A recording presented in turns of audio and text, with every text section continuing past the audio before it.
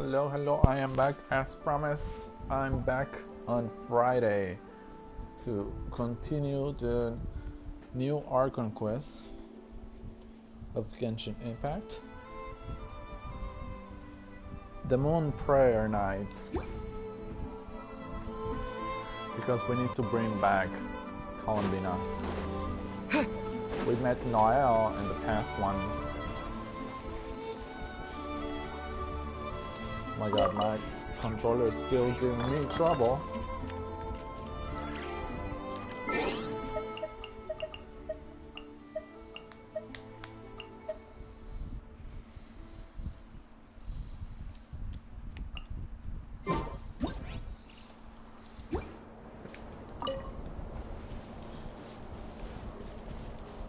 Stop it.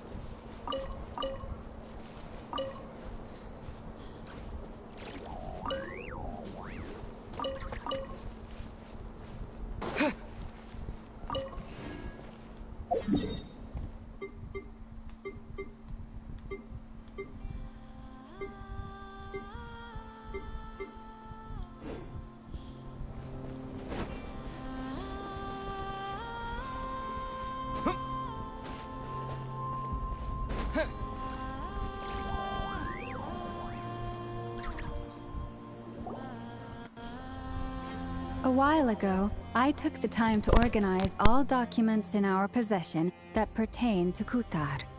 What you see here is the material I consider reliable. You're saying there's unreliable material too? Yes. Most of the information we have was transmitted through an oral tradition. Inevitably, some of her stories were mythologized and deified over the years through countless retellings. That's why I organized them into reliable and unreliable. There's no sense seeking answers in history unless we can ensure the veracity of the historical record. Makes sense. All right, let's take a look through.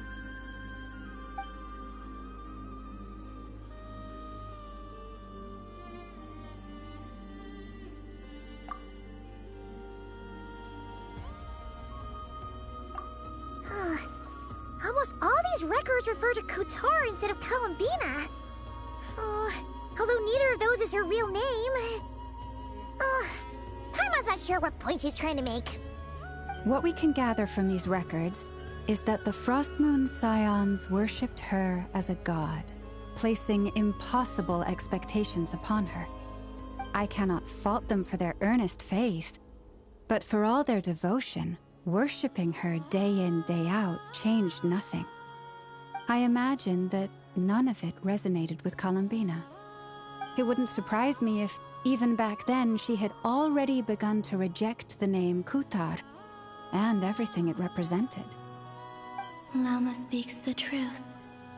When I heard them call upon Kutar with hope and expectation in their voices, they may as well have been calling upon somebody else.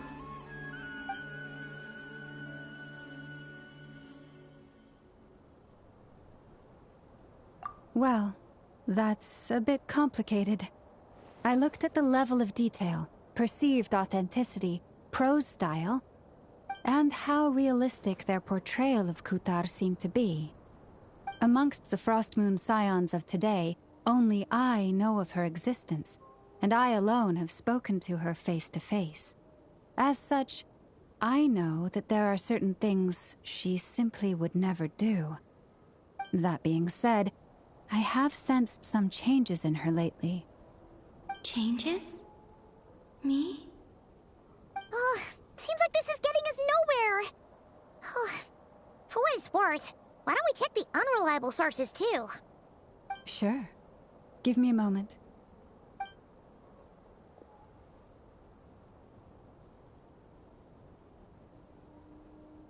Exerting but a fraction of her divine might, Kutar sheared a great mass from the snow-capped mountain and cast it into the sea, upon whose surface shone the mirror image of the moon. Thus was formed the island of Hisi. Yeah, right. That doesn't even begin to pass the sniff test. The 3 moons are naught but lies through and through. Only one moon has ever shone for us, and Kutar is her name.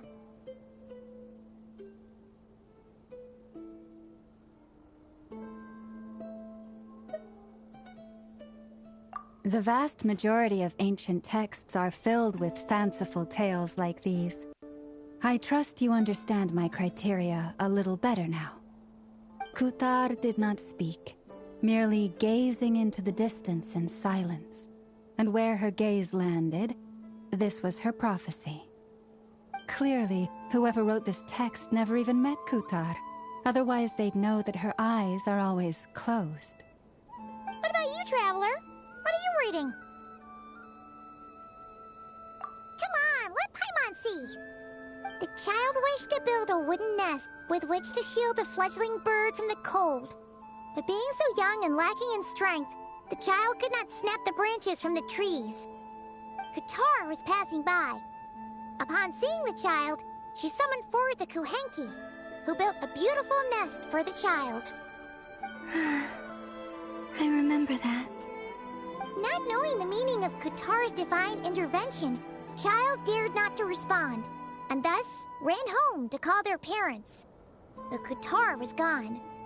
The Moon Chanter declared the event a miracle and took the nest as a relic, placing it on high for all to see. The child was named as one favored by the goddess, and was greatly respected amongst the people. Yet, no further miracles were bestowed, and this matter was forgotten in but a few years. Huh. Any thoughts after reading that? Yeah. Columbina probably just wanted to join the kid in making nests. Ah. I'd originally considered this a fabrication, because Kutar did not perform any similar actions in subsequent records. But now that I think about it, it does seem like something Columbina would do. It's just that... She didn't know how other people would interpret her actions. She was probably worried about making things difficult for people. And so, she gradually stopped joining in. Yes. Oh, that's so sad.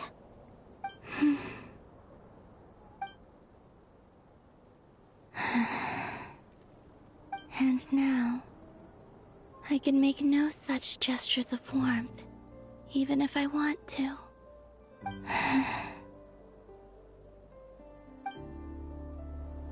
Still no name. That's a bit of a shame. But we did learn some interesting stories. That's gotta count for something. Barca said he was gonna set up a meeting with Arlecchino and Sandrone, right? Let's go back to Nasha Town and see how he's doing.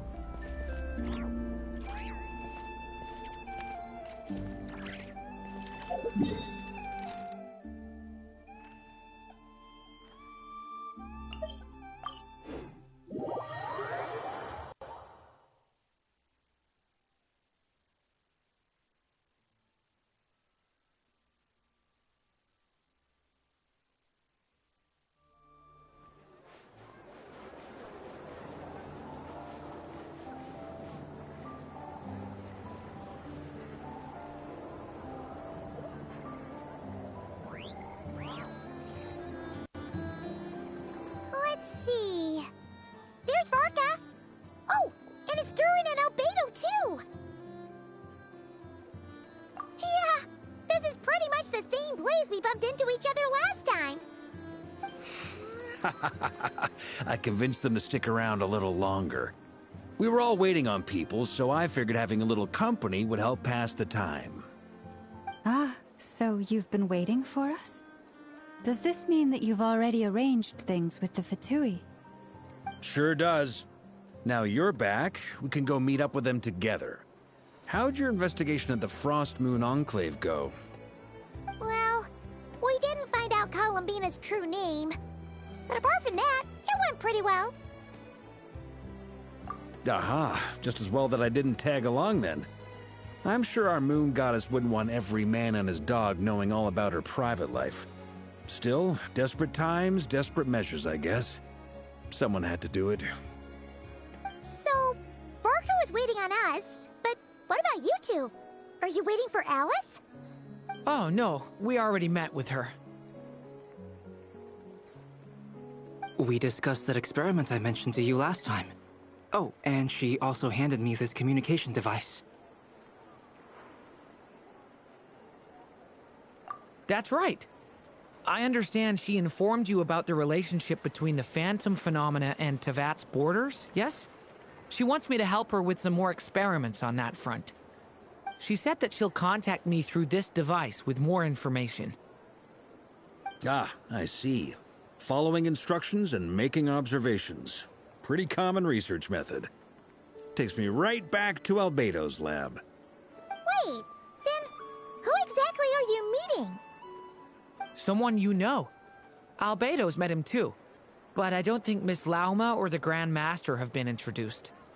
Introductions are overrated, especially in cases like this. It's you! So, it's not like the academia has prohibitions against going abroad. Also, I applied for leave. I've been writing to Hat Guy since obtaining a human form. I've already brought him up to speed on everything that's been going on in Nodcry. Hat guy? Turns out, I actually have heard that name before. Oh? Then why did you react the same way I did? I only knew the name, not the fella. But since we're all here, let's do some introductions for what it's worth.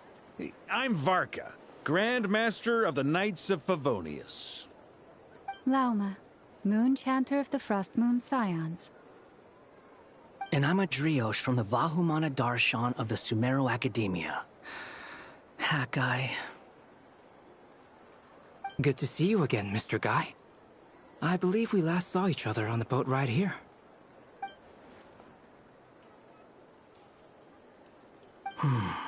Mind you, the only reason I came here is because there's someone I want to look into.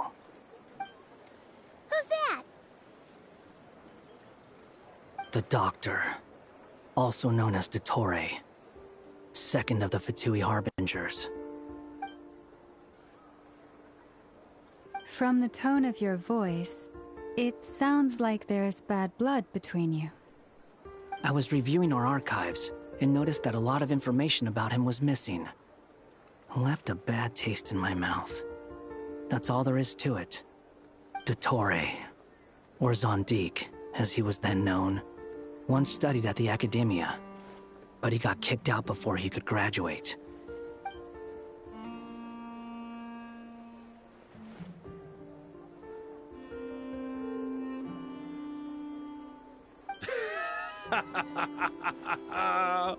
So the Harbinger's #2 man is a college dropout?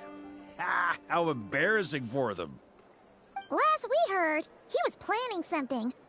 We actually heard that a few times before, even coming to Nodcry, but we haven't seen a trace of him since we got here. He only appears when something interests him. For all we know, he might have left already. But the fact he did something here at all is worth noting. It'll fill a couple extra lines in his file. Why does it sound less like a file you're writing and more like a criminal record? Anyway, we were just about to meet 2 of the other Harbingers. Want to come along? You might learn a thing or two about him there. Sure. Even though they're Harbingers, well, they're old acquaintances of ours, so, you know, when you talk to them, try to be... I got it. The Frost Moon Scions' relations with the Fatui remain tense. Forgive me if I do not attend. In that case, we'll continue assisting Miss Alice with her experiments. Good stuff. Everyone's having a fruitful time. All right, we better get going. I'll lead the way.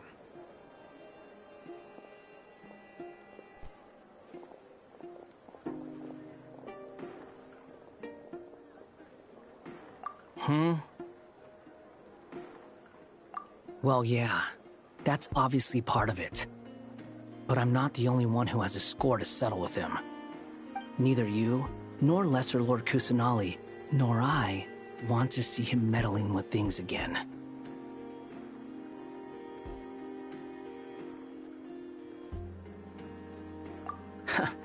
What's the hurry? Don't worry. Pigeons always know which way home is.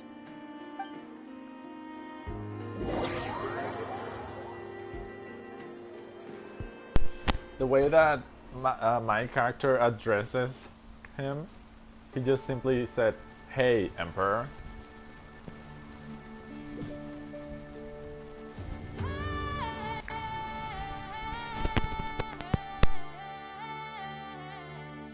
You made it. Who is this? A scholar from Sumeru. They call him Hat Guy. He's an old friend of the Travelers. Wait, this is the academia representative you wrote about? He doesn't exactly look the part.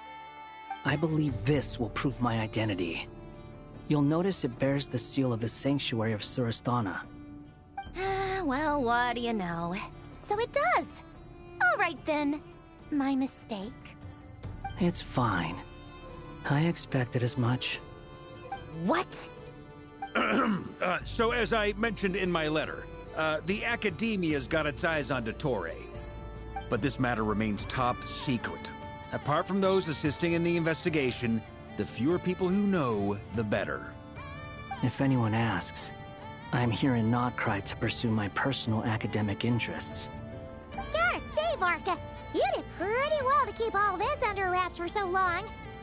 Sounds like you got in touch with the Academia about this way back. You flatter me.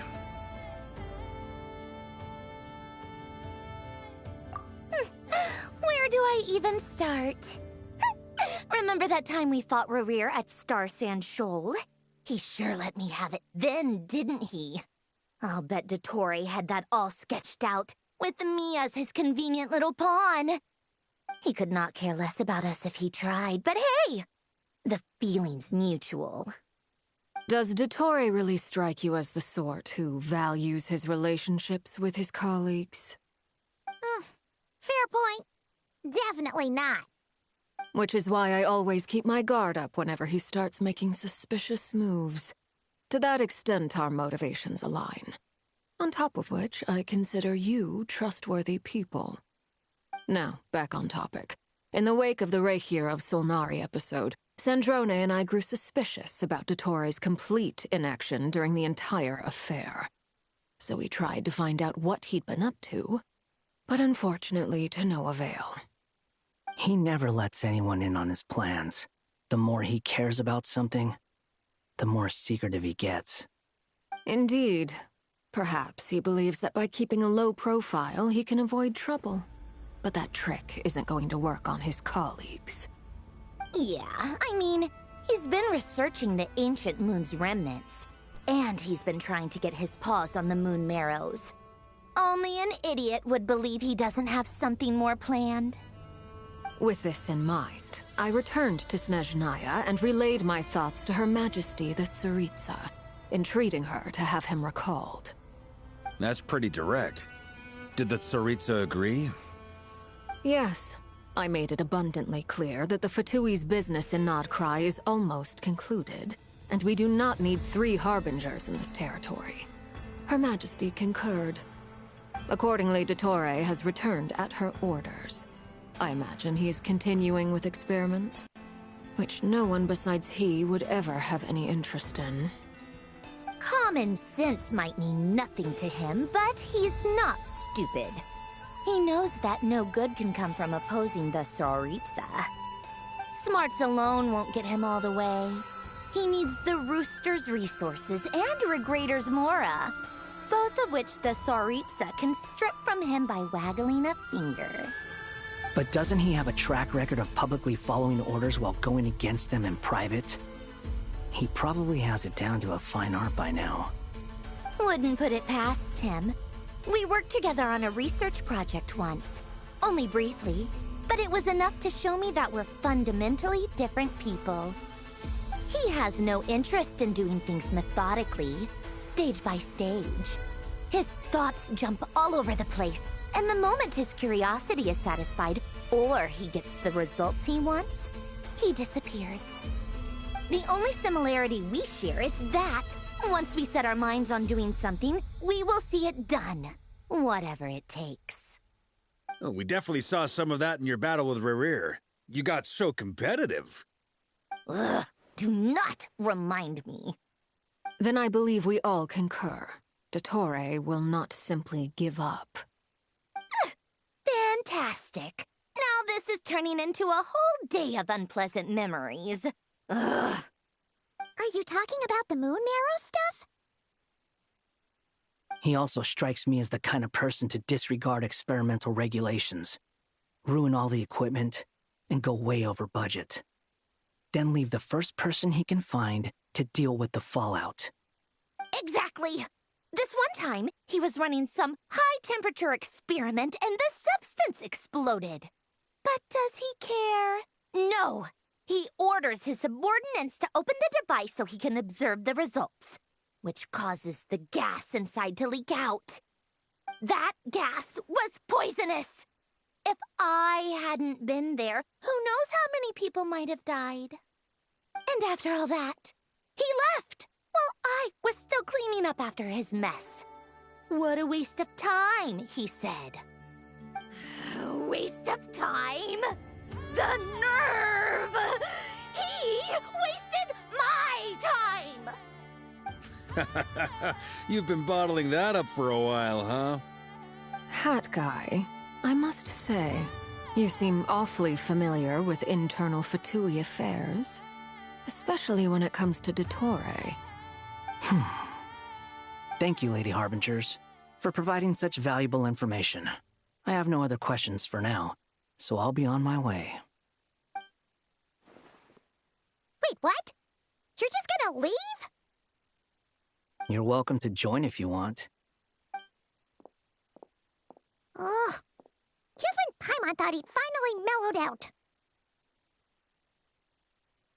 He makes quite the impression. I'll say.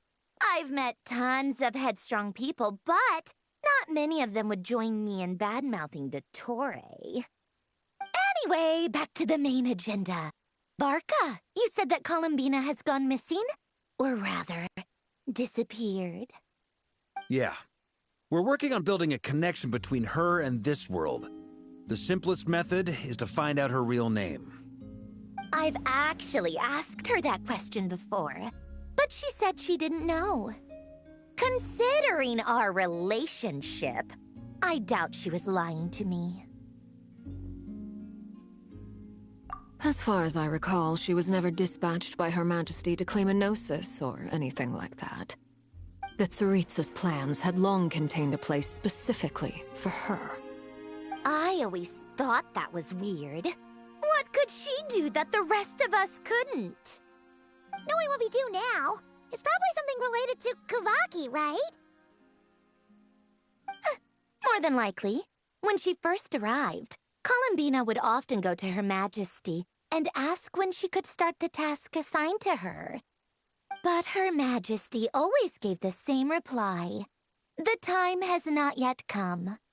So she spent her days in Snezhnaya doing basically nothing. The Tsaritsa has summoned a beautiful blind maiden to be a harbinger, giving her the third seat by virtue only of her enchanting voice. It was a dumb and stupid rumor, but the reality of the situation made it hard to refute.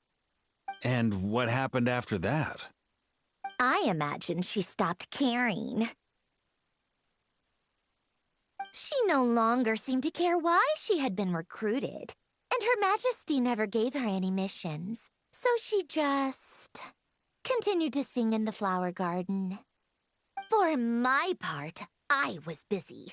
So busy, in fact, that watching someone be that idle had me fuming. But still, I got the sense that she had long been used to a life of other people claiming she was needed when she wasn't. I just felt that having a place to stay would cost me something eventually. And so I waited quietly for the day that I would have to pay the price. other end of that spectrum, you had me. Someone once told me that I had the lousiest work and the toughest luck. That's a good way of putting it. I forget who said it, but those words have always stuck with me.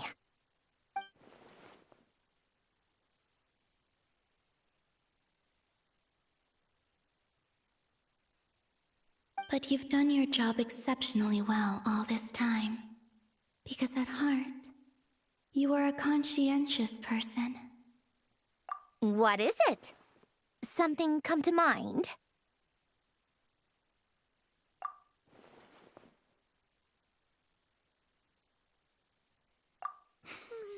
That makes sense. Nothing screams you are needed like your name shouted from across the town. Well, good luck with it. But if you ask me, Columbina is still the most shoutable name. I'm just so used to it now, after all the arguments we've had. I can't be bothered trying to remember another name for her. Nor I. Sandrone. Harlequino.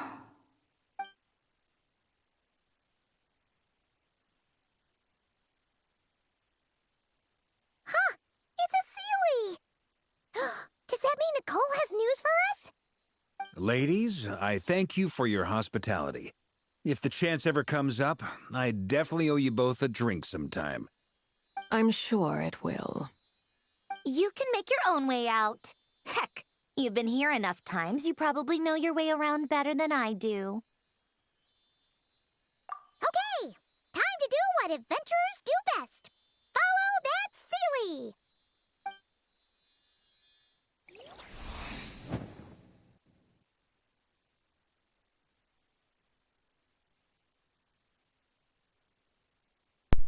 This is a Durin scene. We have the loading screen Durin.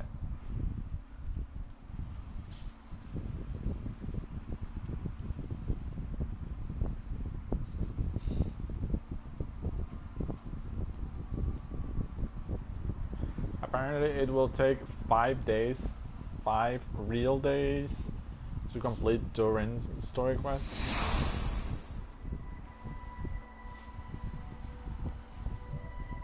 Here you are.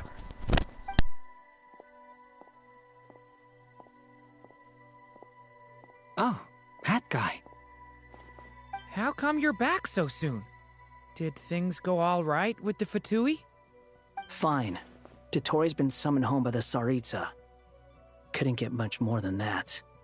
How about you? Any progress with the investigation? Unfortunately not. We've tried everything. Different phantoms, different locations, different points in history. But the results were the same each time. Abyssal monsters roaming the land. People crying out in despair, with no hope of being rescued. Every time I see it, I can't help but think, is this what it was like in Mondstadt when Dragonspine Durin attacked? And if I fail in the task I've been given, will I create yet another tragedy? That's just meaningless speculation. When we encountered similar phenomena previously, I tried to interfere with those illusions, using sounds and lights to guide them. However, we could not change their fates. At most, we were able to their existences. The events of the past are like fate that has been written into Irminsul.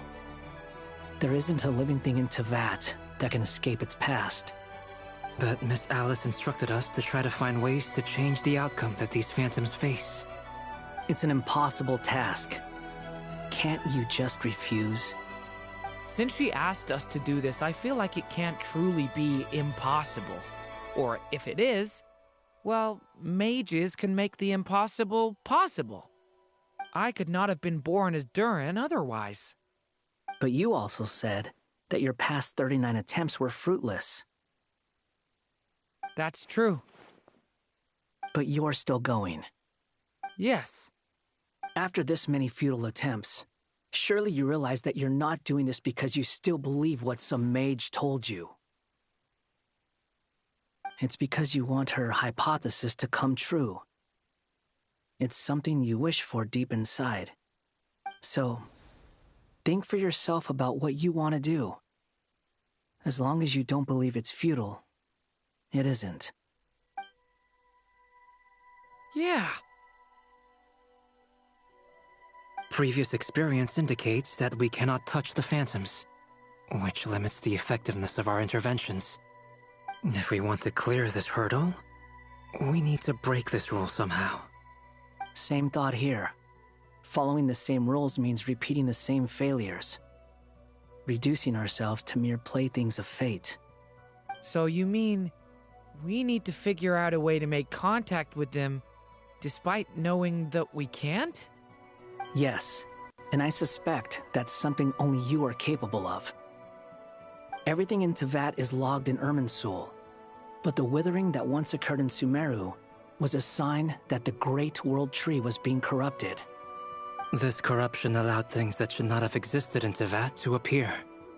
This is tantamount to rewriting reality to an extent. You're saying abyssal power might be able to affect those phantoms? No one's ever tried it before. If you're gonna try it, it'll take courage. And you have to be confident that you can control it. Is anyone there? Has anyone seen my daughter? She's missing. I have to find her. I hear someone inside. Spargana? Are you in there? Ah! If I can use my abyssal powers to warn him that there is danger here, maybe it'll change his decision. Maybe he'll stay away. Yes. The important thing is not the nature of the power, but rather how you use it. To intimidate and obstruct. Sounds about right for the Abyss. Let me try. I should be able to influence that thing.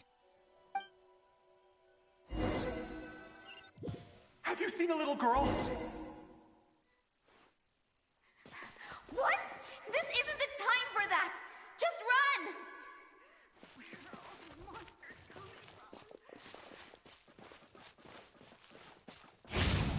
from? I hear someone inside. Spargana? Are you in there?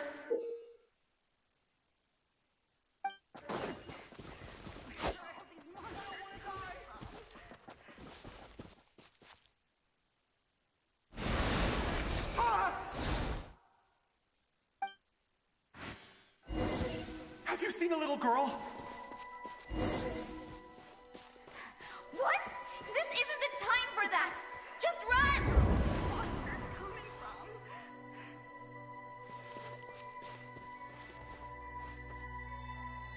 I hear someone inside. Spargana? Are you in there?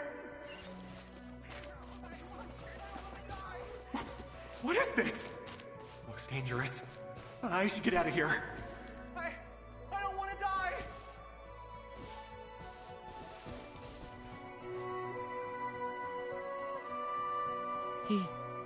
He really left. Ha!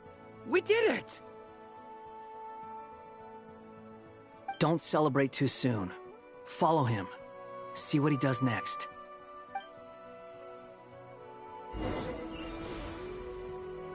Monsters approaching from the front. You need to stop them and create an opportunity for him to hide.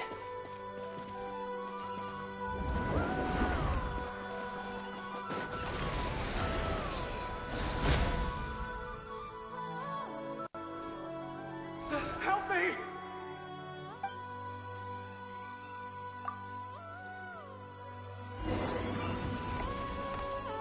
Monsters approaching from the front. You need to stop them and create an opportunity for him to hide.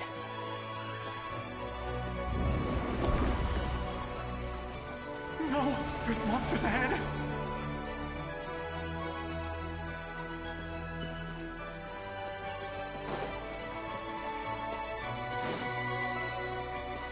Wait, is that the barrier I saw earlier?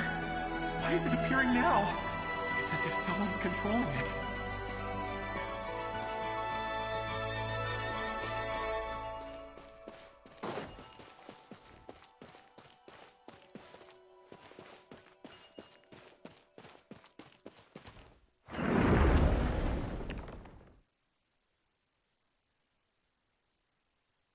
monsters are gone. Is it safe now?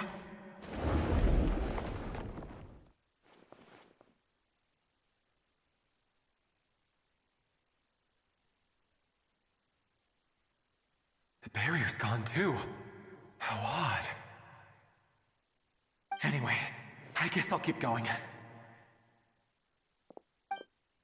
Quickly, let's keep up.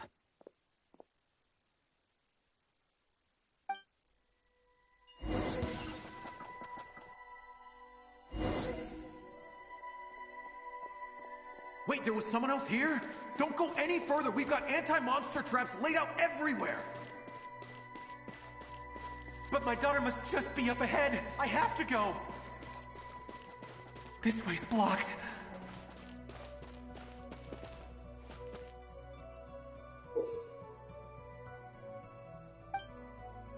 We might be able to use the explosives.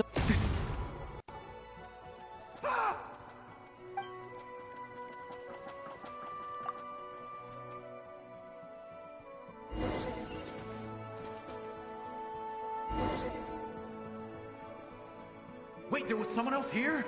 Don't go any further. We've got anti-monster traps laid out everywhere. But my daughter must just be up ahead. I have to go. This way's blocked.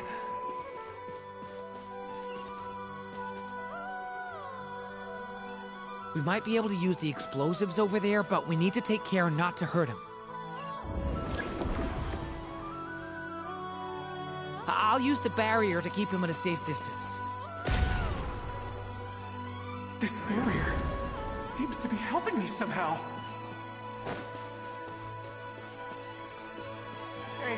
Hey, wake up! Oh, no good. Gotta keep moving ahead.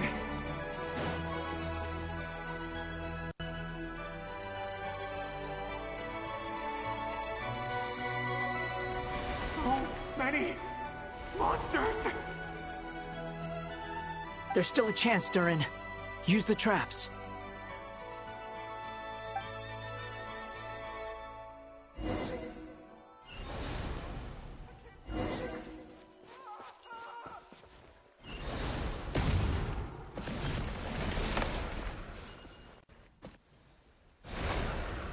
Help!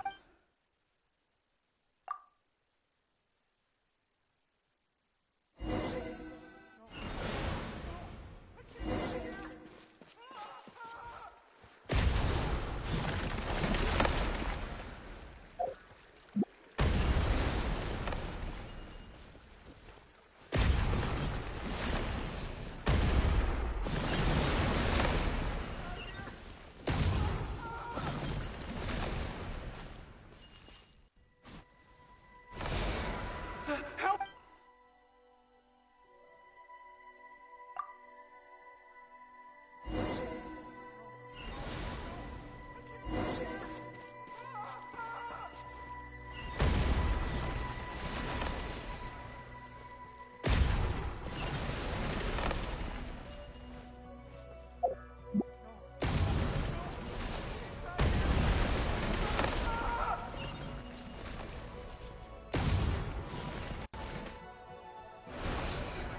Help me!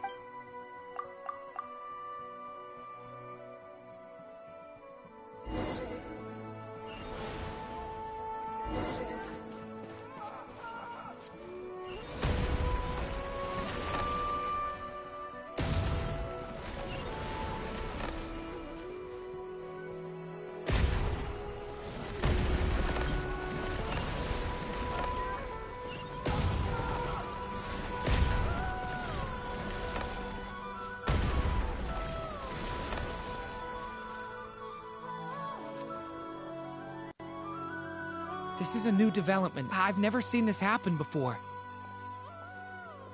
We might just be able to save this person.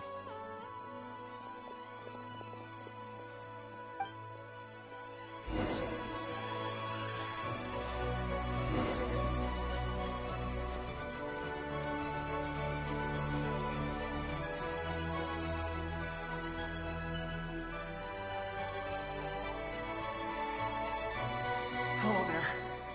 Have you seen my daughter? Spargana's her name. She's carrying a large backpack.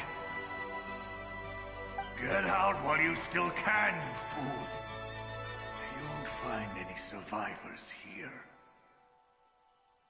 But I can't just leave her here. She must be so scared right now. Sorry.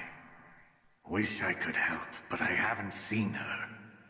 You'll just have to keep looking. Okay, thank you. If I do find her, I'll get her to shelter and come back for you. Don't bother. I've got nowhere left to go.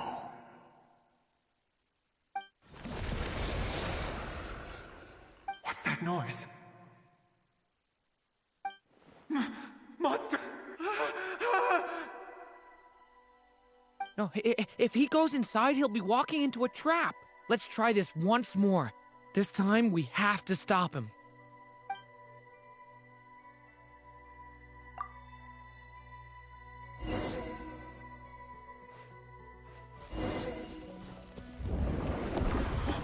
Why?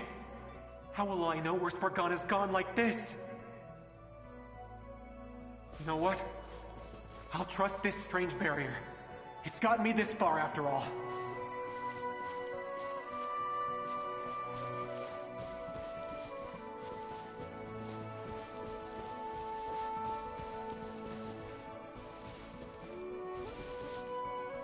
Spargana, are you there?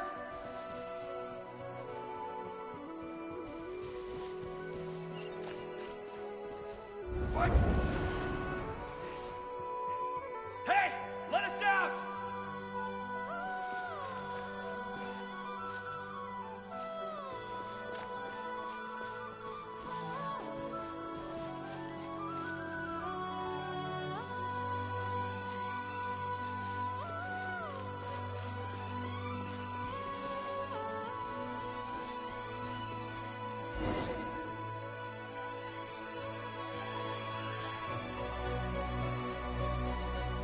Huh? That looks like one of my daughter's books! Thank you. Thank you! Yes, it's one of hers for sure. That's her name on it right there. She left her backpack here.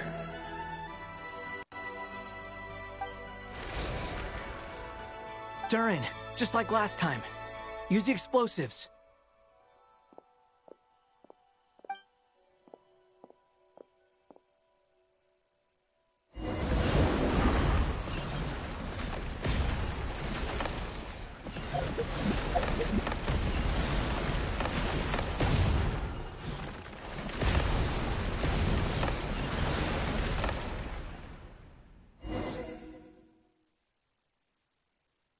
It won't work. There's not enough left. If he makes it in, he'll die. But then, this clue could be the key to him finding his daughter. It might not be the only one. Better he misses that clue than loses his life. I guess so.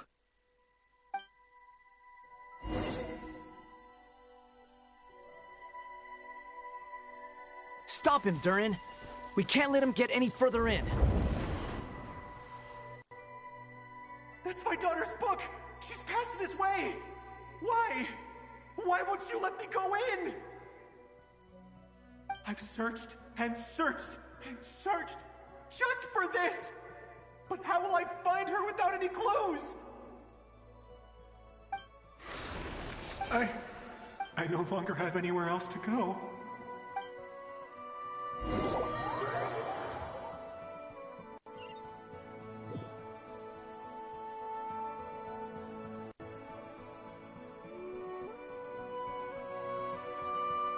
I'm sorry. I'm so sorry. He refuses to go anywhere else. Whether he opens this door or not, all that awaits him now is death. We couldn't change his fate. Albedo? Hat Guy? Let's try one more time. I don't know how we're gonna do this, but I don't want to give up either.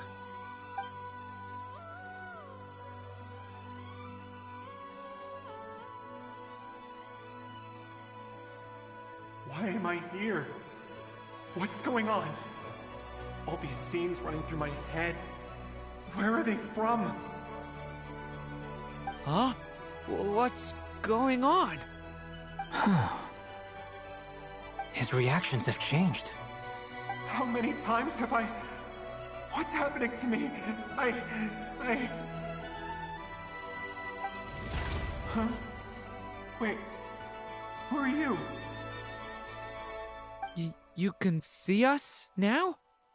I feel like I always could, but that I only just realized you were there. I'm sorry, I don't know how to describe what I'm feeling. But you were the ones guiding me using that marked barrier, right?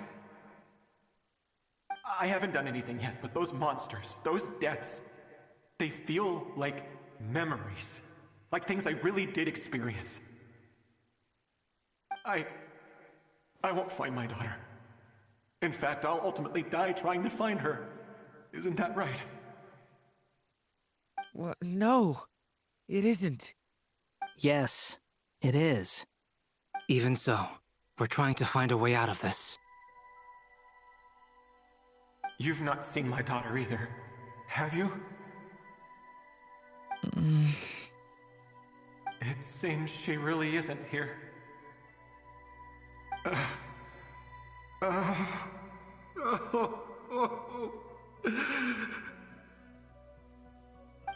I'm sorry we couldn't help you.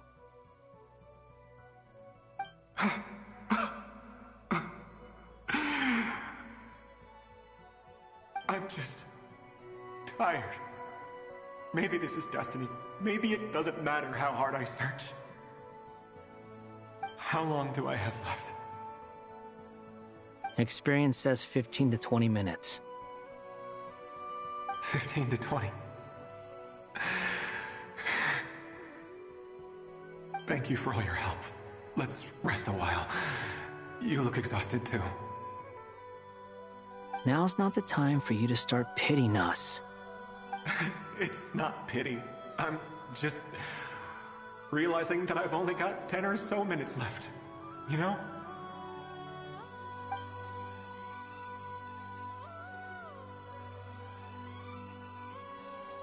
You say you're from Mondstadt, yes?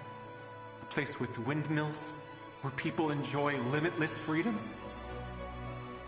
And you're from Sumeru, where they've built an academy into a giant tree? Yes. It seems you've never heard of either place. Those names are unknown to me, I'm afraid, yes. Have you heard of Hyperborea? I have, but I heard that it was destroyed in the distant past. I see. That was where my ancestors once lived. What about Delphi Pytho?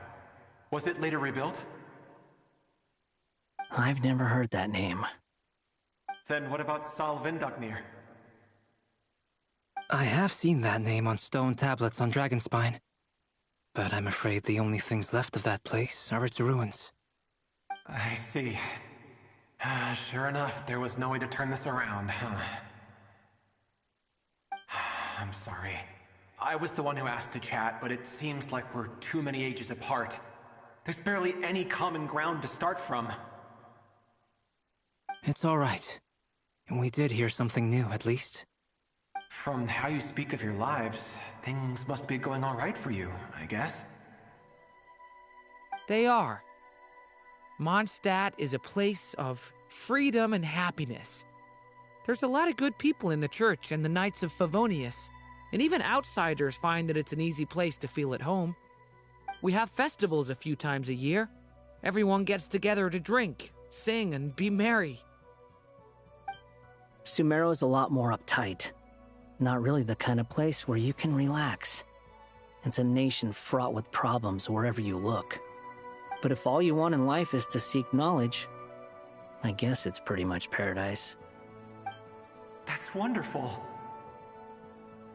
In other words, after this all-devouring black tide passed, humanity did not merely avoid extinction, but rose to build prosperous civilizations anew.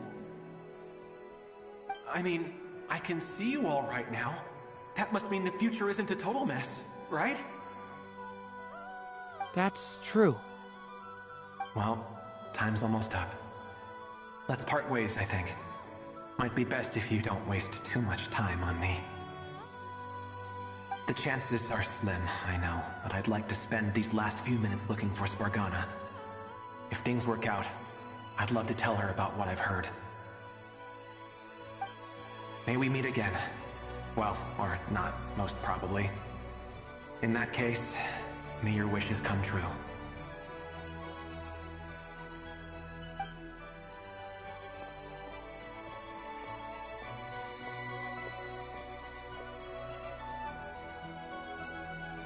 He's gone. In a few minutes, he will meet the end that was his to begin with. The ending of this tale did not change, but I believe that we've just made the most progress we have yet. May your wishes come true. If only it were so simple. Hat guy, could I ask you a question? You've never talked about your past. It seems complicated, and it weighs heavily on you, too. Would you be willing to tell me about it? I mean, sometimes it's better to get things out in the open. Take that guy we try to help, for instance. At least he said goodbye with a smile, right? I know about Albedo's past. Our experiences are very similar, and he created me. As for you, you're my first friend, and you've witnessed every step I've taken. But by comparison, I know nothing about you. Either way, I mean, we're still best friends. But if I knew more about you, I might understand your thoughts a bit better. I've told you about myself. I'm a student at the academia. And what did you do before that? Prepared for the entrance exam? All right. If you really don't want to talk about it, I won't press you any further. I was a puppet built from the branches of a white tree, using technology left behind by the Conrian schools of mechanical engineering. A white tree? You mean an Irminsul tree?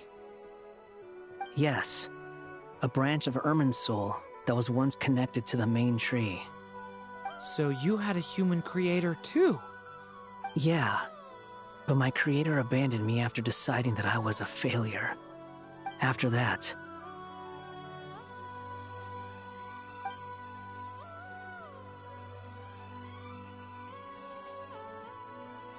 Durin, resisting the influence of the Abyss, suppressing the urge to destroy, trying to do the right thing.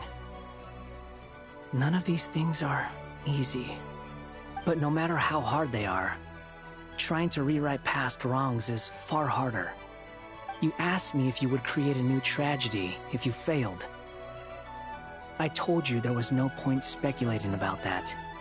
But the real answer is, yes, you absolutely will. That guy.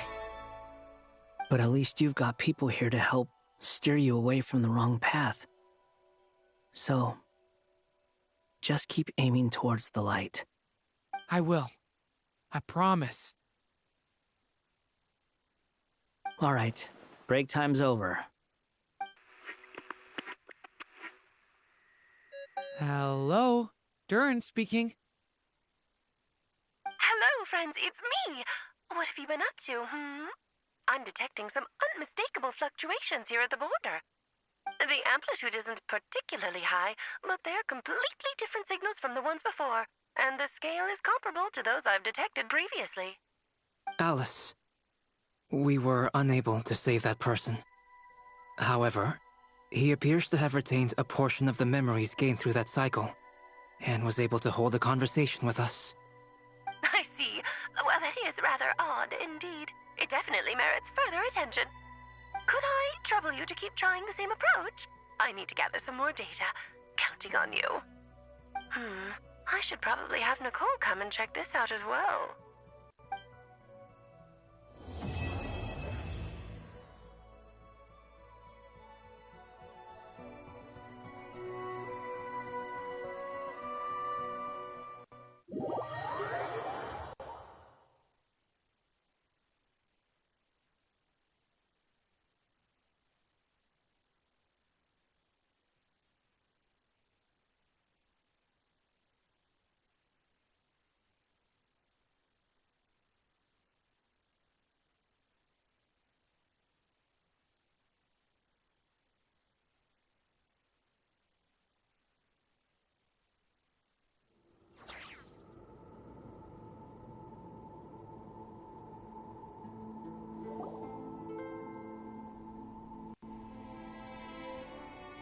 There you are.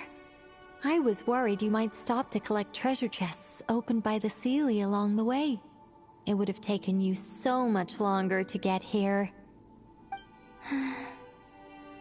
Another conversation I cannot hear. I am delighted to see that you understand what takes priority, and that your adventurer's instinct has not swayed your resolve. Really, I must applaud you for it.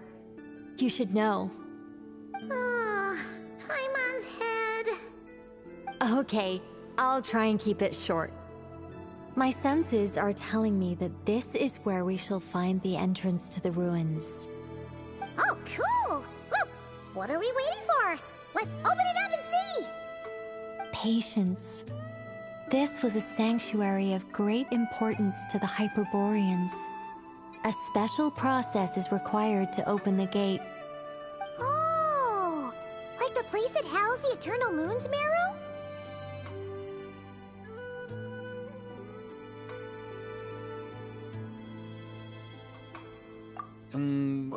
Okay, so what's the plan? Need us to do anything? And just the short version, if you can. Ah. Alright then. I was planning to start with some background on the invention of these techniques. Are you sure you don't want to hear it? It's quite informative. Remember what you were saying about priorities? Fine. Simply put, we need 3 human representatives to successfully undergo a process of Kuvaki resonance. Think of it as a test from the 3 moon goddesses to see if the entrants are qualified, with the most recognizable qualification being Kuvaki. Pretty sure Lauma would ace that test. Oh, wait. But we need 3 people. I also have no doubt that the Moon Chanter would be qualified. But we would need 2 other people with the same constitution. Therefore, the most feasible method is not so much to follow the rules, but to figure out how the test functions and find a workaround. I've done some research, and it turns out the mechanism is rather crude. We'll simply need humans to stand before it who have sufficient Kuvaki energy within them. I'm with you so far. How do we get the Kuvaki in them? The easiest way would be transfusion. Take some Kuvaki from Nodcry's soil, put it into the bloodstream, and get it circulating in the body. So we're going to cheat on the test? Precisely. There are other methods, but this is the simplest one. Cheating the system is much easier than trying to hide from it. Huh? Sorry?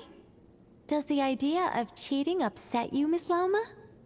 No, that's not it. I suddenly had an idea. Oh, what is it? It's about Moon Prayer Night. I figured out a way for Kutar to join in the festivities. Huh? But as Paimon said, we need to have our priorities straight. Let's get back to the test. I'll follow up with Nefer on the festival arrangements. Oh, okay. Anyway, is this really the best method we have? A Kuvaki transfusion sounds dangerous, no matter how you slice it. If you think that's dangerous, wait till you hear the other methods. I'd be more than happy to go through them if you'd like. There are several. No need, we're good. Let's go with this one. Very well. Kuvaki transfusion it is. Now, I should mention that the risks can be greater or lower depending on individual compatibility. It would be rash to simply infuse the Kuvaki and hope for the best. If the body rejects it, the reaction can be quite severe. The symptoms are similar to another condition that some people living here suffer from, known as congenital Kuvaki sensitivity.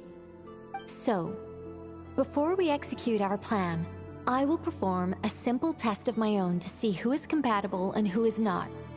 Once that is done, we will have to complete the resonance process as rapidly as possible. The participants must remain stationary while the Kuvaki circulates and bonds with them, and they mustn't eat or drink anything. What? No eating or drinking? That's some hardcore fasting. They'll all be monks by the time they're through. 3 days. Oh, that's so long! And we still need to find 2 more people who are not just compatible, but also willing to volunteer. Fasting? What are they talking about? Really? Don't you want to think this through? Haha, count me in too. 3 days without food? I can handle that. Miss Nicole has made it clear that this is the easiest way. The way I see it, there's nothing else to discuss. It's time to step up.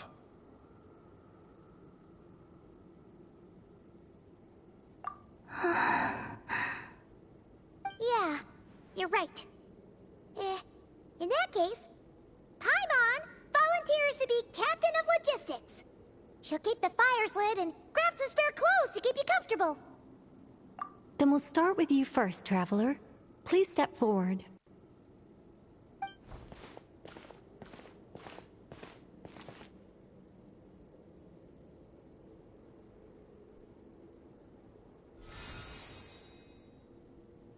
How's it going? Do you feel anything?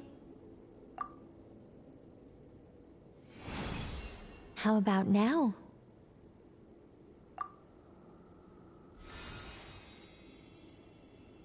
And now?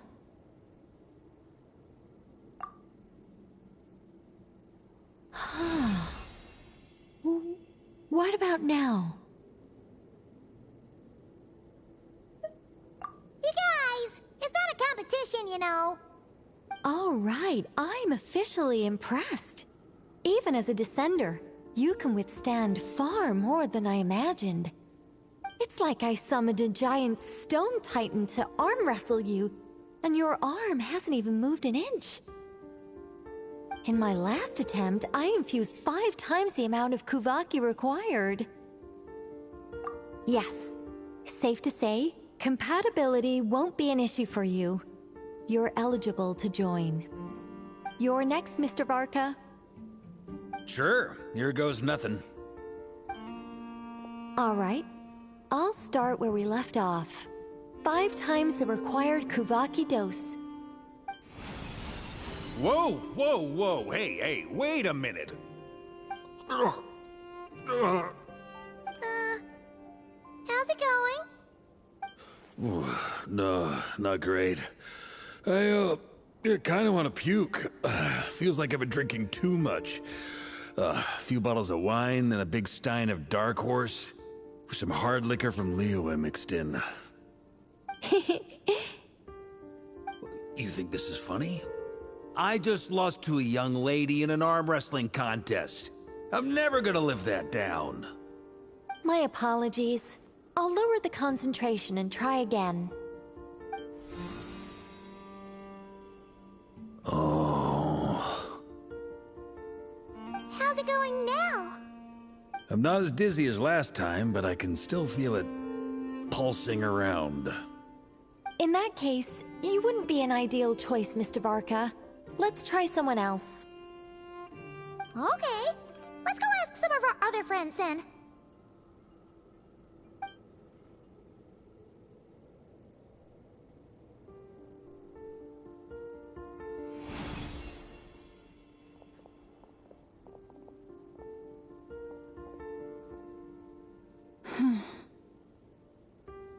No surprises here, Miss Moonchanter. You're perfectly compatible. You may join.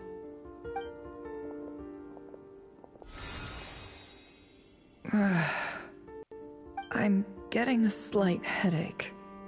Shame. You were so close. Whoa! Time itching all over! Allergic reaction. We can't have that. Huh? Well, are you gonna start a what? The Hexenzirkel is an organization that cares for and protects children. We will not have them do dangerous things. Not even tests.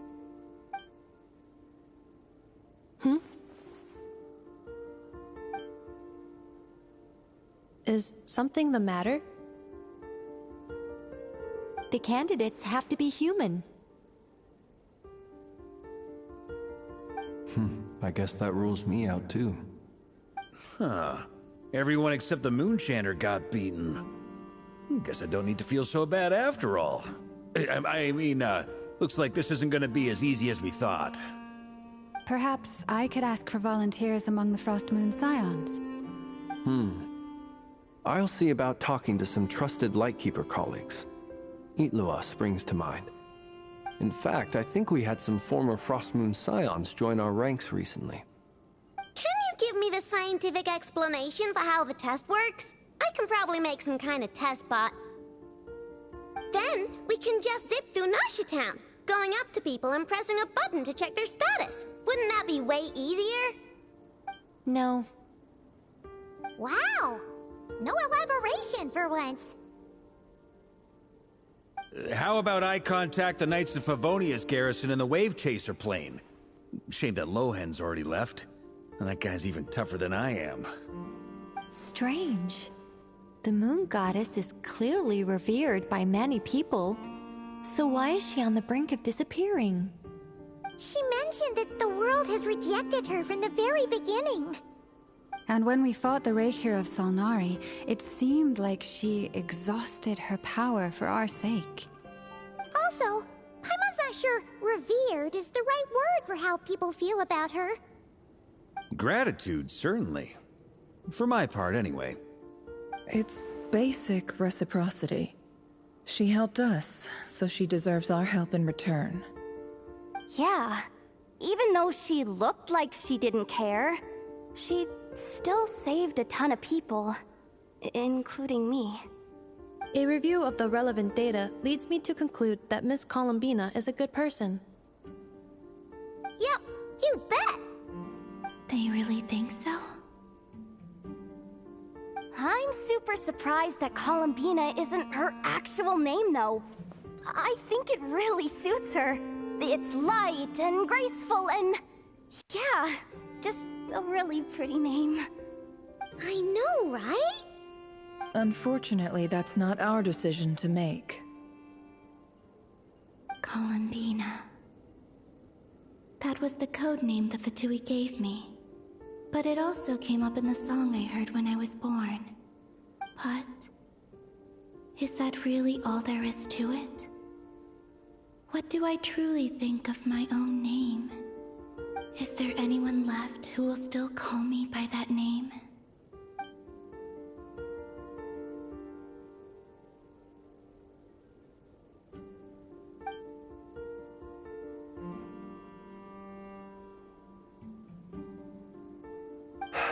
Moon Prayer Night is getting closer by the day.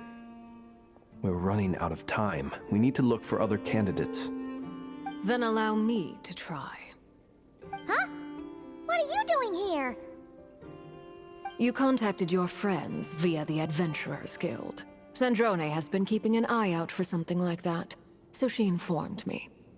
Since I have the ability to accommodate a moon marrow, I should prove to be a suitable candidate. Arlecchino.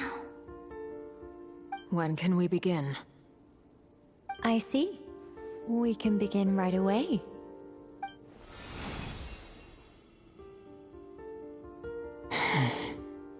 How was it?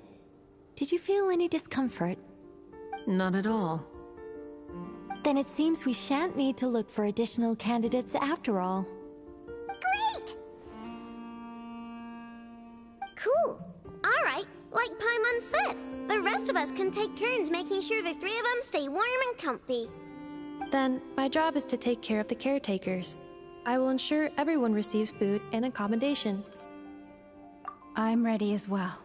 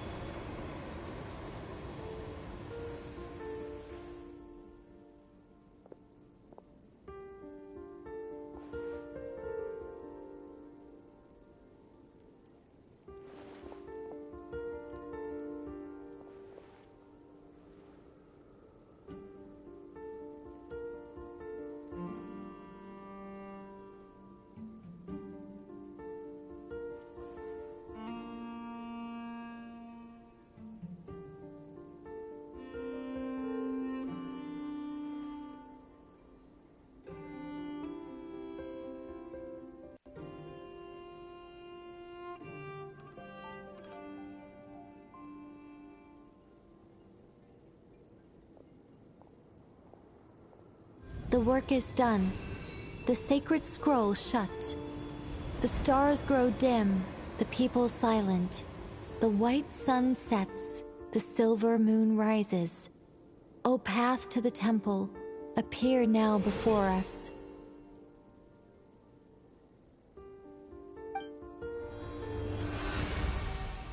Wow! It really opened! So that's what all this is about. They've been trying to open this gate. Come, let us enter.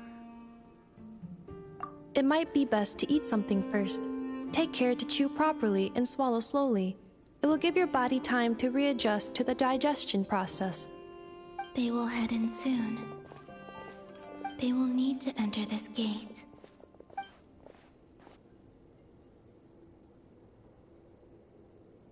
Huh? I cannot pass through. Is it because I have no physical body? It has been 3 days. My strength has all but completely faded. Can I really hold on until Moon Prayer Night?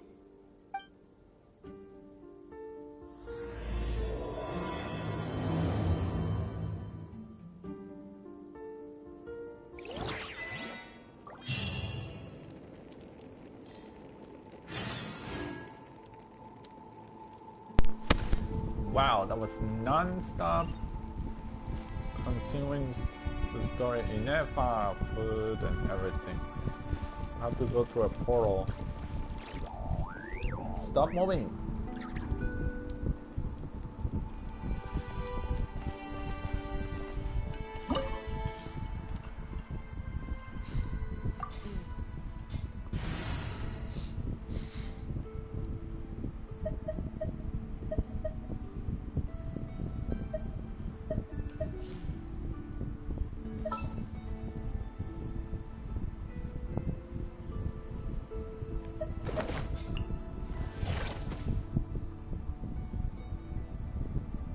Anytime, any place. Stay close and you will live.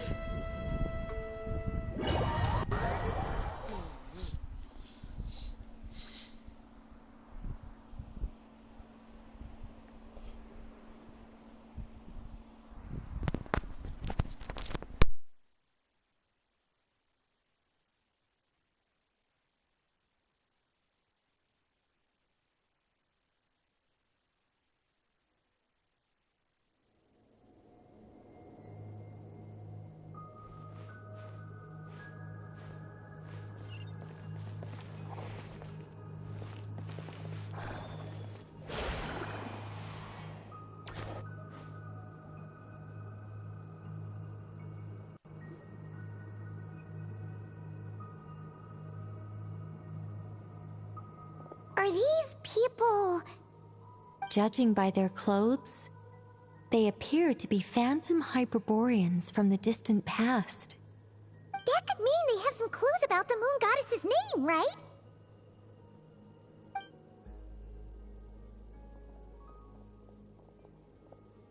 Hey there! Could you tell us what the moon goddess's name is?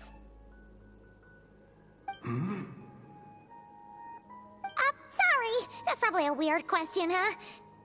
How do we explain this? The moons are long gone, and their goddesses are dead.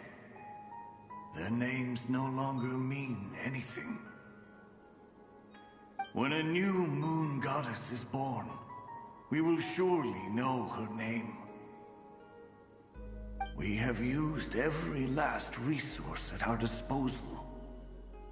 All that remains is to wait, patiently and quietly.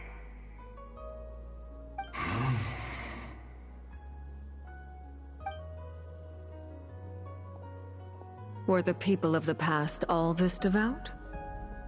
It looks like this phantom doesn't intend to converse with us any further. Surely the new moon goddess he speaks of must be Columbina. Alas, Kutar's birth came long after the age in which he lived. But, maybe if from a more recent age, they might know Columbina's real name. True. Keep an eye out. We should be able to tell which era they're from by the clothes they wear. Yeah, you've been pretty talkative this whole time. What changed? Oh, nothing. I'm fine. You all make good points. When the Hyperboreans speak of moon goddesses, they mean the three from truly ancient times. I can't imagine they would know anything about our current moon goddess. There once was a time when the moon goddesses blessed them greatly and protected them from harm. So, when the war between the gods and dragons plunged the world into chaos, it seems they looked once more to the moons for help, praying for a new goddess to be born. Yeah, that checks out. Let's continue on. Who knows what else we may discover?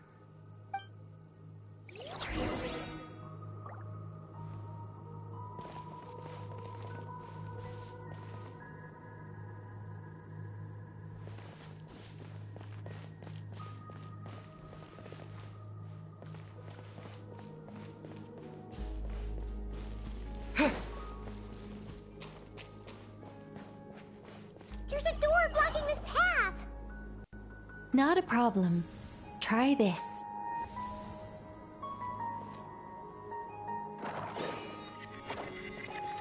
Whoa! How did that door suddenly collapse?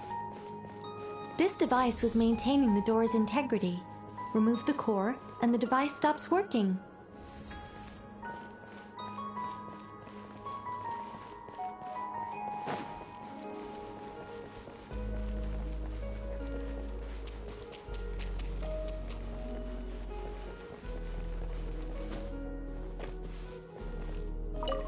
The moons have left for now, but they would not abandon us forever.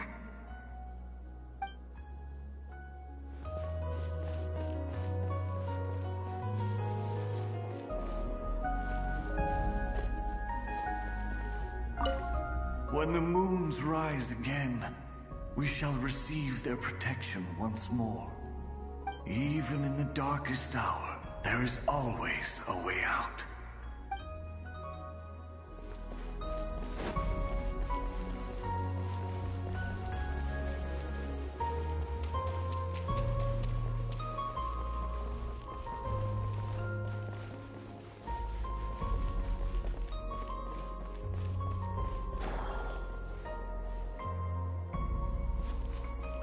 Is this our destination? Impressive. More precisely, this is a device that will help us reach our destination. Let's go. We still have a long distance to cover.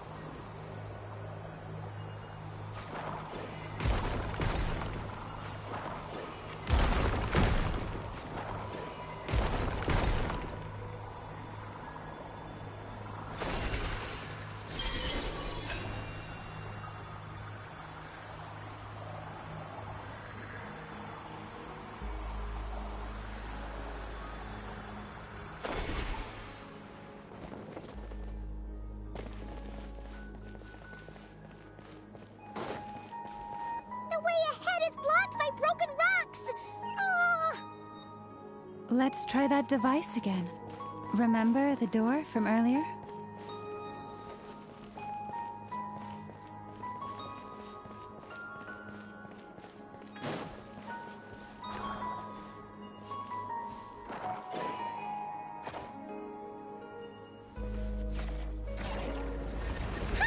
So it works in reverse, too!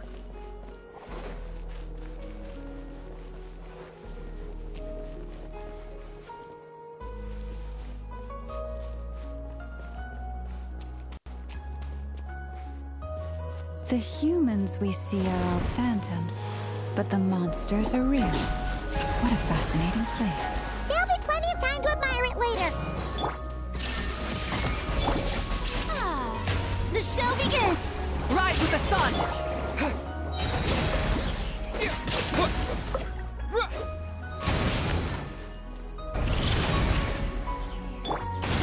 Light of the blazing sun!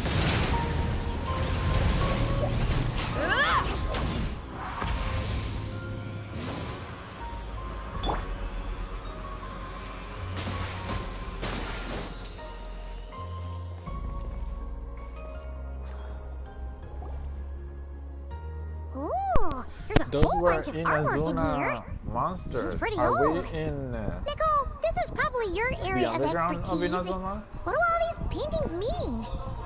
Let me see. To understand these murals requires some knowledge of the history surrounding the War of Funerary Flame. I shared a little of this with Lauma before. Yes, I think I follow. The dispute between the Moon Sisters, the transformation by Nibelung.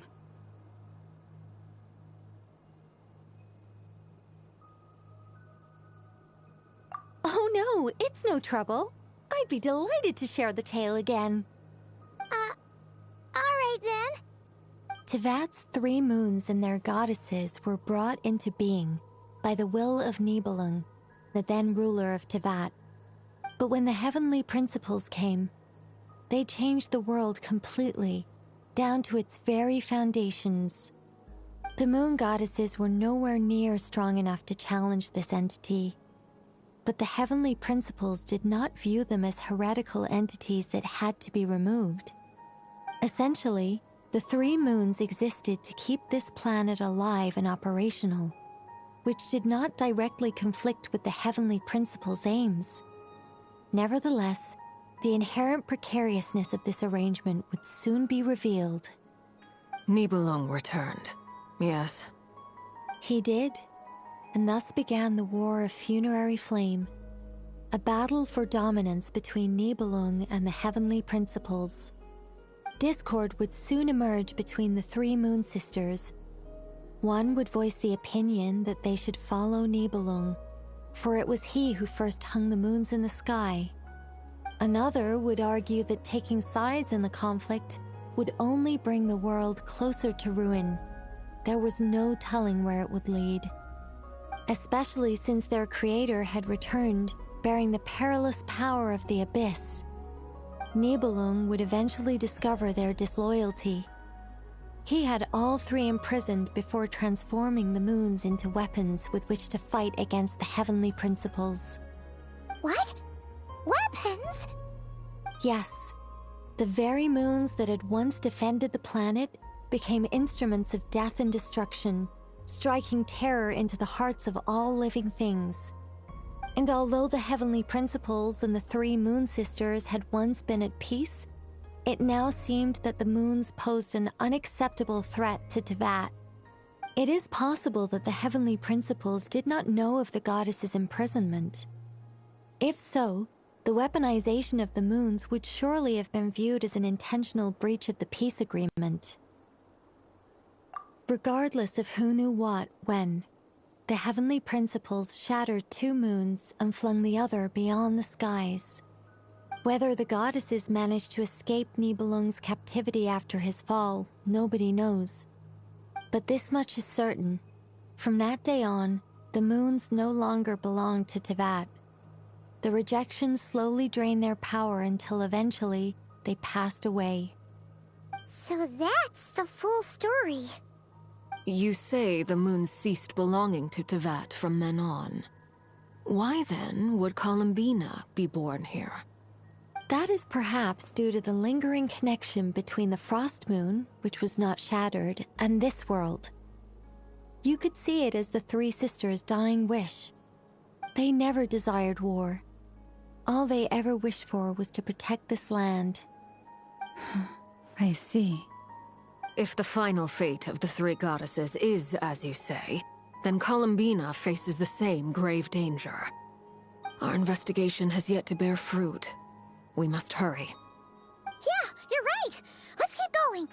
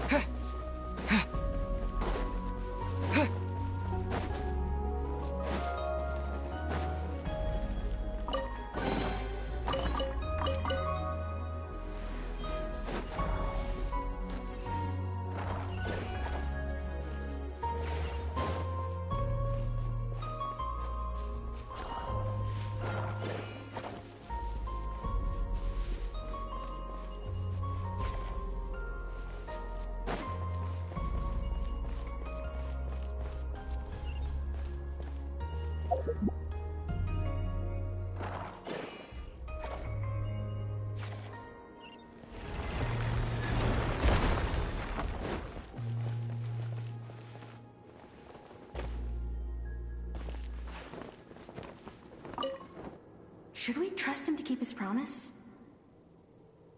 We have to. There's nothing else we can do.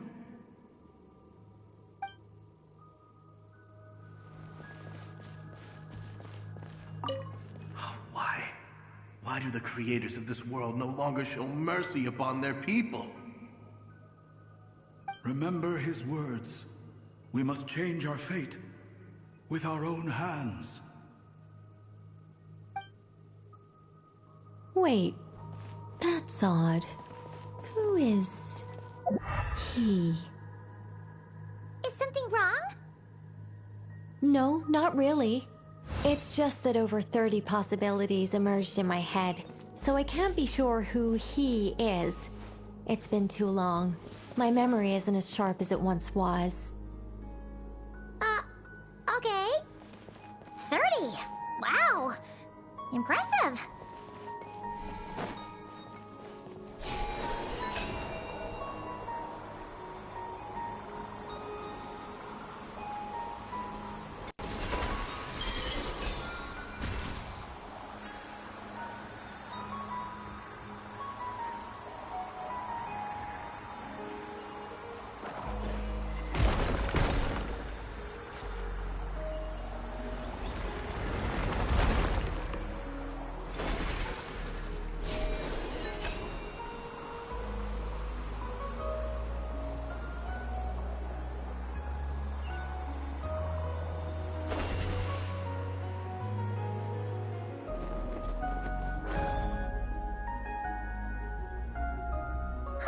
We're finally here!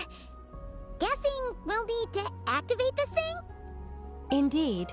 I was a little worried about that at first, but as we got closer, I sensed that the Kuvaki within it flows unimpeded. It should be functioning normally. The only issue is how to activate it. It's looking a little worse for wear. What about the cores from some of the other devices we've seen? Can we repair it using those? In all likelihood, yes. I imagine that would have been the Hyperborean's backup plan. Let's look for some cores.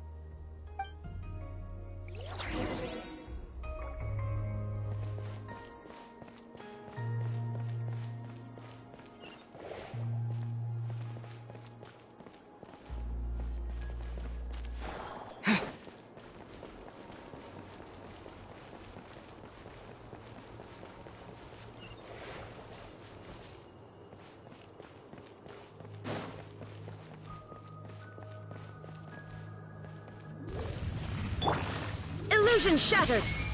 Light it up! May I present? Let my name echo in song! Yeah.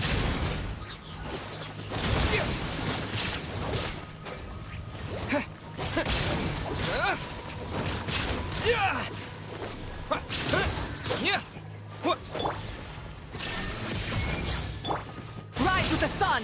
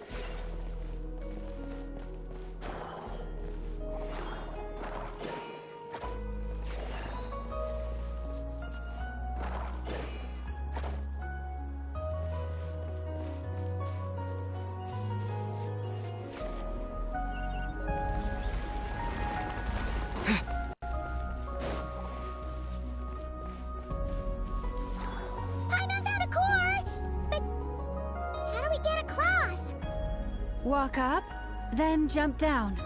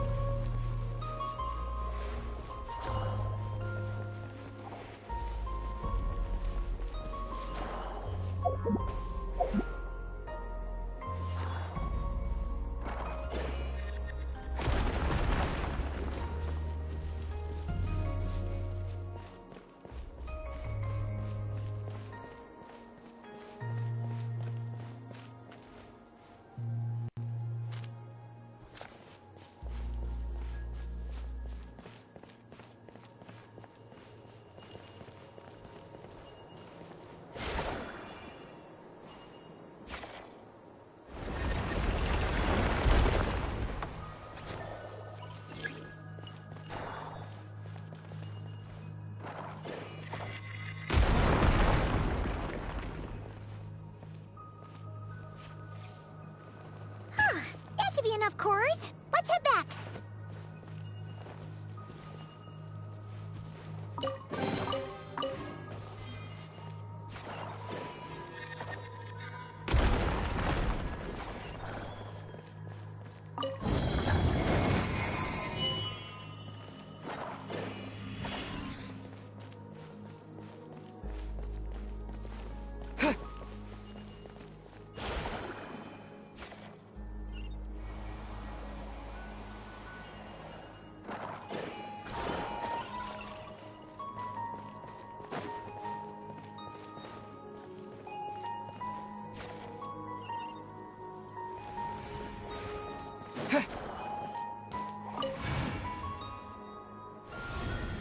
The device is up and running.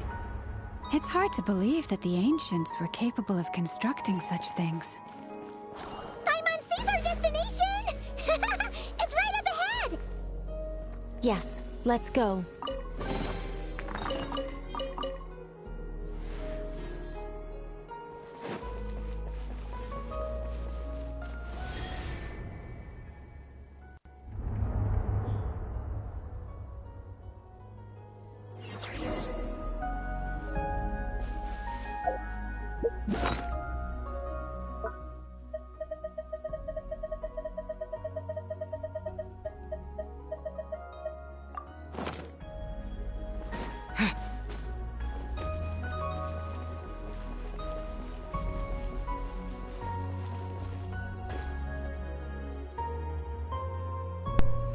This looks like those dimensions where we do quests to take artifacts or other stuff. And honestly, today my control is just messing up so much, I'm getting tired of it.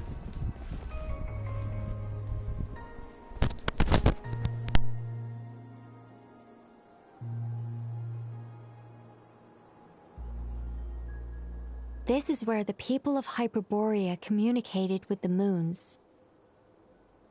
We need only place the moon marrow upon this platform on Moon Prayer Night, and we shall be able to open a portal to the moon and send our moon goddess back home. The assumption being, of course, that we can find her first. That's right. You want to know if it's safe there, don't you? And yet, she has no choice but to return. You know this. Oh, that's not the only issue here. This is the end of the line, right? We've explored everything we can. And despite looking at historical artwork and talking to people from Hyperborean times, we're still no closer to learning Columbina's name. If it's not too much trouble, could you tell me exactly what Alice said to you about finding her name? Oh, sure. What she said was... Then your first job is to find it. As a moon goddess, I'm sure she must have a name she identifies with. Neither Columbina nor Kutar is her true name, and she's never really accepted either of them. Is it not also possible that she has never had a true name?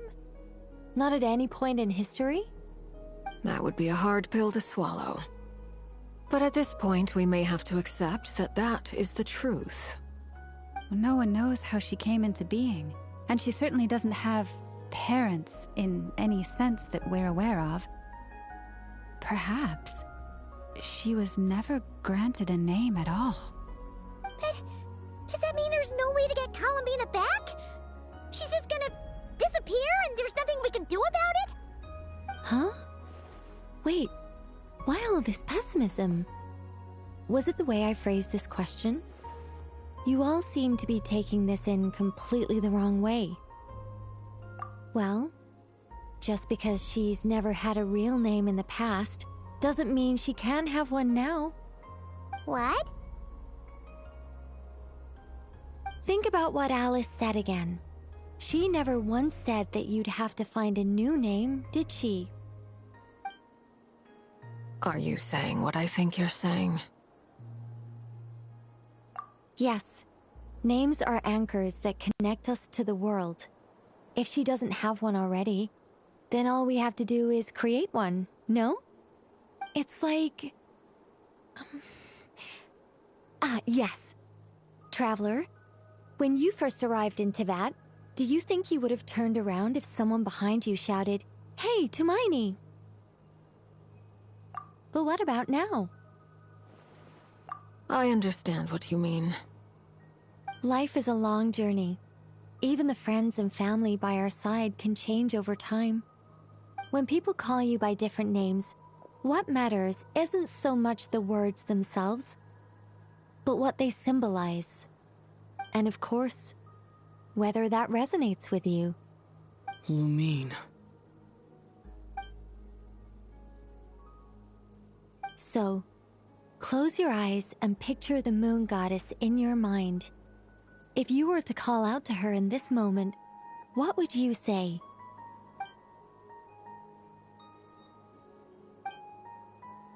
Columbina. Columbina. Paimon would call her Columbina too. Well, she has long forsaken everything that Kutar represents. I think from now on I should call her Columbina too. Well, it sounds to me like you found your answer. Are you sure? Is it really that simple? We haven't found her this whole time, and not for lack of trying. For a journey like this, the process is every bit as important as the outcome. Had you not searched far and wide, rejecting every other answer you were offered, how could you have come to an answer you felt was finally correct? Wow, why is Nicole so relatable and, well, not relatable, like you can get along with her so easy, and she's so welcoming, and like she knows what to say, mostly because she knows a lot. Well, she's an angel after all, but still. Oh, it all makes sense now. This has Alice's fingerprints all over it. Are you suggesting that Mage knew from the start that Columbina never had a real name to begin with? I can't say for sure. But I can definitely imagine her chuckling in satisfaction somewhere right now, saying, "Ah, what fun." Llama! Your antlers! You should hurry. The festive moon has begun to rise. Do not worry, for when you called the name Columbina just now, I could sense that the power within was enough to summon back the moon goddess. The power within what? The name? Yes. So, the thing is... What's wrong now? This is so annoying. I really want to explain how that whole thing works. Starting from the founding principles of Teyvat and... Oh, I could talk about this for hours. But... Deep breaths, Nicole.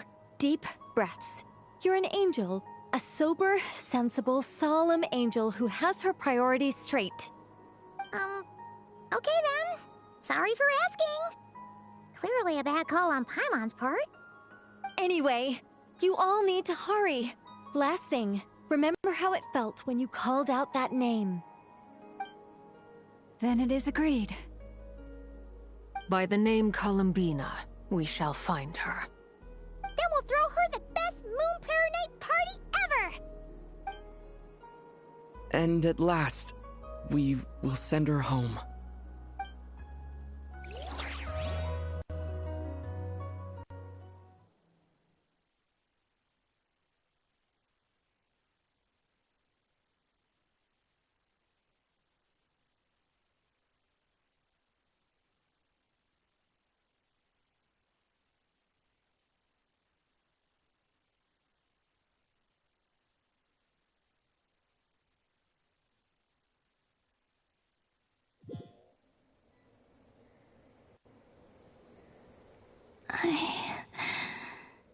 can barely move anymore. My consciousness is fading away. Have they come back out? I'd love to see them one more time.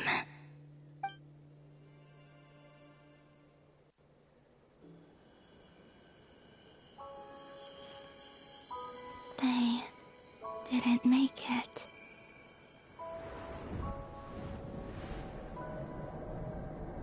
Could you tell me your name? My name is... Columbina!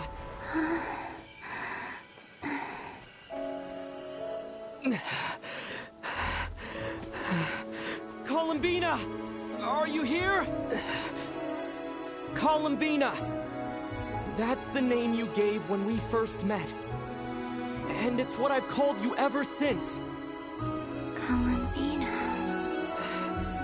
It's a fine name. I have many fond memories of Columbina, and so do all of your friends.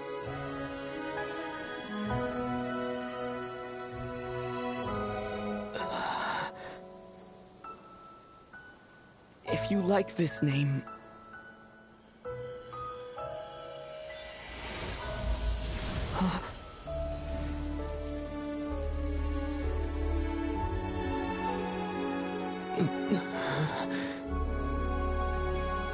Looking for me?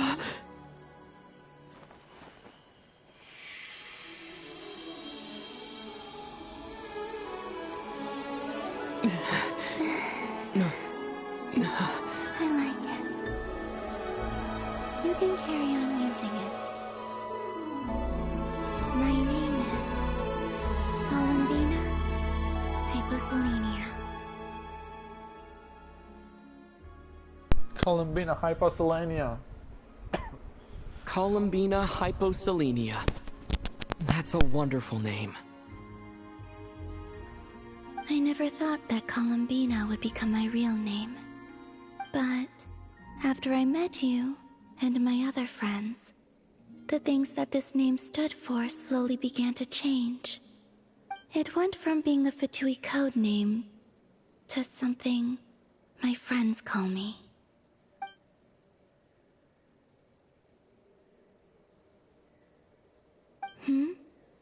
What is it?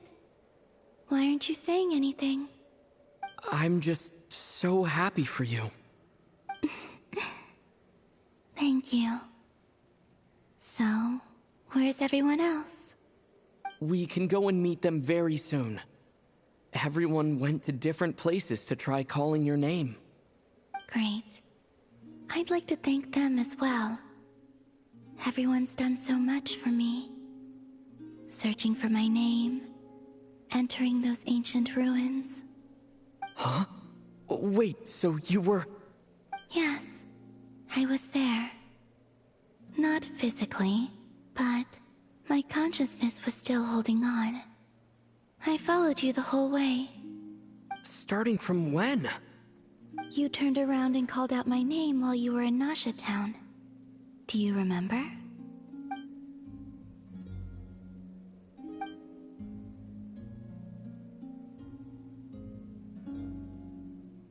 Let's go. We don't want to keep them waiting. Sure. In that case, come with me. But... Before that, could you call my name one more time? Sure. Come with me, Columbina Hyposelenia.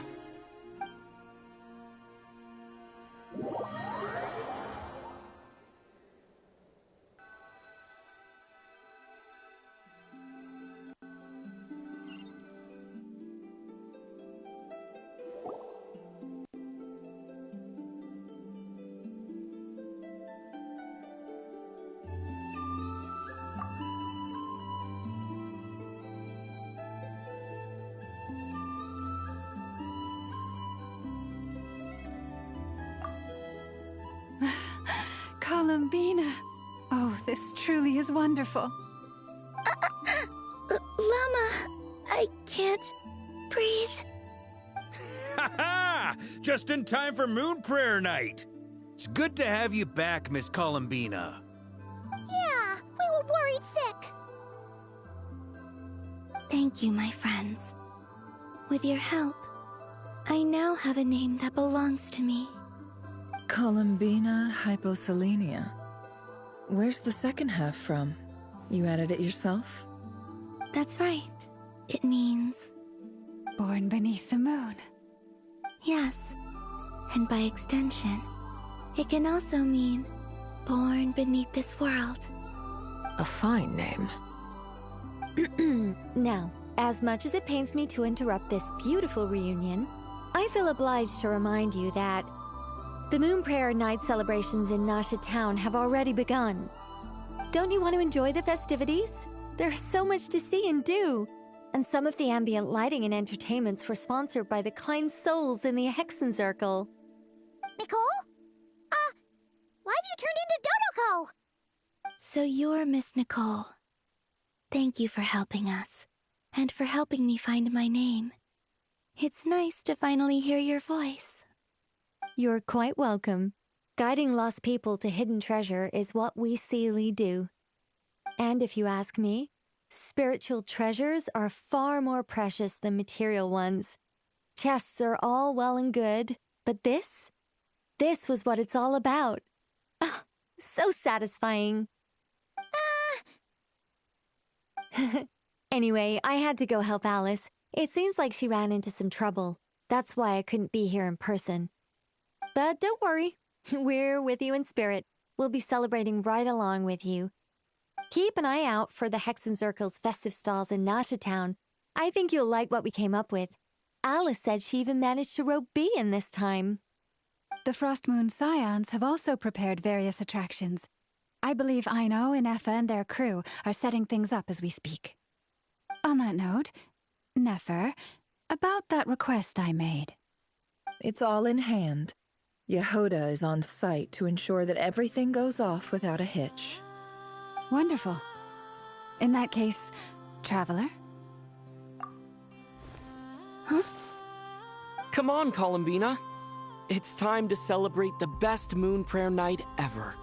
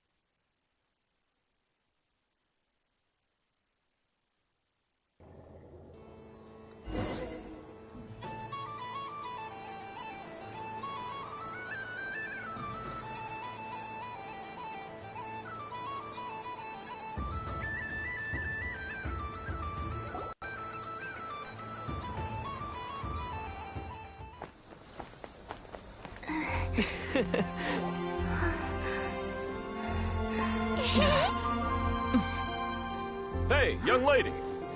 Would you like some Moon Prayer Night candy? Happy Moon Prayer Night. Oh, yeah. I almost forgot to say. Welcome home, Moon Goddess.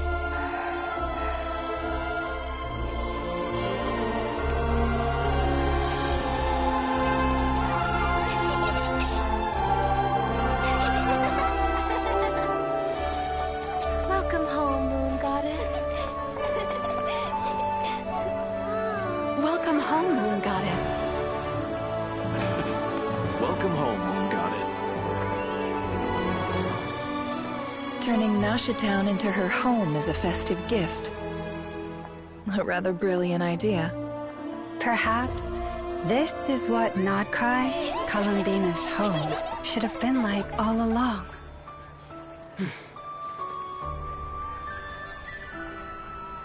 Thank you for the gift. I like it a lot.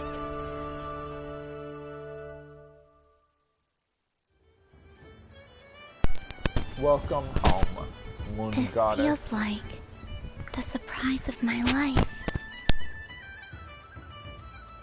I do. I never imagined I'd ever get to enjoy Moon Prayer Night with everyone so freely. If you're happy, we're happy. Quite a strategy you came up with. Hide the tree in the forest. It's not your usual style, Lauma. Is there something about Moon Prayer Night that enhances what's in your head as well as the antlers on top? Apparently so. It even inspired a perennial penny pincher to use their resources for a greater cause. It truly is a magical festival.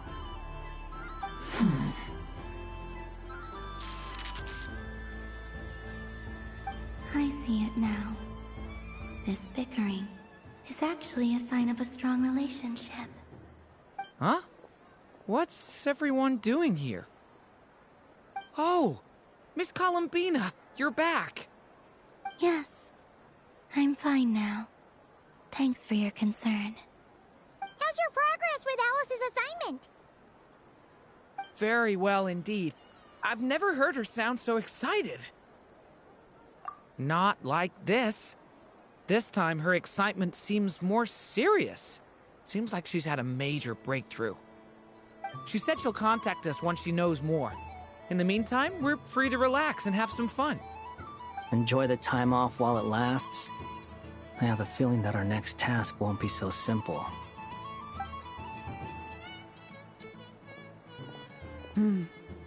I should go. I still have a few things to attend to at the Frost Moon Scion stall. And I think I'll take a look around. With any luck, this once-in-a-year festival will come with once-in-a-year opportunities. Hold up a second. Where's Varka? I believe he made a beeline for the flagship the moment he entered Nasha Town. Ah, that's Mondstadters for you. They know what they want when festivals roll around. Goodbye for now, Columbina. I hope you have a wonderful night. I will.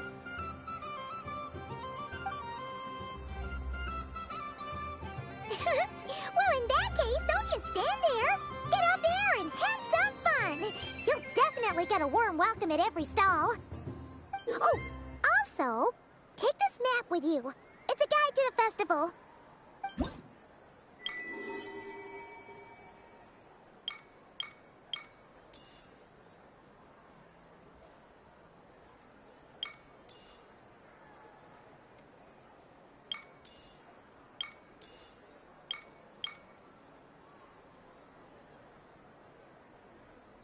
Wait, whoa, there are stalls and quests and stuff in progress? Wow.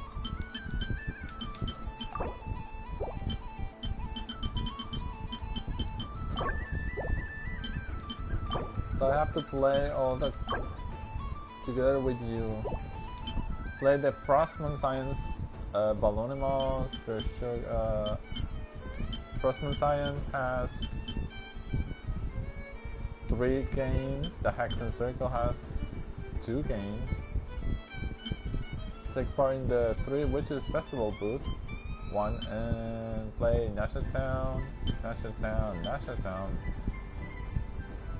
3 games. The Frostmoon Scion stall is over here. Lauma's invited a whole bunch of cute animals to celebrate too. Over there is the Hexen Circle section. Alice seemed more excited than anyone about this festival, so she insisted on making it a grand affair. Oh, and then there's the Nasha Town local specialties, including... Actually, forget that. Better if you go check them out for yourself. Thank you. It looks like a lot of fun. You're not coming with me? We'll be around. But don't you want to browse by yourself for a bit first?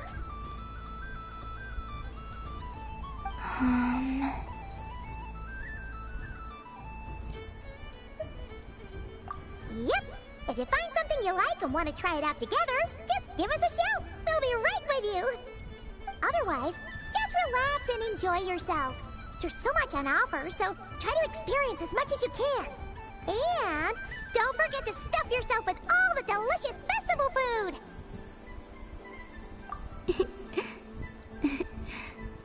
Alright then. Off I go.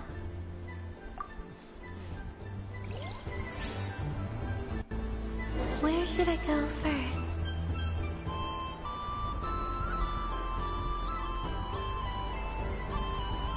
So this is the Frostmoon Scions area. It feels very familiar. But everyone looks much happier than usual.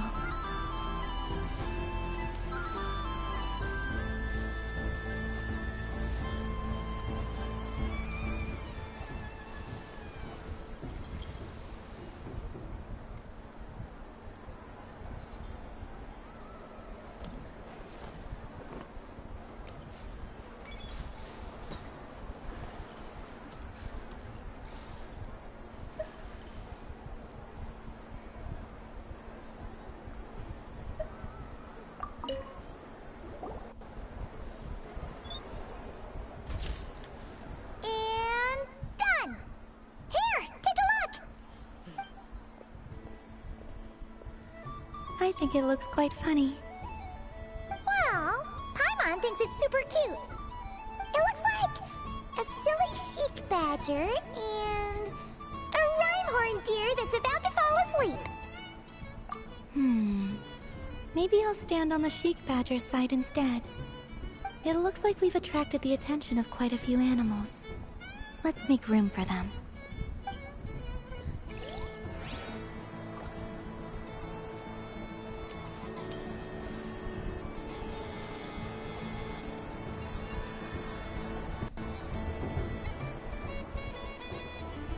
Dodoko's Whirligig! Come check out Dodoko's Whirligig! Ah, welcome home, Moon Goddess. Might I ask what this is? Ah, it's a very special amusement sponsored by the Great Mage herself. Ride on a soft and furry Dodoko and embark on an unforgettable adventure. I say that, but I'm just following a script here. Who is this mage, anyway? And what the heck is a Dodoko? I'd like to ride. No problem. But, are you by yourself? Is that not okay? Oh, no, it's fine. It's just that each Dodoko can accommodate 2 passengers. Would you like to bring a friend along? My friends... That should do it.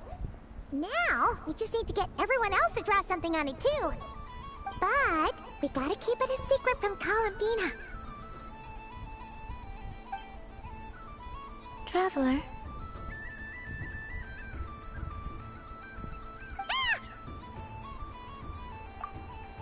I want to go on that ride. Will you join me? Let's go then. Don't worry. Paimon will do the rounds. You go have fun.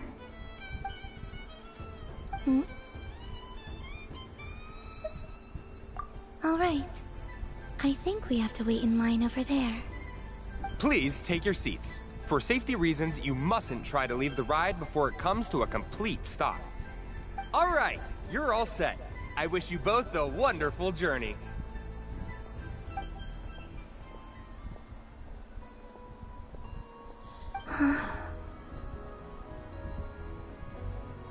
Not bad. It reminds me of riding a moon lane. Sometimes, the Kuhenki circle around me like this, playing their beautiful melodies. Yeah, I'm going to miss them.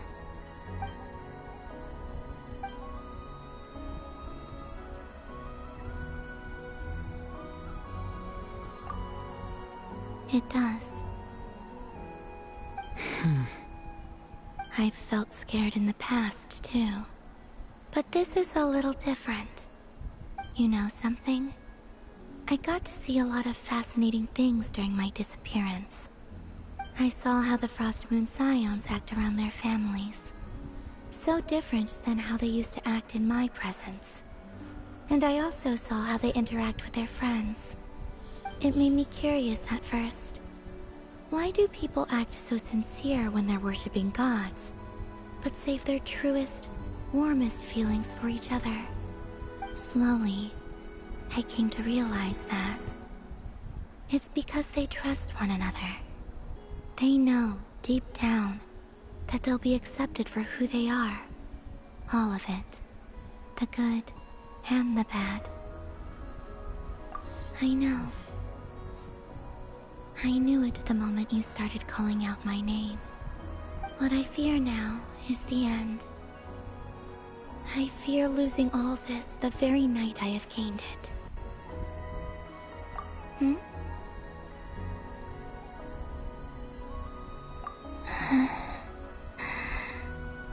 Thank you for this conversation. Thank you for listening to me. Don't worry. This fear I have, and the unknown that awaits me, they cannot hurt me. Not when I possess a treasure far greater. I just want you to remember this version of me. The real me. On this final night together. Dear passengers, Dodoco's awesome adventure has come to a close. Please leave in an orderly fashion, and we look forward to seeing you again in the future. Don't want the journey to end, huh? Don't worry, you two. There's always another adventure waiting just around the corner.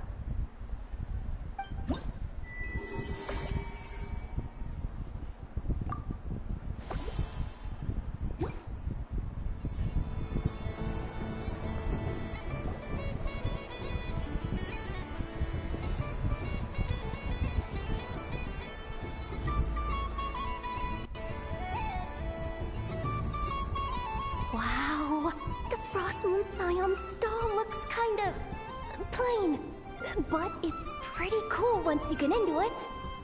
I don't go to Hisi Island much, but it's got that, like, old world cultural feel.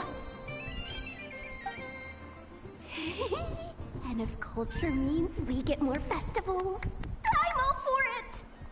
Hello, Yehoda. Columbine... hello, Moon Goddess? That was too close. I almost gave the game away in front of the staff. Oh, wait, what's the deal with her shoes? They don't make a sound when she walks. I could do with a pair of those. Do you like balloons too? Balloons? Oh, you mean those?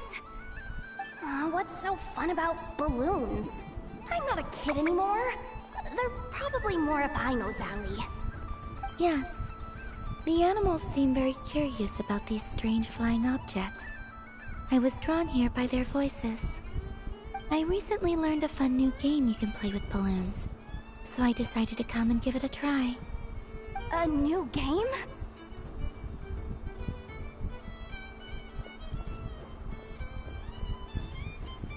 Hello. Welcome home, Moon Goddess. Here to buy some balloons? Yes. Could you give me a few that haven't been inflated yet? Are you sure? I guess it's not a problem, but... Yes, please. Thank you. Uninflated balloons? But those are just little rubber pouches. What does she want with those? Would you like to play the balloon game, Yehoda? Huh? Sure. I guess. How do you play it? Wait here a moment.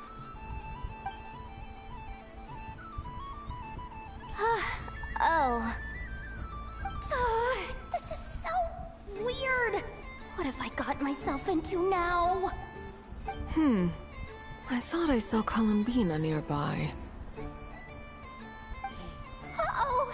That's the Fourth Harbinger!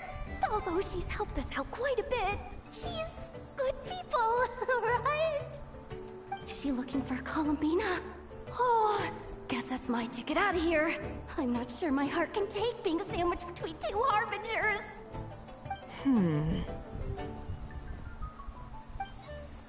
Which stall is she checking out? Oh, it's that other Frost Moon Scion's one. Try on the headgear, see what it's like having antlers or animal ears for a day. Oh, I wouldn't be caught dead wearing that stuff. So embarrassing. I have enough gear to carry as it is. Wait, what? She put it on? How peculiar.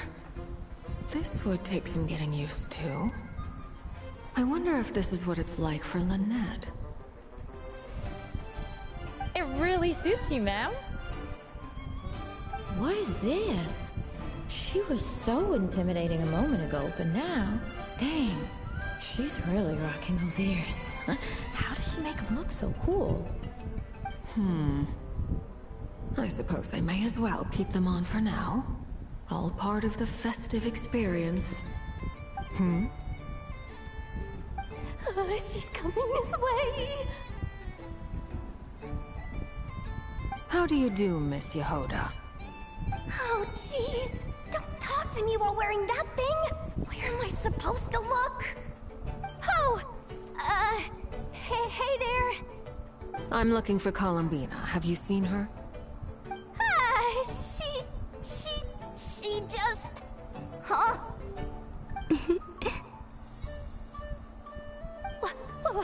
Wait, is that what she meant by balloon game? Yeah.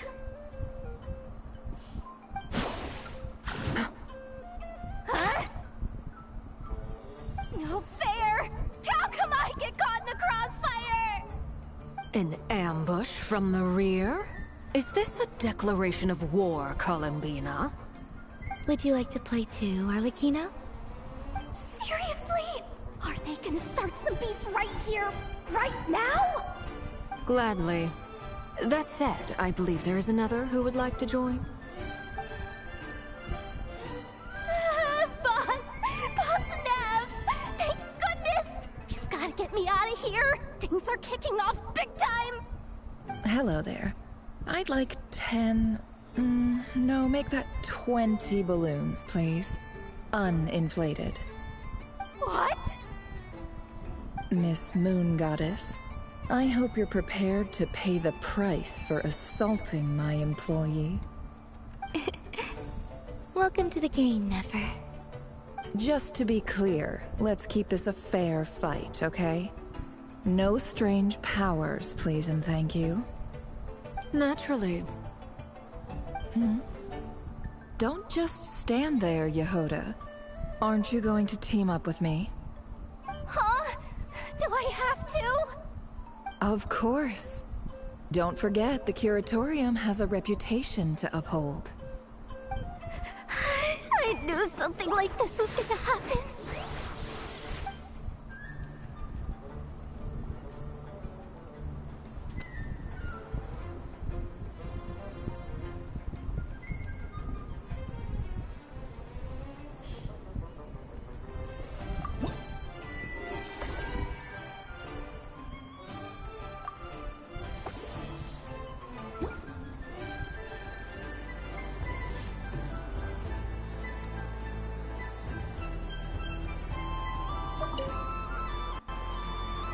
Welcome home, Moon Goddess.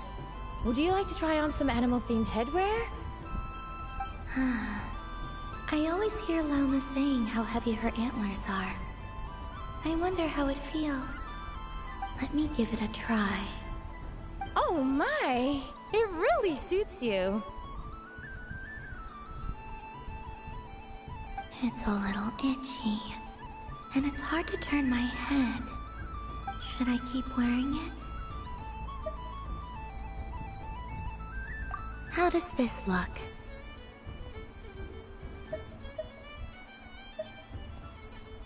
How does this look?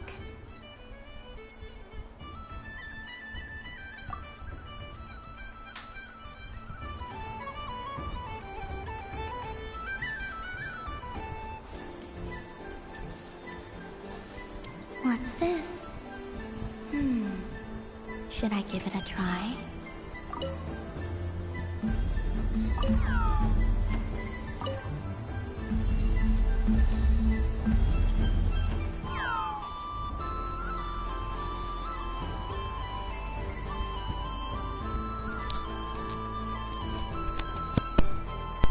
Because I'm playing... That's the not correct thing, son.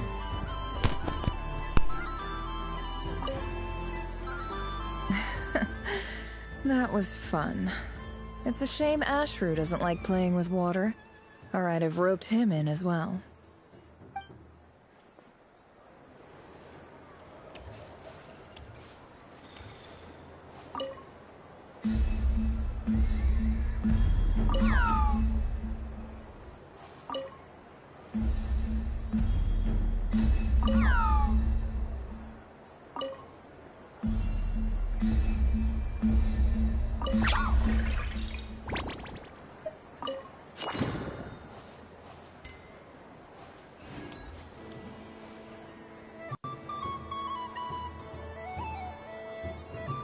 I wish for a never-ending supply of laka berries.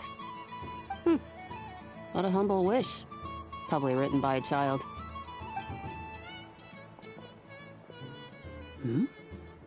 Is that Lauma the Moon Chanter?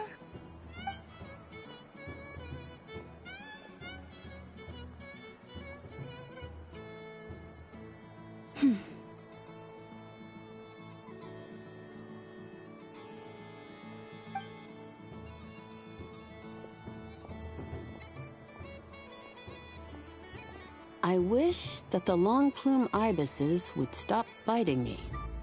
Oh dear, poor Lauma. All right, I'll write that one down for you.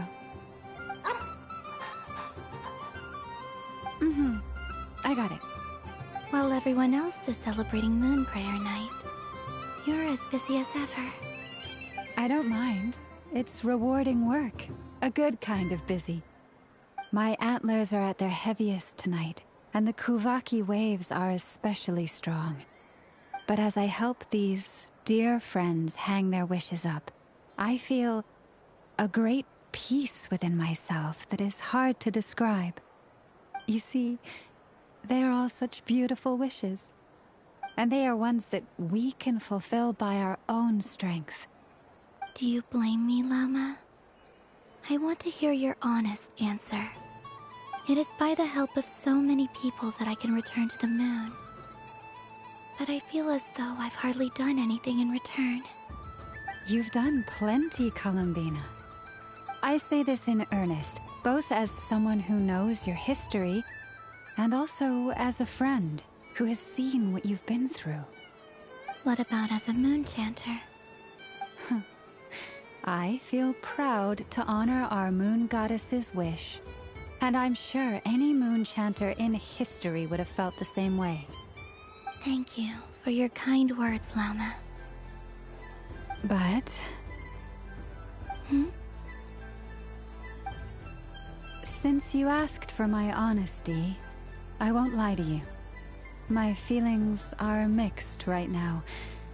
Besides pride, I also feel... I suppose it's a reluctance to let go. Once you return to the moon, we will be far apart and separated by a false sky.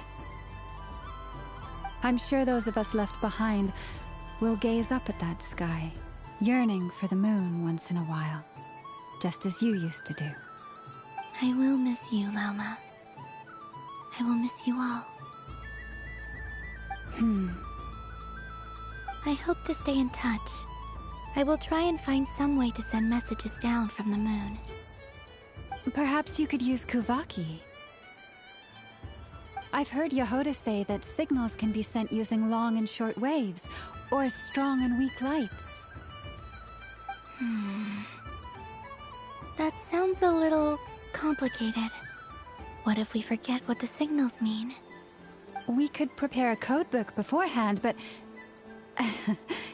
You're right. It wouldn't really suit you. Still, whatever happens, I believe that you will find your own unique way of communicating with us. And now that I think about that, my heart feels lighter. Because you trust in me? Yes. I have faith in you, and in the power of truth. In my experience, the truth tends to be difficult, but that's what makes it stand out from what is false.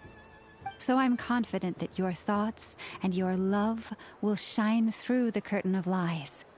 We will know it when we see it. Thank you. Now, could you help me hang up my wish? Is this? I wish that all who dwell in this moonlit world can find a place to belong. And I wish that I shall one day see my friends again. It's 2 wishes. I hope that's not too greedy of me. Not at all. And I think you speak for us all with the second one.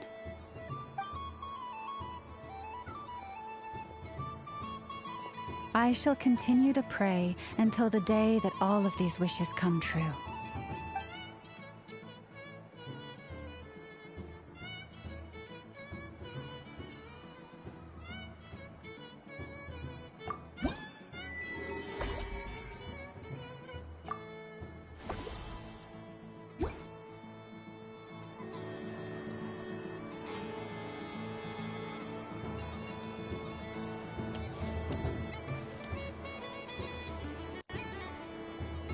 Days.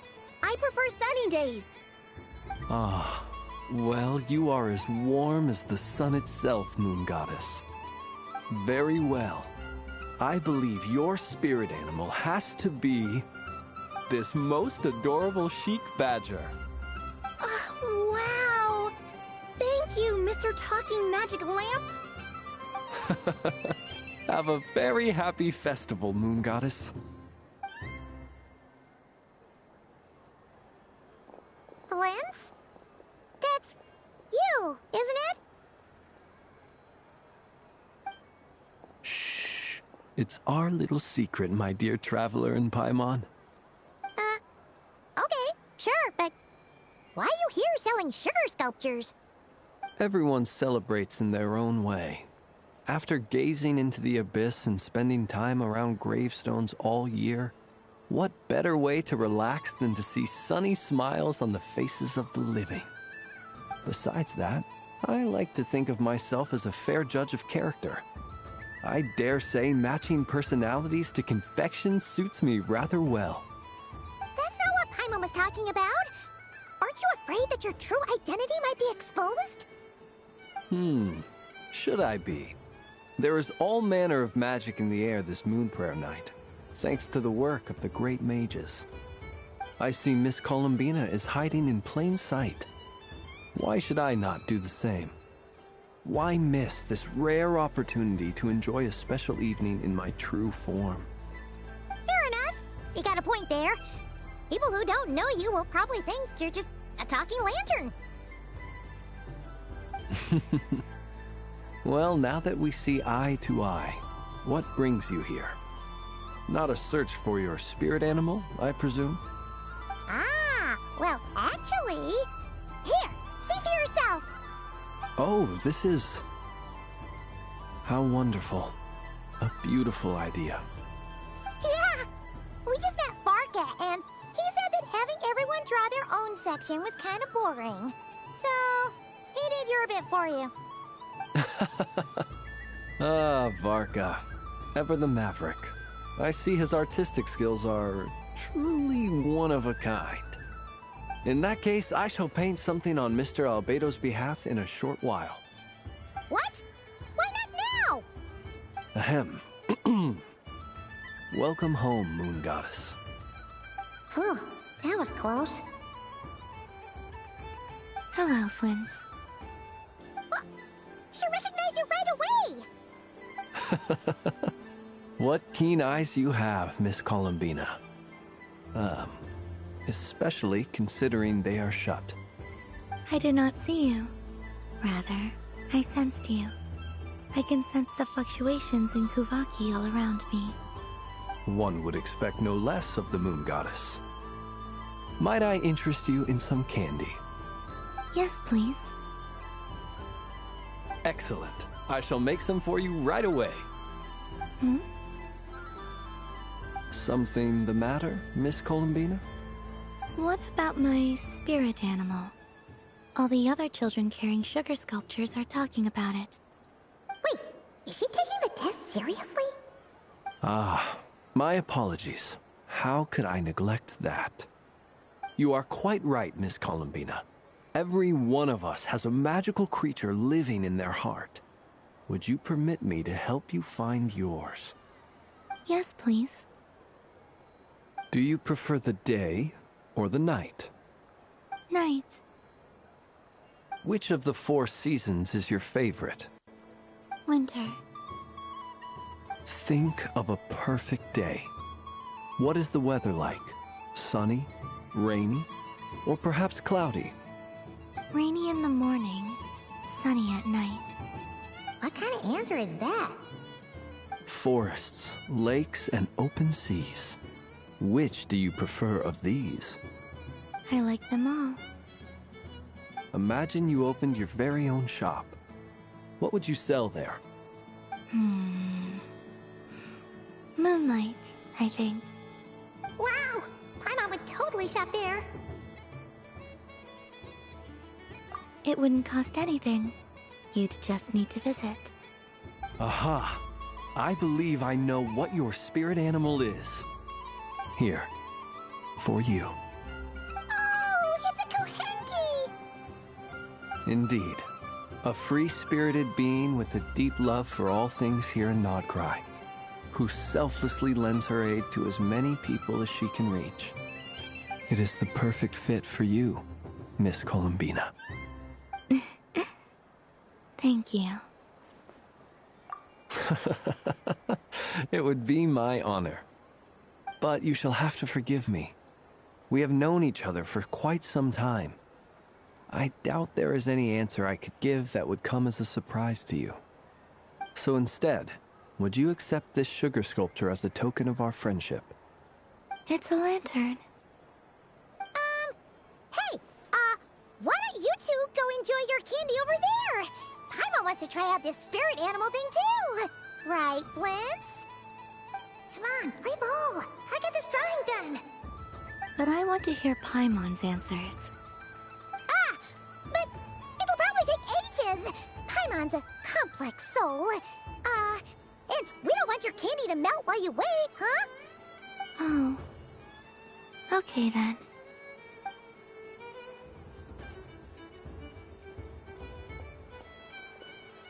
Phew!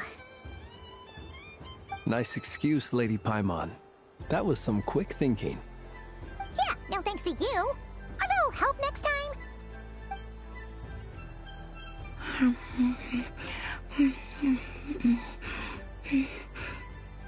It's sweet. Is that Lockaberry? I wonder what flavor the Traveler got. This way, this way! It's the candy-selling lantern! I'm coming! Of course. Traveler, maybe we can share? Yes. I found out recently that people share their food sometimes, so I'd like to try it. Or... is that a no? Thank you.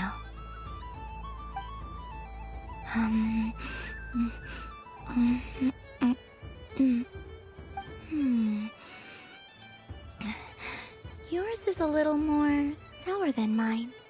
Here, you try it. Are you sure? Amazing. My sugar sculpture has shrunk, yet my heart is filled with feelings of sweetness. I will remember this feeling. Sure.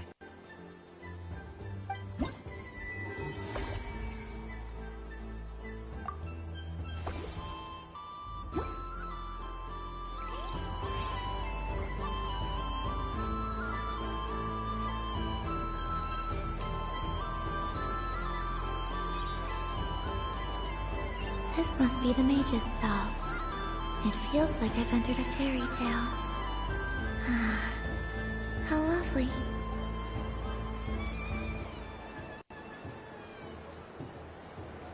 But I was aiming right at it!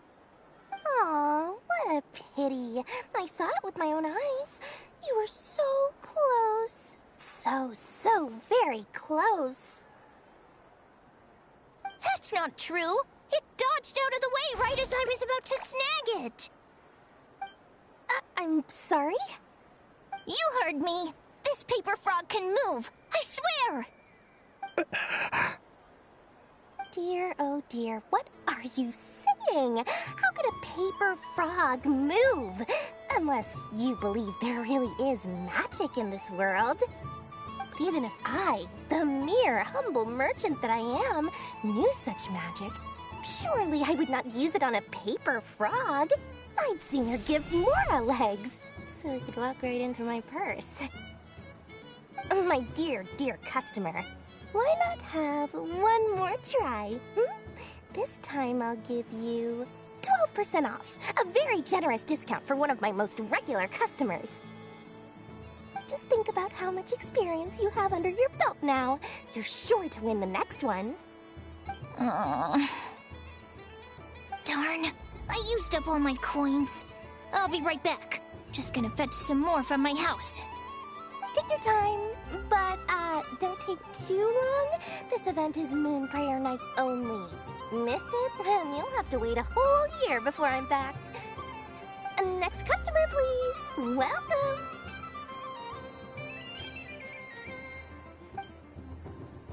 Hello. Whoa! What's this big one doing over here?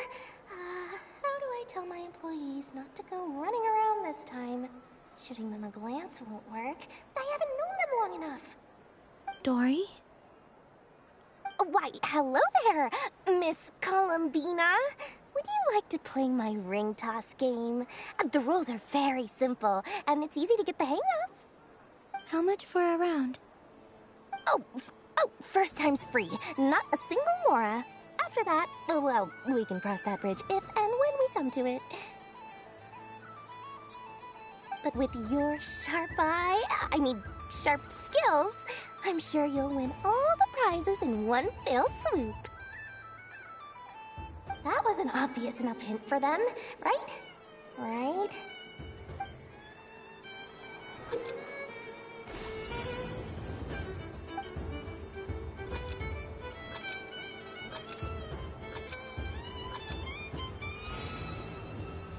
Here comes the ring! Oh, peanuts.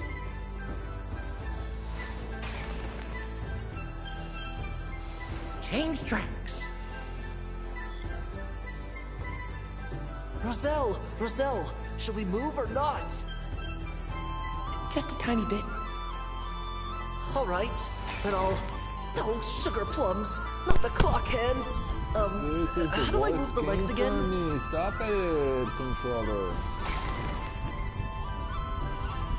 Stop it! Stop dodging! Stop it! Stop it!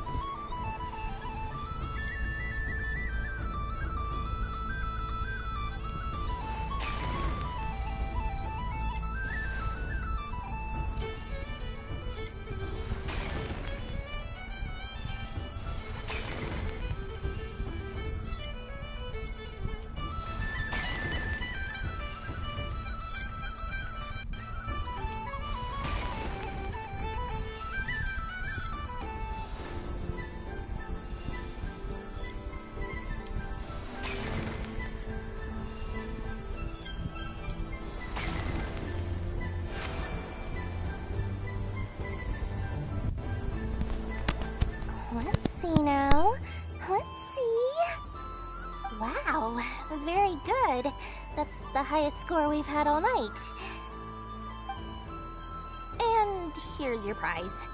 Now, how about another round? As for the cost... Happy Moon Prayer Night, Miss Columbina. Happy Moon Prayer Night, Durin and Hat Guy. Are you here to play the game?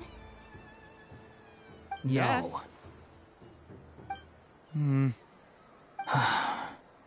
You said we were just coming here to say hello. I did, but then I recognized a few more people as I got closer. Do my eyes deceive me? Is that... It's our little dragon. He's all grown up. Someone's popular. Well now, since you came all this way, why don't you try out this lovely game we have going? First try is free. He'll have a go. I'll pass. It's only one free try per customer. You can't give your try to him. I'm aware. How has Elder Almond been lately? He's in great shape. He goes for a run in the forest every morning to stay fit and healthy. He tried to go boat racing with Firecracker a while back, but he couldn't even make it onto the Lotus Leaf. Firecracker was in fits of laughter. How about you, little dragon? Can you still fly? Yes, I can. But you've become less chatty. Has growing up been tough on you? We call that maturity. You know, the thing people sing about. The knight wields a sword of stone to defend those hearts that are made of gold. Stone is very heavy. That's what keeps him from talking too much. That's awesome! I want to be a knight when I grow up too. Ring, here I come! Ha! Oh, the hat-wearing man.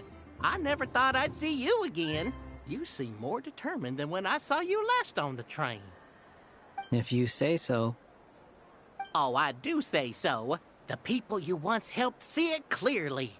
It's because you are once again on the right track. May the engine in our hearts propel us to the station of our dreams.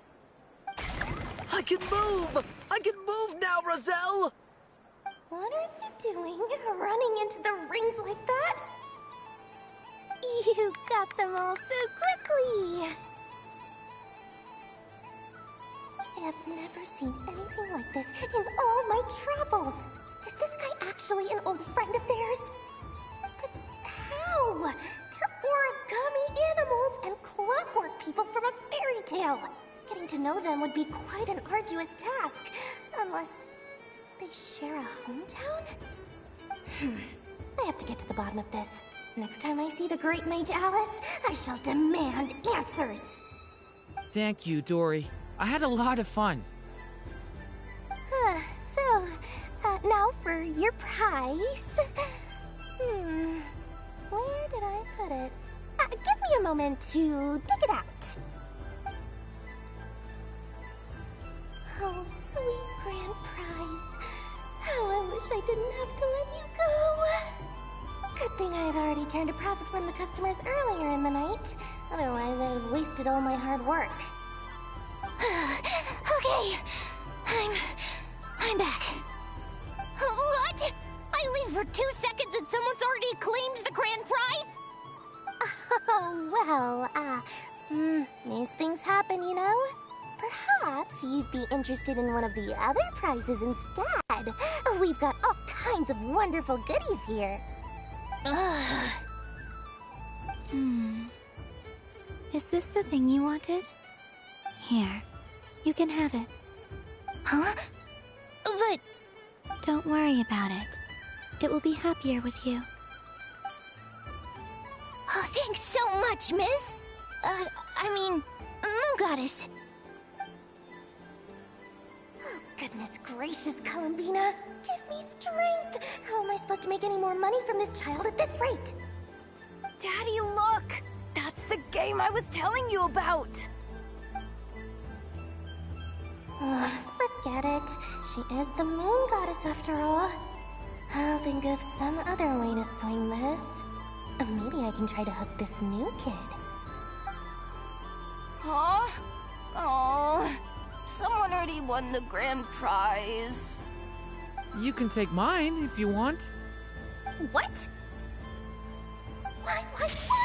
Why are all these bleeding hearts coming here to ruin my business?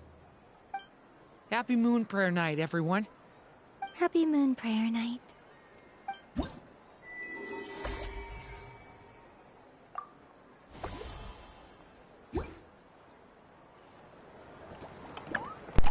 Oh, come on, that didn't let me take a picture of that last one. It went too fast.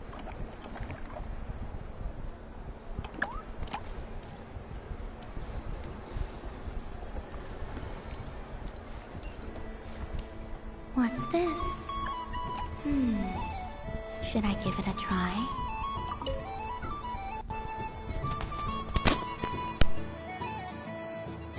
Come on, Citrus. One more round. Just one more. But my neck... oof. It's acting up again. You should take a break. Health comes first. Yeah, don't push yourself. We'll find someone else. Hey, don't look at me. I'm the referee. What are we gonna do then? Do you need any help? Yes, we do. We need one more player for our game. All right. Could you teach me how to play? It's really simple. You just throw the dice and move by that number of tiles. First one to reach the finish line wins. Rolling a hamster means you move one tile. A paper frog is 2 tiles, and a flying squirrel is 3 tiles. 'Cause they go the fastest. Okay, I get it. So, we're all set? In that case, please take your places and let the game begin!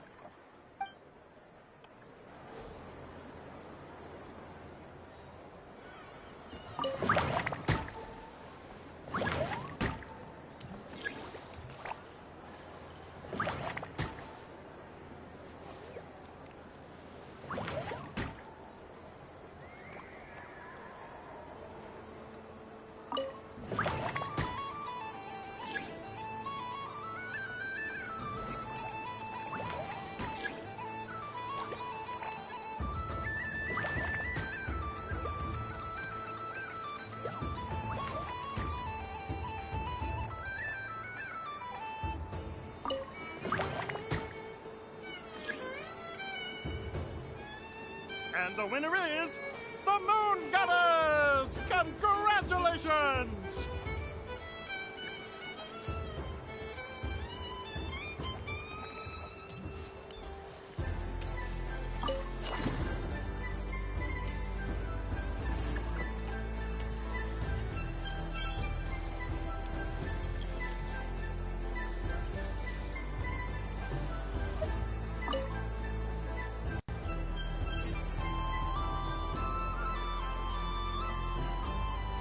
I wouldn't say it's unfair, exactly. I mean, your voice goes right into people's heads. How would you explain that to the kids? You can't just explain it away as magic. Is something the matter? Ah, Miss Columbina!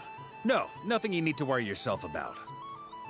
Ah, impeccable timing. Stick around for a second, Miss Columbina. I need your input on something. This self-proclaimed Knight of Justice has yet to give me a satisfactory answer. I, for one, would like to hear your verdict on the matter. Hey, now, I left the flagship just to help you out, Miss Nicole. What's going on? So Alice and I are both using long-range remote control spells that work on similar principles, allowing us to attend this festive fair in Dodoco form. Sorry, let me backtrack a little. While similar, there are some key differences. Alice, being a great mage, wanted her Dodoco to reflect something of her own charm and mystique. So she adjusted the way its tail moves when it spins around.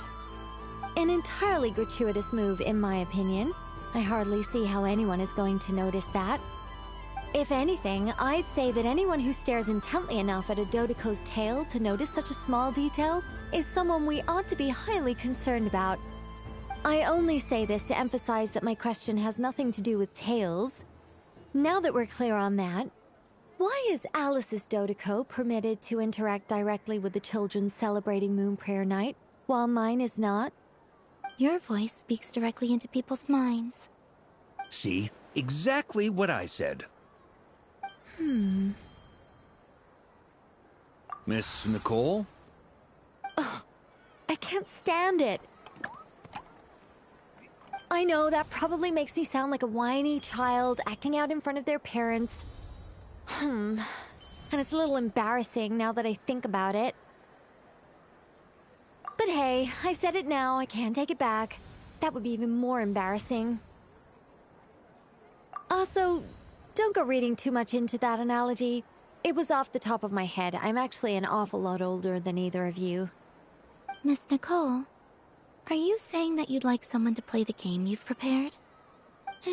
I'm not so invested in that. It's just something cobbled together using items I borrowed from Alice. She probably didn't even make them herself. The point is, I want to know everyone's thoughts after they receive their prizes. But as you've said, I can't just ask. I've been biting my lip for so long, and I've had no one to vent my frustrations on. I thought this was going to be a nice, straightforward festival where I'd get the chance to guide people to treasure. Well, can I play? I can't guarantee that I'll win a prize, but... You will? I'd like to try. Then what are we waiting for? Let the game begin! It's like they forgot I was ever here. Ha ha ha ha.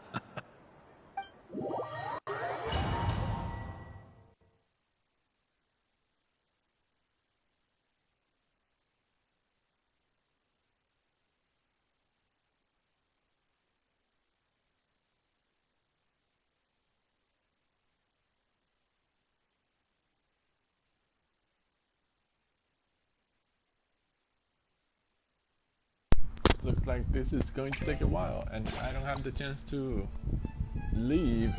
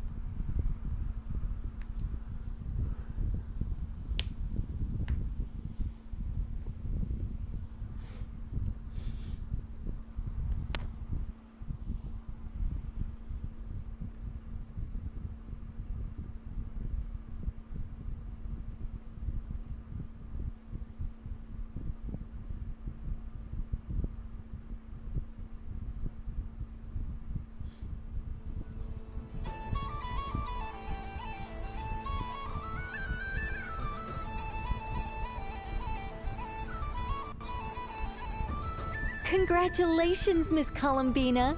With your great wisdom, you have overcome every obstacle in your path and conquered the great challenge posed to you by fate. Fate? Well, something to that effect. If you'd prefer something more poetic, it could be the icy winds or the dawn. Anything you like, really. You could even go with the challenge posed to you by Dodeko, if that's what you're into. Anyway, you can take or leave my suggestions. Moving on. All my hopes are now resting on this. Can I open it now? Stop teasing me! Please, I'm begging you. No more talk. Just open it. Wow. What a lovely sculpture. Classic and cute at the same time. Thank you, Miss Nicole. I'll always treasure it. Ah, there we go. Music to my ears. You have my sincerest gratitude, Miss Columbina. Thank you for sharing your precious time with me and fulfilling my wish. Don't mention it. You've all done much to help me. And still, I'm the one receiving all these gifts. I don't suppose you'd like to play again, by any chance? Don't get me wrong, once is plenty. You're under no obligation to indulge me any further. And besides, I don't have any other prizes for you. Alright then. Happy Moon Prayer Night.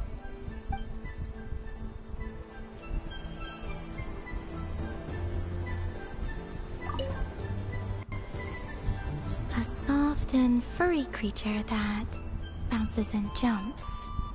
Welcome home, Moon Goddess. This one talks, too.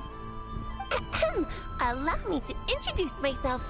I am a Dodoco from a distant archipelago, the most mischievous of all my Dodo brothers and Dodo sisters. When the going got tough, I powered through, and when I met obstacles, I boomed them away. That sounds like a lot of fun. Doesn't it just? Oh, but then the trouble started. Recently, I found a lovely beach, the same beautiful jelly color as my hometown, and so I dove in to have a look.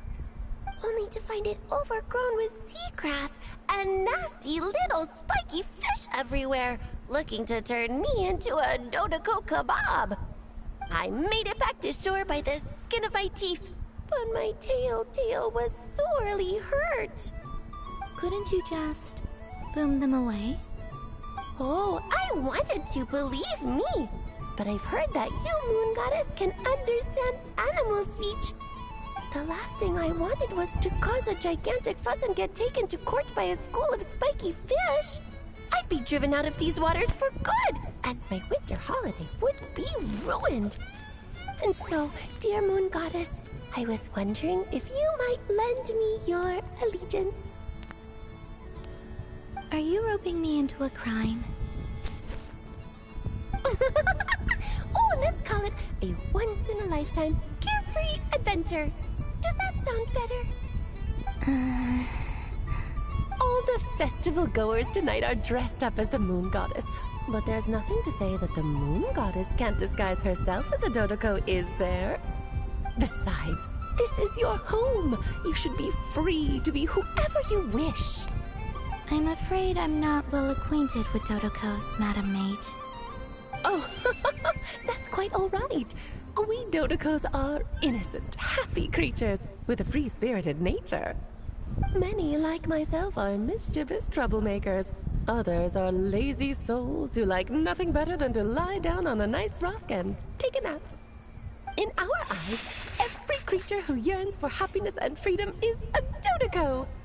But perhaps in yours, we Dodoco are a fluffier and more mischievous breed of Kuhenki? Yes, that is a much easier image to follow. Oh, wonderful!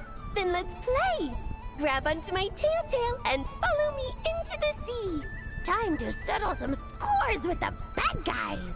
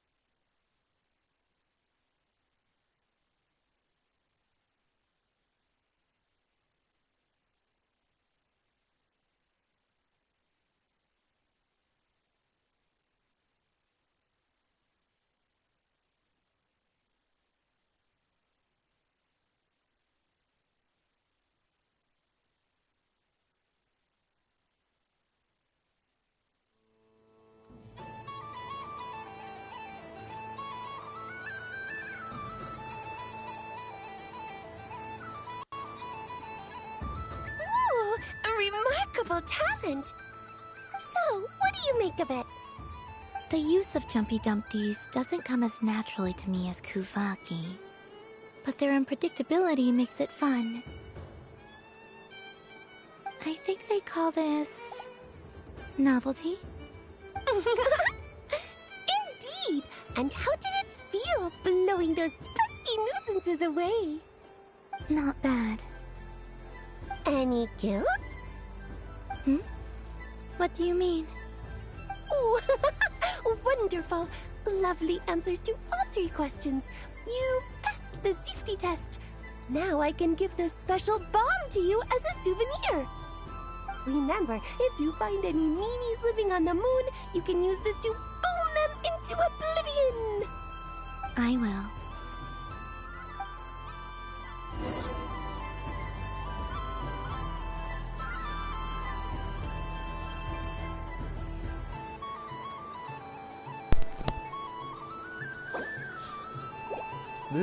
This is basically games that we have already played before.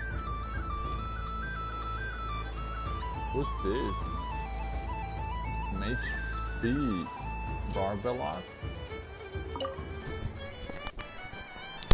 Welcome home, Moon Goddess. Oh, you're the genuine article. Alice was right. This moon prayer night was worth watching after all. Another one that talks. Greetings. Pleased to make your acquaintance.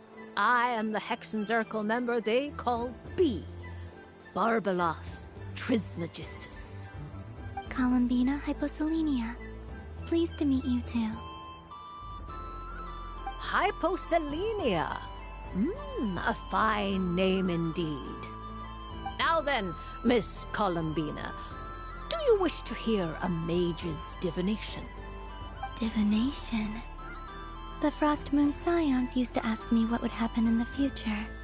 Is this like that?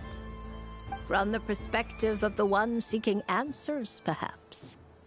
As you look to your journey ahead, if you seek to understand the unknown, resolve your doubts, and soothe the confusion in your heart, divination could be for you. The unknowns on my journey. Of course, if one wishes to peer into fate, then hydromancy is the more precise option. But that is a complex affair, and to relegate that majestic art to the status of a festive amusement would seem somewhat uncouth. Besides, it is sometimes better to not know fate with great certainty. Hence, I shall use the suitably festive Luna Arcana to tell your fortune instead. It is more popular with the youth in any case. Lunar Arcana. Indeed. Unlike hydromancy, this will only display possibilities and trends. People like to think of themselves as creatures of agency and free will. Peering too far and too clearly into the future is detrimental to both body and soul. I'd like to give it a try. Of course you may. Come then, take a seat, Miss Columbina. Before we begin, are there any specific questions you would like to ask? Let's stick to general possibilities and trends, like you suggested. Ah, very well.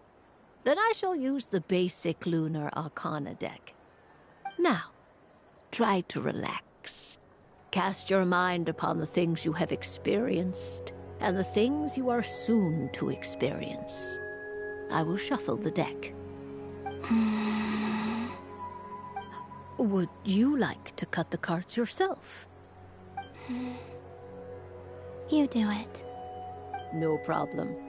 Now then, to make things easier for the seeker, that is to say, you, I shall decipher the cards from your perspective.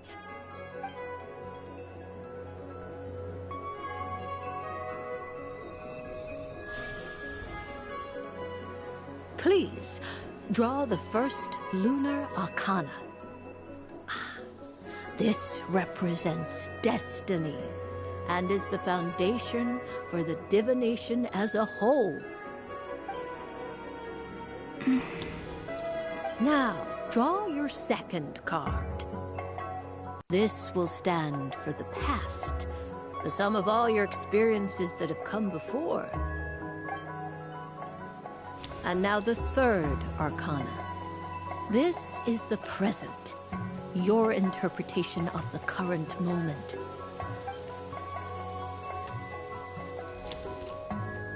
Finally, the last card.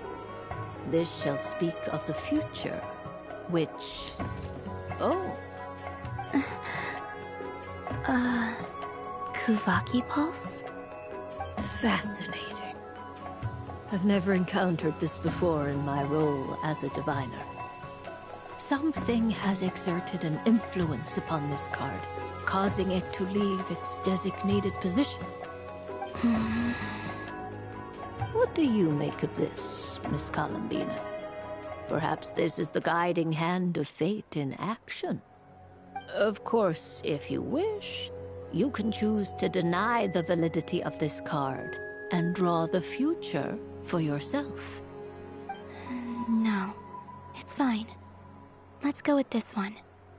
A bold decision. I must say I'm looking forward to the results. Well then, let us flip the lunar arcana in sequence and see what emerges. Sure. First, Destiny. No surprises here. The card that represents yours is the moon. The moon. Indeed. The moon can represent the truth at some times, but deception at others. False peace, destructive calamity, and the world-changing power that lies within. When the moon is placed on the destiny tile, it indicates that your destiny is not what it may appear on the surface. Instead, it may yet have a hidden side. It symbolizes a journey through the fog, fraught with uncertainty and deception, where one must face inner challenges head-on. I don't understand. Patience, my dear. This is but the first card, which serves as a basis for the interpretations that follow. Our divination will only grow clearer from here on out. Now then, flip the second card, the one that speaks for the past.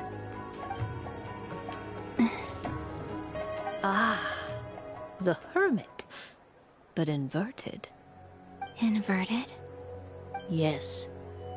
The Hermit symbolizes solitude, introspection, and the pursuit of truth.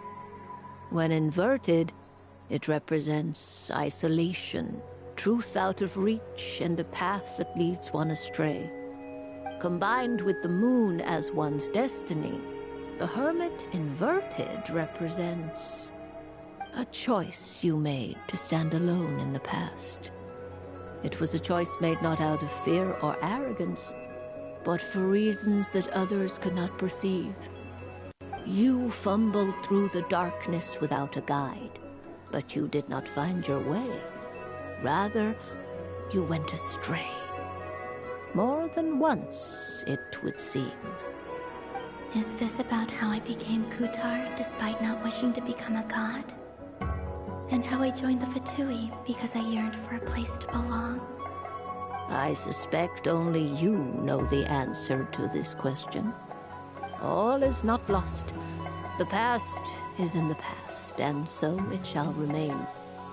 Shall we look into the present now? Oh my. The Lovers. One of the most interesting Luna Arcana. What does this one mean?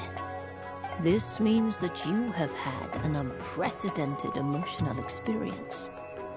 The joy of finding your soul becoming intertwined with that of another. A precious and wonderful thing indeed. It's true. I've made a lot of friends recently. and they are very good to me.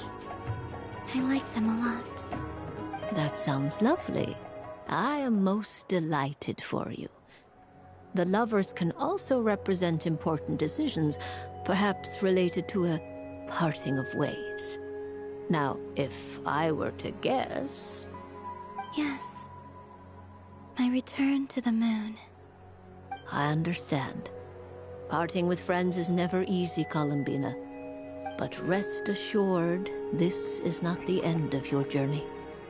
There is always another story waiting to be told.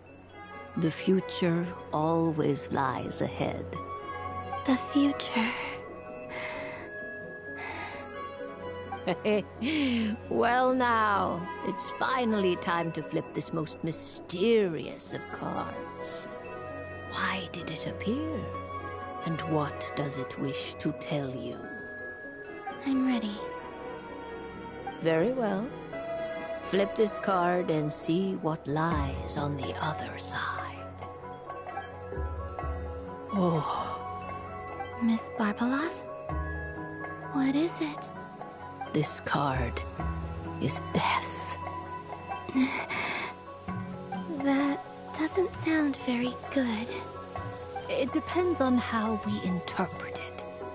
It is true that it can represent an agonizing death, a complete and utter end, but at the same time, it can also represent rebirth. Do not forget that your destiny card is the moon. That lends your future many different potential meanings. If death spells the end, is it unavoidable? As I have said, divination can only display general trends. It is a rough guide, but it does not show predetermined outcomes. Did you notice that the death card is the shade of death from the 4 shades of the heavenly principles? The lunar arcana of death is Renova, shade of death. Allow me to summarize it for you. In the past, you may have lost your way, but now you have gained new connections and new strength. You now face an important decision, one that may bring about a great change in what is yet to be. This change might, in turn, be the end of all things, or their beginning. But remember, everything is subject to change because of the moon present in your destiny. You must see the truth clearly and face your innermost thoughts. The truth. My innermost thoughts. Thank you, Miss Barbeloth. Don't mention it. Some people dislike divinations, for fear of glimpsing an ending to their story that they wish was not so. But I can see that you're different. The result of this divination will not sway your decision. This is a rare quality, and one that diviners always hope to see in the seeker.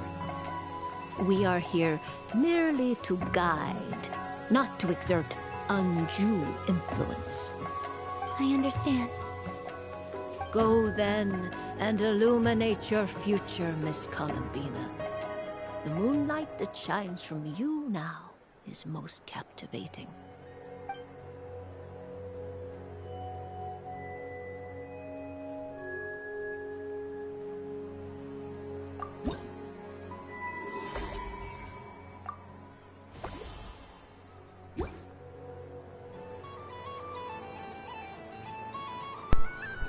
I'm missing 3!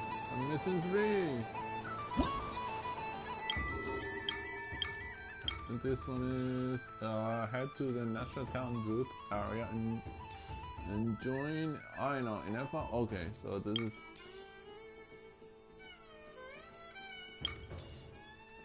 is the National Town area. Oh wait, I have something.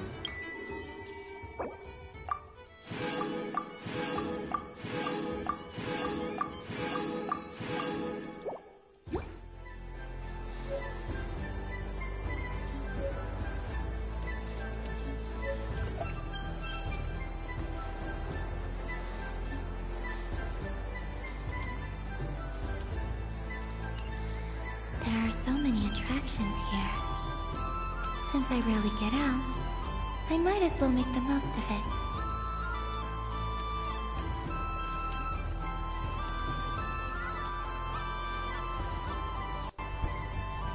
Moon Prayer Candy! Beautiful, tasty Moon Prayer Candy! Buy a whole box, share it with your friends and family! Candy? To share? I wonder what flavors everyone would like. Welcome home, Moon Goddess. Fancy a box of Moon Prayer Candy? Sure. I knew you would. Now, what flavor would you like? I'm not sure. What flavors do you have? Is this for yourself or as a gift? A gift for my friends. Ah, I see. In that case, I'd recommend apple, lockaberry, or midsummerberry. Those are the most popular. Do you have nocturnal blossom flavor? Huh. I've seen couples give those as gifts before, but I did not know they were edible. No? Okay then. Moonfall silver? You did say this was for friends, right?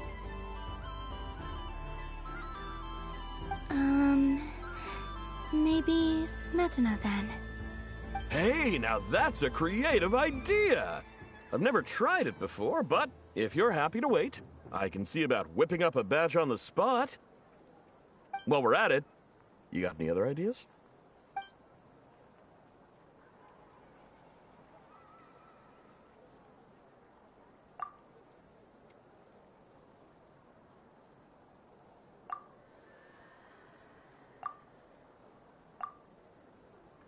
Here you go.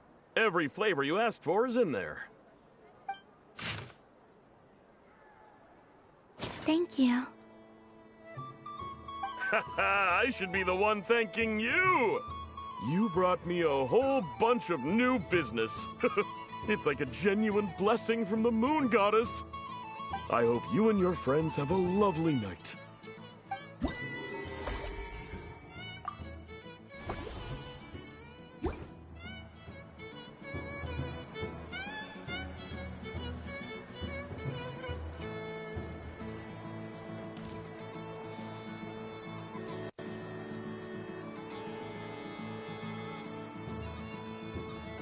What is going on over here? It looks like fun. Hold it right there! You can't run away from me, Moon Goddess. Are you talking to me? Of course. Do you see anyone else here dressed up as the Moon Goddess besides me and you? Hey, come on! Call me by my title. Happy Moon Prayer Night, Moon Goddess. And the same to you. Anyway, there's no time to waste. Get ready for the duel of a lifetime. Duel? Meet my partner, Stacko. Come on out, Stacko! Well, don't just stand there. Let's see your partner. Partner?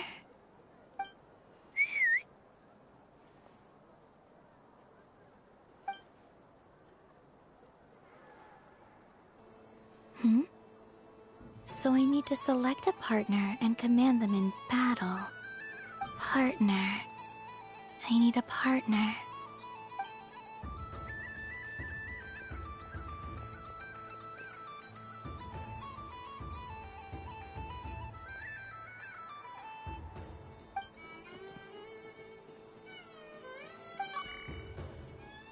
Whoa!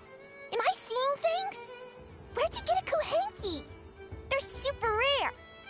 That's great. But you can only bring one partner to battle against me and Stacko.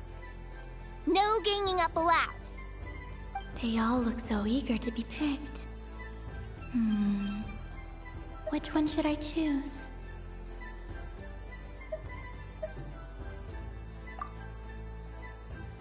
This one usually lives in Nasha Town. She likes falling asleep to the sound of striking hammers. And I bet she's quite familiar with robots' weak spots.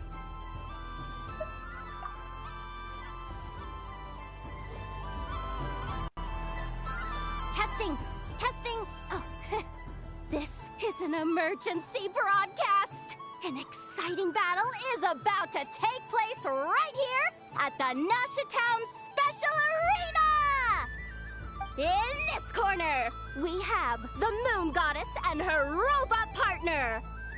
And in the other, we have the Moon Goddess and her Kuhanki partner. Only one Moon Goddess can be victorious in this ultimate battle of destiny! But who will it be? There's only one way to find out! Now, without further ado, let the Battle of the Moons begin! I don't care who we're up against. Stacko and I ain't gonna lose! Let's strike first! Stacko, formation shift! Ho ho ho! The robot has kicked things off with a change of formation! But how will this affect the battle? Nobody... Cautious play from the opposing team! This Moon Goddess has come prepared! Where will it go from here? Okay then. Stacko, maintain formation and enter your empowered state.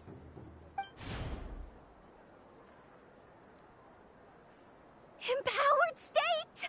There we go! Now we're talking! Absorbing the immense Kovaki present on Moon Prayer Night, this lean, mean machine has greatly increased its offensive power! Good choice! Buffs count for nothing if you beat them before they can use it!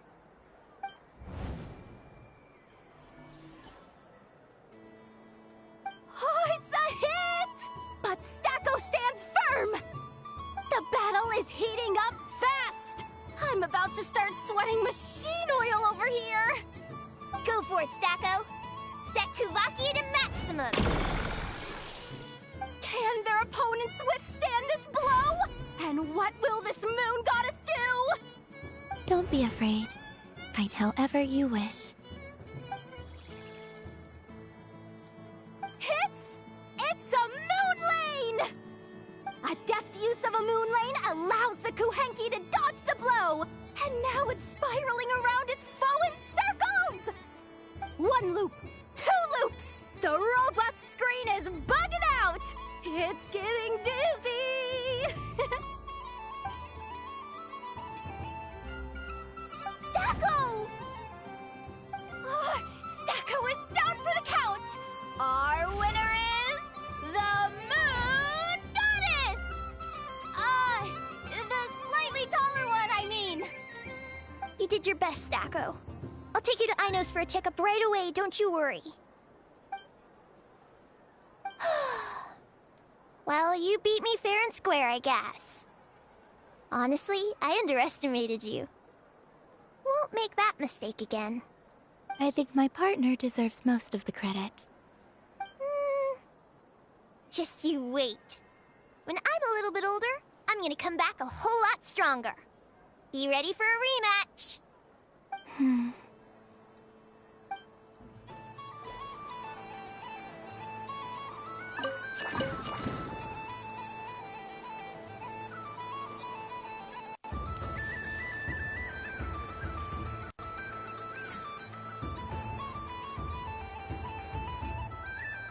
Well, well, look who it is. I heard someone went and disappeared on us the moment we let her out of our sight. They looked all over for you. Frankly, I didn't think you'd be back for Moon Prayer Night. Were you worried about me, Sandrone? You would like that, wouldn't you? Do you even hear what you're saying? It seems to me like you disguised yourself with festive headgear, just so that you could come see me on Moon Prayer Night and make sure I'm okay. You didn't even bring Polonia with you. You? I thought you couldn't see! I cannot. But I sense the confusion of those around us rippling through the Kuvaki currents. Based on what I know about you, let me guess what you're wearing. Is it cat ears? Shut up!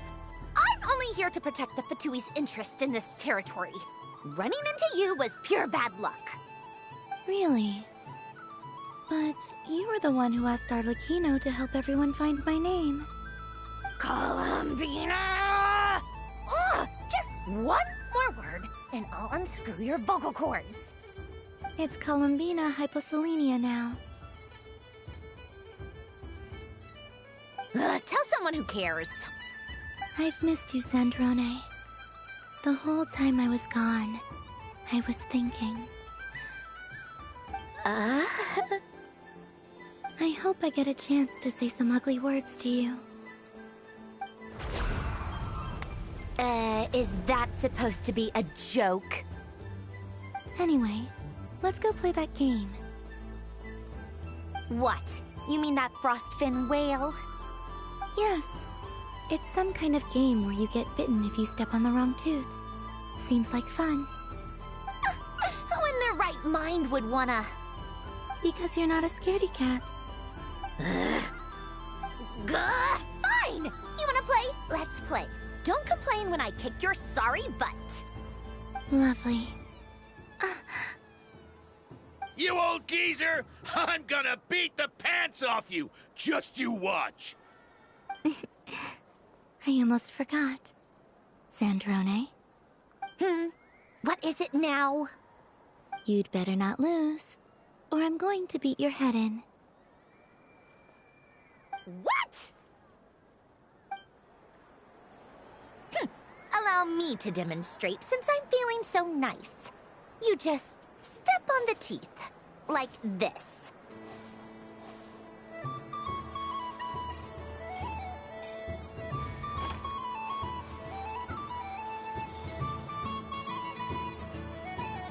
Which should I pick?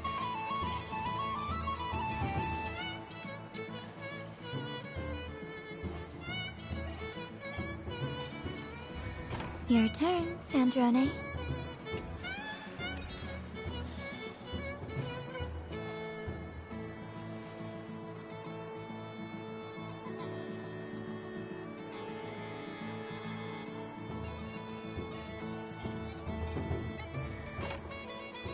Don't come crying to me if you get bitten.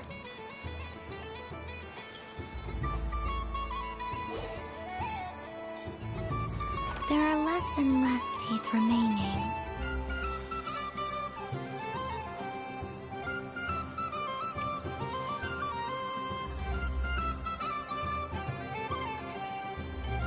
Huh? What's that noise?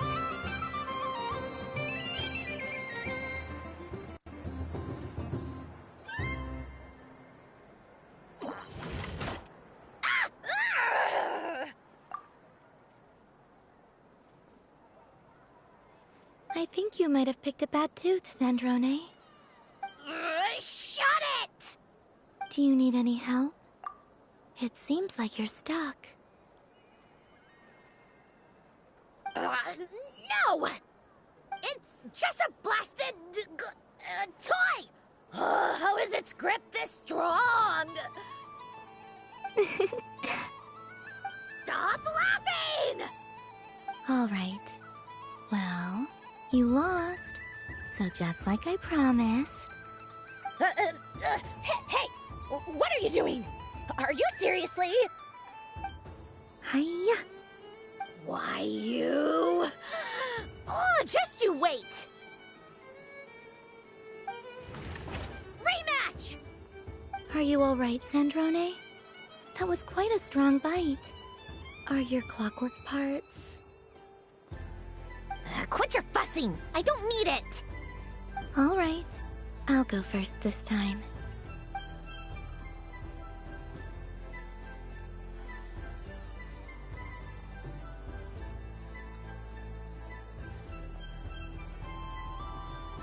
I see it now.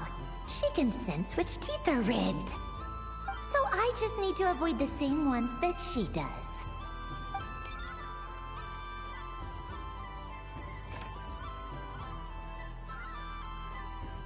This one... Seems fine. She avoided that one then? Now I've got you. All right, my turn.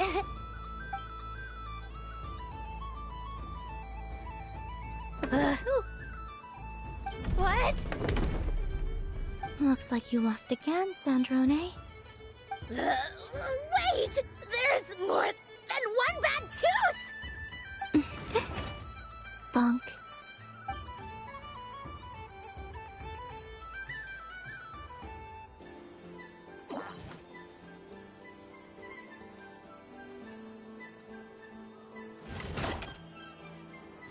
Stupid game! What idiot came up with this? Are you alright, Sandrone? You said some nasty things just now. Oh, I'm peachy. Should I let you bonk me on the head as well? Ah, forget it! Come on, bonk away. It can be your consolation prize for losing so badly.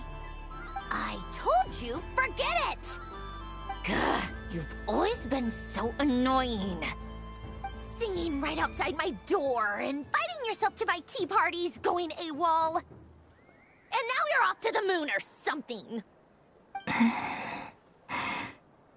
Of all my days with the Fatui, the times I spent with you, Arlecchino, and Rosaline, they were my favorite. I will not forget them. Just as I shall not forget this moment.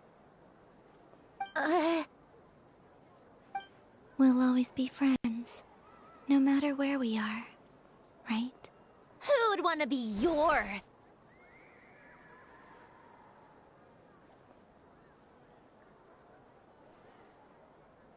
I'll miss you, Sandrone.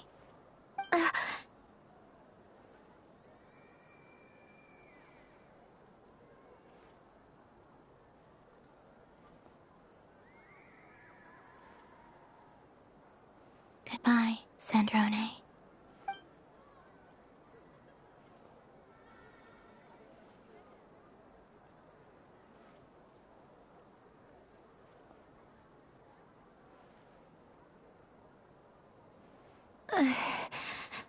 I'll miss you too, Columbina.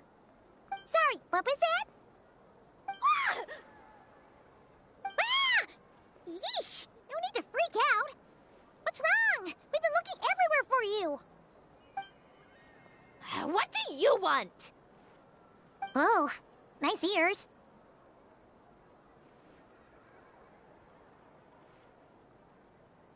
What do you want?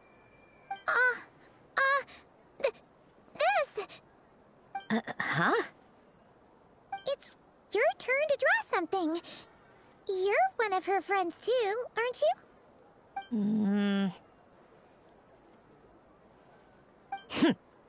Doesn't know how lucky she is. Sorry? Nothing. I'm done. Take it. Oh, that was fast.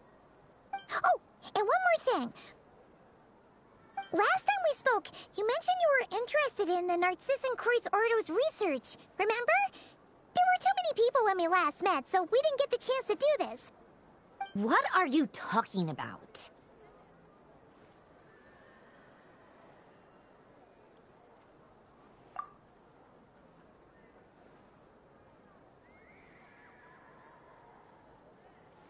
This is... Oh. Alain, Renee, and Marianne. Huh. The Holy Blade. A savior's plaything. It's not about whether I approve or not.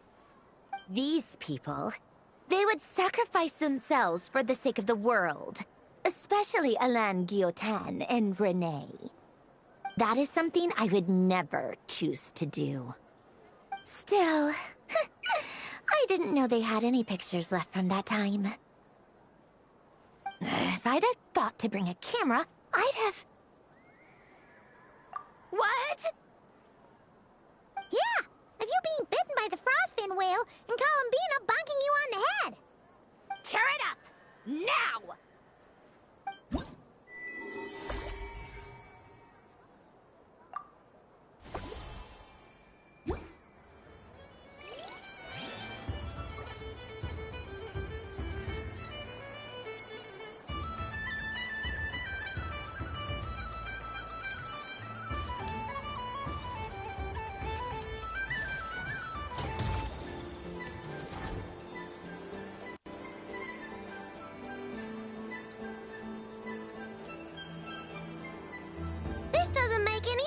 how am I losing every single time? Wait, Inefa, you're cheating, aren't you? Yeah, that must be it. I am not cheating, Aino. Uh-oh, sounds like Inefa's turning into a big baloney bot. I think it's time for some serious maintenance. Moon Goddess, help me. Miss Columbina, Aino is attempting to cheat.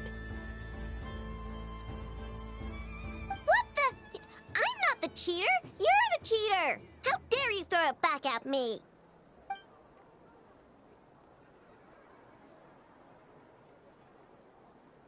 Alright, fine. Let's all laugh at Aino. Just you wait till I get home, because I'm gonna make a game bot that can win 100% of the time. Let's see you laugh when I come back and beat your butts.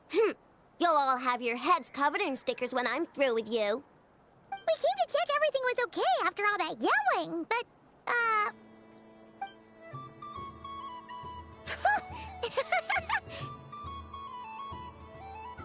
Whatever it is, it sounds like cheating is allowed. Kuhenki concentration. Each player starts with differently colored kuhenki. Each round, they draw one kuhenki from their opponent. When a player has two kuhenki of the same color, they make a pair and can be discarded. Any that can't form a pair must be kept. The round ends when a player can't form any more kuhenki pairs, and that player gets a sticker.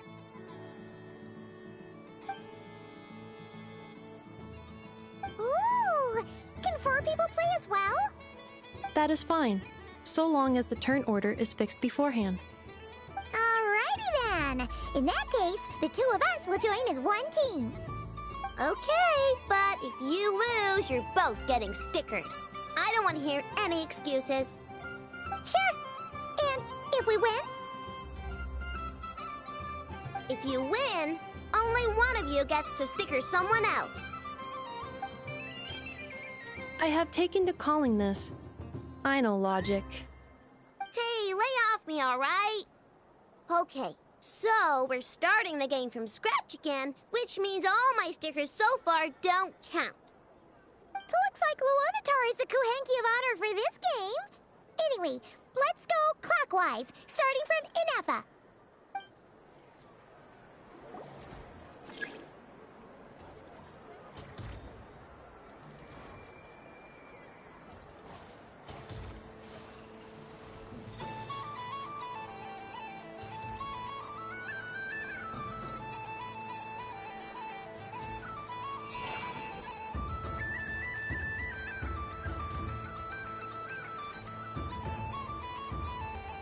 Nice! That's a pair!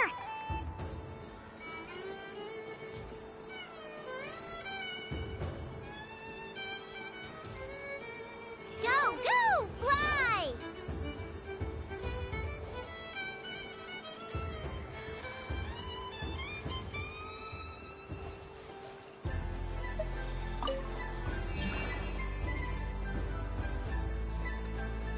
Go on.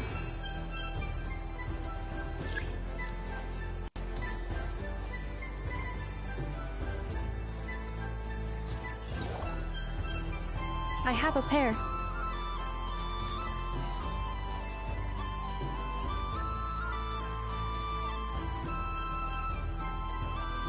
Uh-oh! We gotta pick up the pace! Wait, Inefa has 4 boxes. Everyone else has 3. That's why Inefa always wins. Cheater.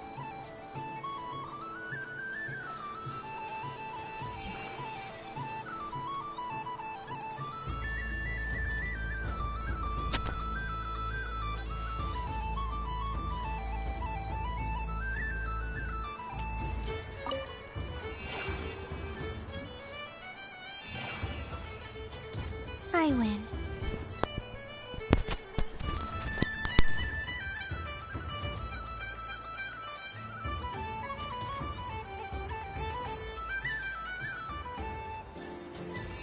Phew, that was too close.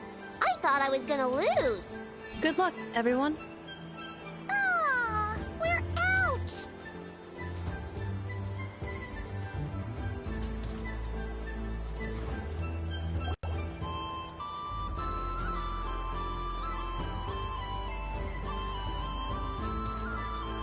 Let me pick a good one.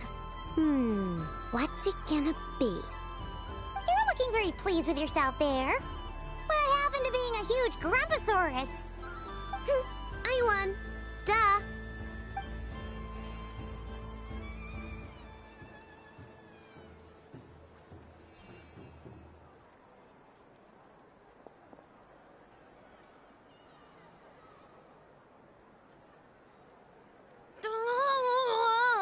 Me again? Don't fidget too much, Aino, or the sticker's going to fall off.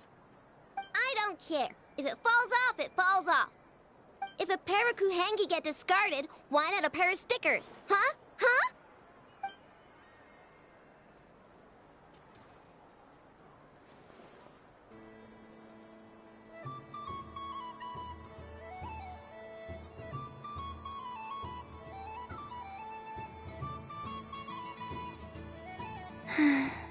I've lost.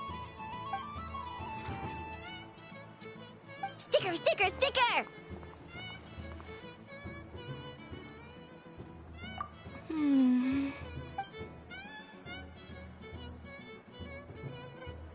Cute!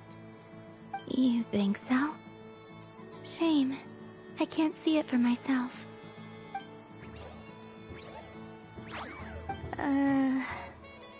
What did Luanatar say?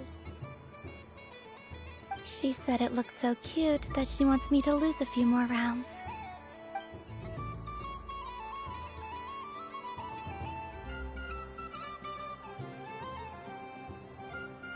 Who put these stickers on Paimon's eyebrows?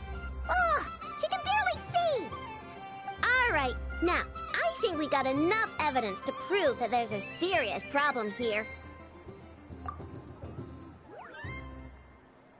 Yes, I agree as well. The culprit is... Inefa! Culprit? What did I do? Quit acting dumb, Inefa! You're not wriggling your way out of this one. I've been watching you. Not only did you remember whose side Luanatar started at, but every time someone drew a Kuhenki, you were logging it and calculating every last possibility. Which Kuhenki pairs were gone, who had what color Kuhenki in their hand, even our facial expressions. You were keeping track of it the entire time. Exactly! What Aino said! Putting aside the fact that running calculations is not against the game rules, do you have any evidence to support your allegations?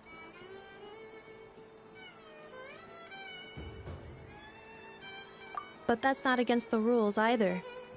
So she admits it. She certainly does. Alright, everyone grab a sticker.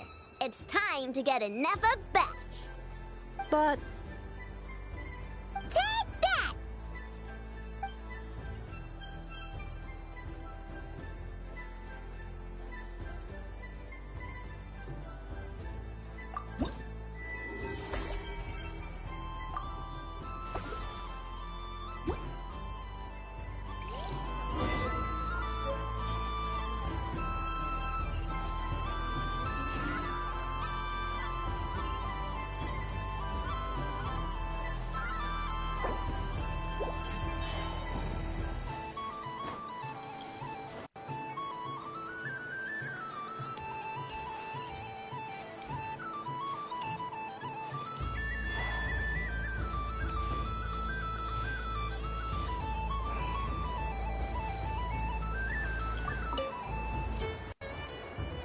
Traveler. Hey there, Kalamina! Are you done checking out the festive amusements already? Are you sure you don't want to look around some more? You might not get another opportunity like this for a while. Right now, what I'd like to do is...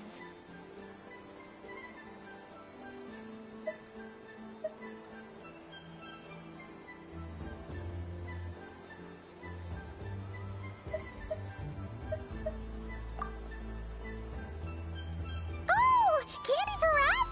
Thanks a bunch, Kalamina. Don't mind if we do. Whoa! This one's intense.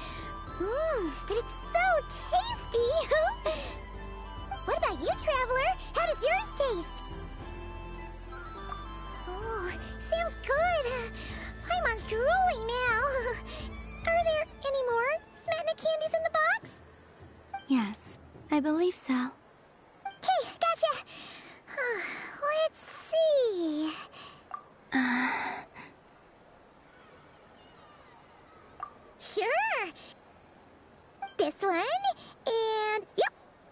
that's right too. Okay, that's 3. Here we go. 1 per person. It's so sweet.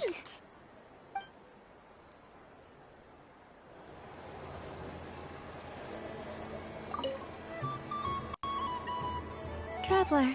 Columbina! Finished with the festival already? Really? You're sure you don't want to have a little more fun out there?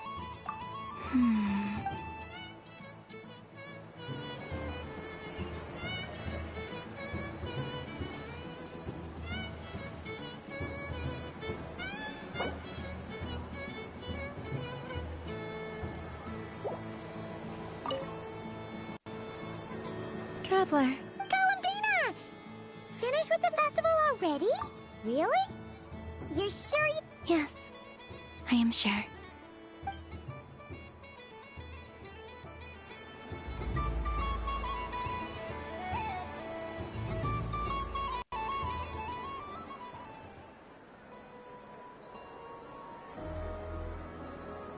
This was the most fun I've ever had on a moon prayer night. Everywhere I went, people were saying, "Welcome home," and there were friends at every turn. I only wish it could last longer than one night. Oh.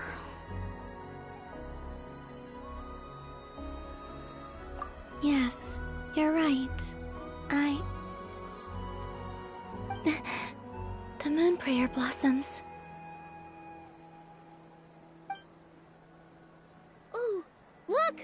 Look! Moon prayer night has come.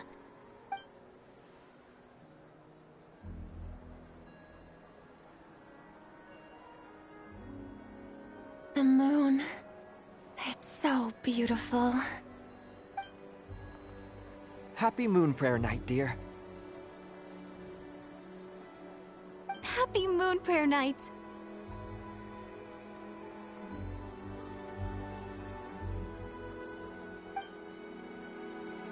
Happy moon prayer night.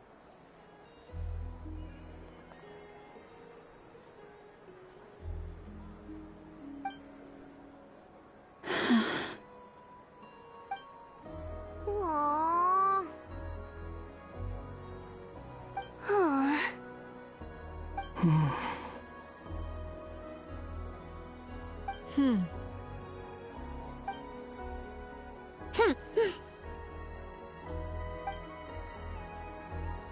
Time flies when you're having fun.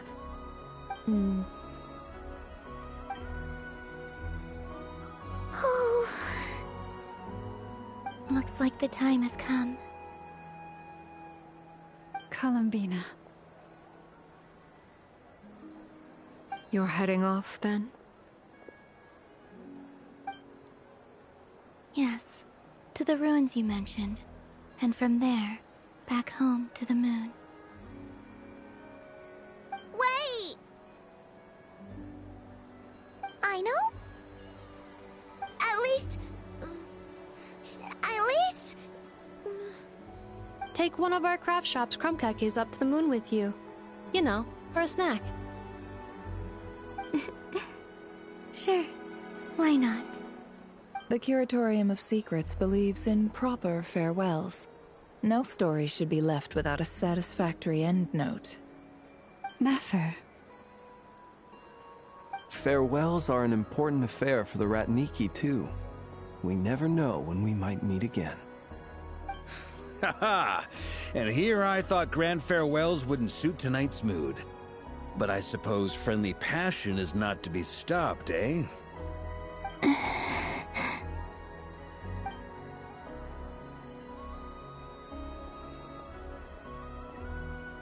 We made a little something for you, Columbina. Ta-da! What is it?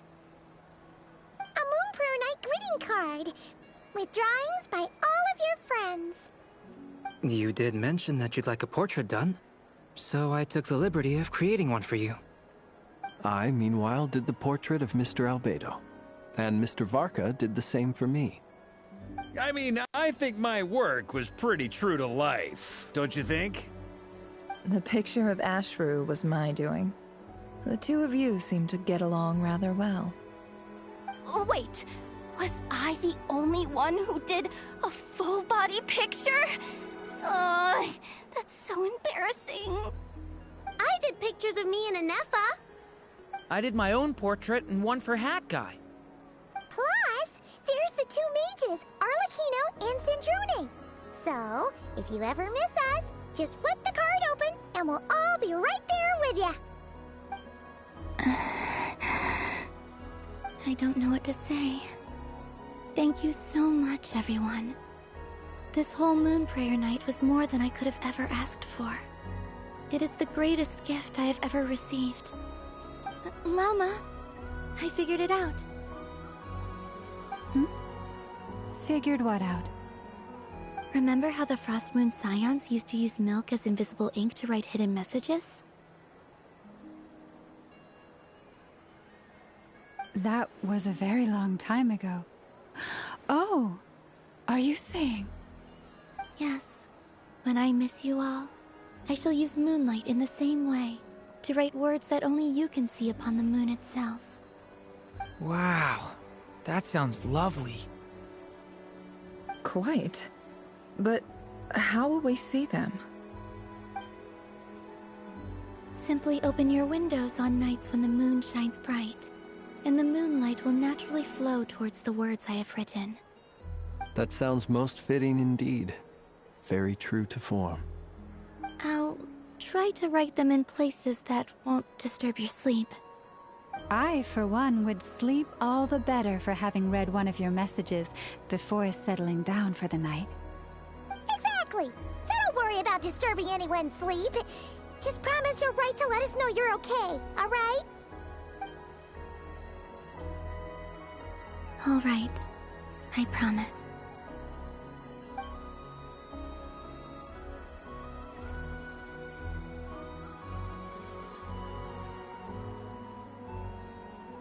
In that case, Columbina. I'm ready.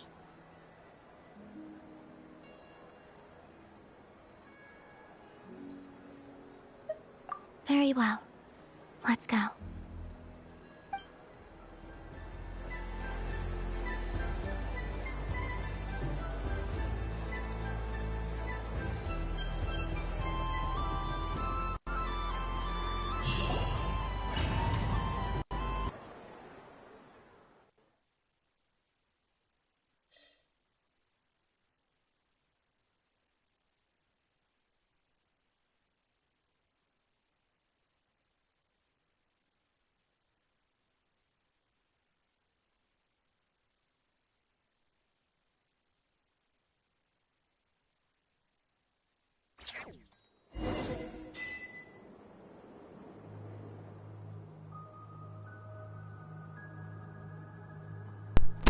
This is so like Genshin Impact, always going from one corner to another, not giving anyone time to stop or prepare or to take back. Stop it, controller, stop it. I'm tired of you. Stop it, stop it, stop it, stop it, stop it, stop it, stop it. Stop it, stop it.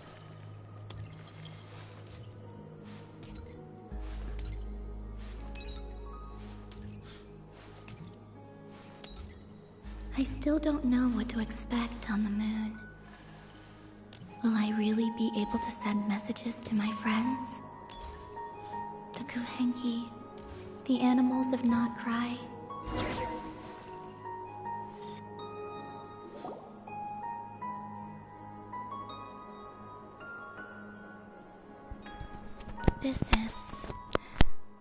This is where the people of Hyperborea used to communicate with the moons.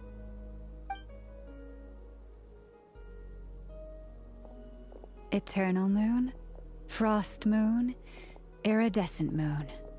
When the power of all three converge, the gate to the moons shall open.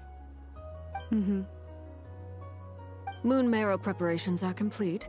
Only the final step remains. I'm sure Nasha Town is livelier than ever at this moment. Yeah, it's a shame you couldn't be there for it, but it's now or never, right? It's fine. I'm more than happy with this. My last piece of luggage. My only piece of luggage.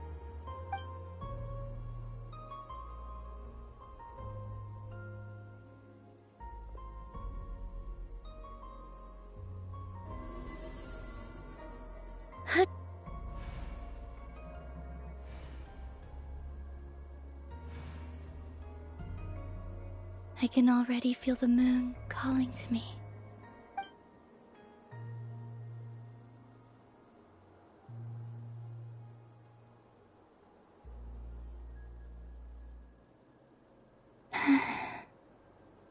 Your home lies on the far side of this light, Columbina. From now on, we will at last have a reason to pray to the true moon. Columbina. Yes? I'm listening. Be sure to come back and see us when you get the chance.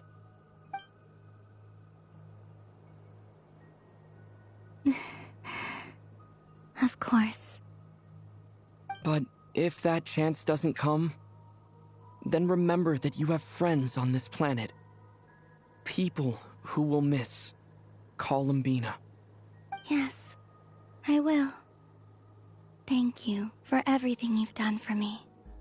And remember, come night or day, the moonlight shall always connect us. Well then, farewell, my friends.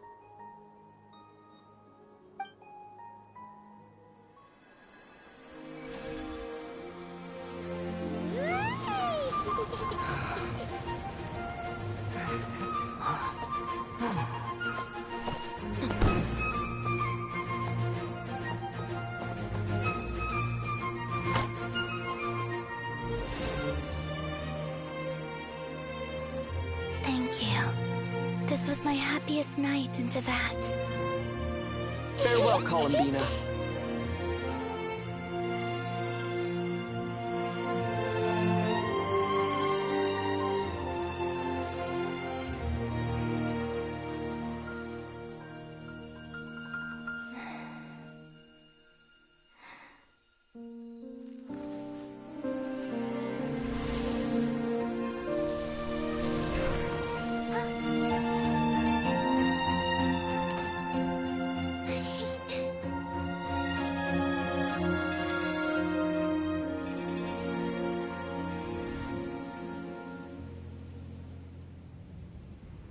The moon really is closer than ever tonight.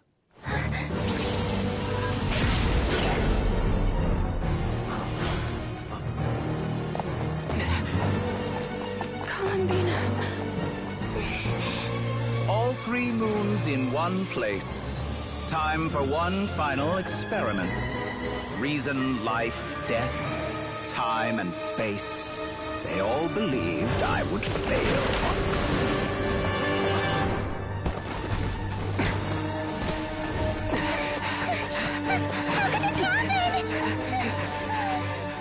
But Tevat's primordial power never did belong to the throne of heaven. And now, they are mine.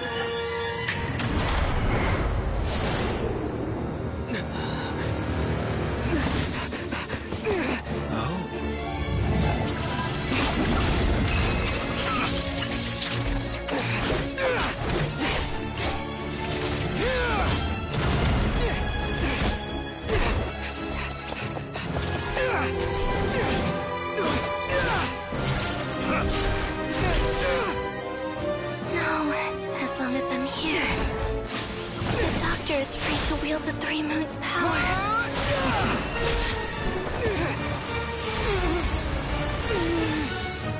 It's the only way.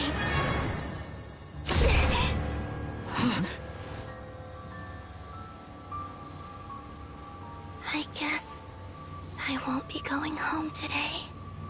Columbina! No!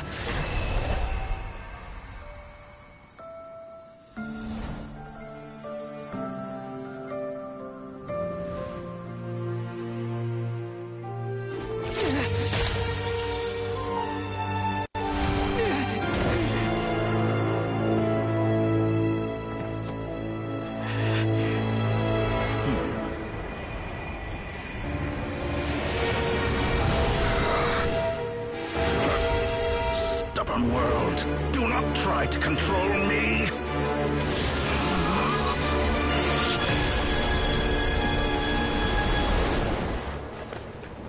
Columbina.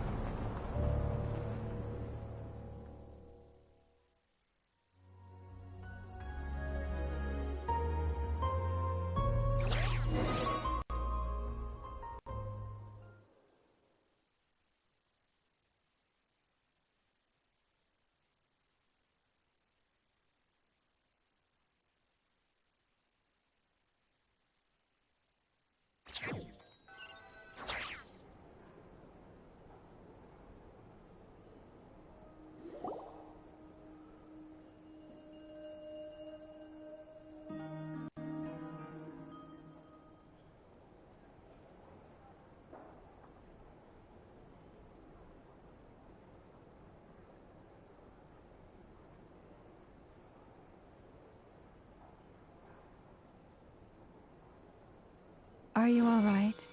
Do your wounds still hurt? I had someone prepare a little medicine that could prove effective. Take it if you need to. In that case, let me relate the contents of the call we made to Alice after the incident occurred. That Dottore is a crafty one.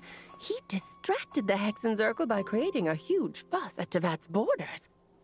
I'd assumed that the cause was an abyssal intrusion from the outside world, which in fairness is a rather common occurrence. But after learning that you managed to influence the phantoms in Nordcry, I realized that perhaps this interference could have come from within Tevat instead. But we weren't able to change their fates. True, you couldn't change how their stories ended, but you did build some variables around yourself. Variables? Yes. Things you heard that you could not otherwise have learned. Ideas that would otherwise have never crossed your mind. All these things are variables. Of course, most variables usually pale into insignificance with the myriad of possibilities floating around. But the moment you start treating them as building blocks and intentionally stacking them, that changes things. That's what Dottore did, and it's how he created the necessary conditions so that when you activated the portal tonight, it played right into his plan. However, we have no way of knowing exactly what he did. Yeah, we also need to ascertain Columbina's status. And that about sums it up. As I suspected, Dottore has disappeared completely. If it's any consolation, he wasn't able to control Columbina as he might have wished to.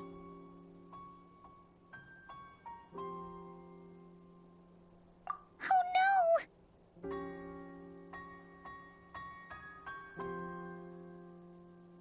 What? She did what?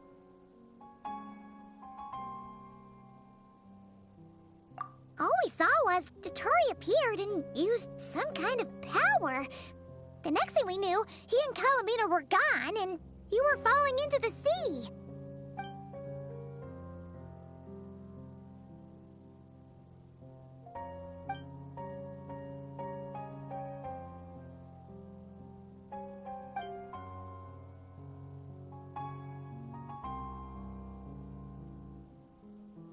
So, Columbina intentionally opened the Moongate and escaped into the same mysterious world as Rerir and Thalindis. Sounds like bad news.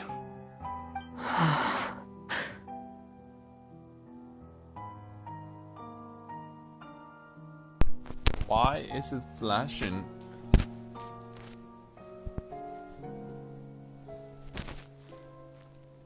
Seen in that way, the Trilunar Syzygy and Rerir's emergence, Dottore might have been pulling the strings in both cases.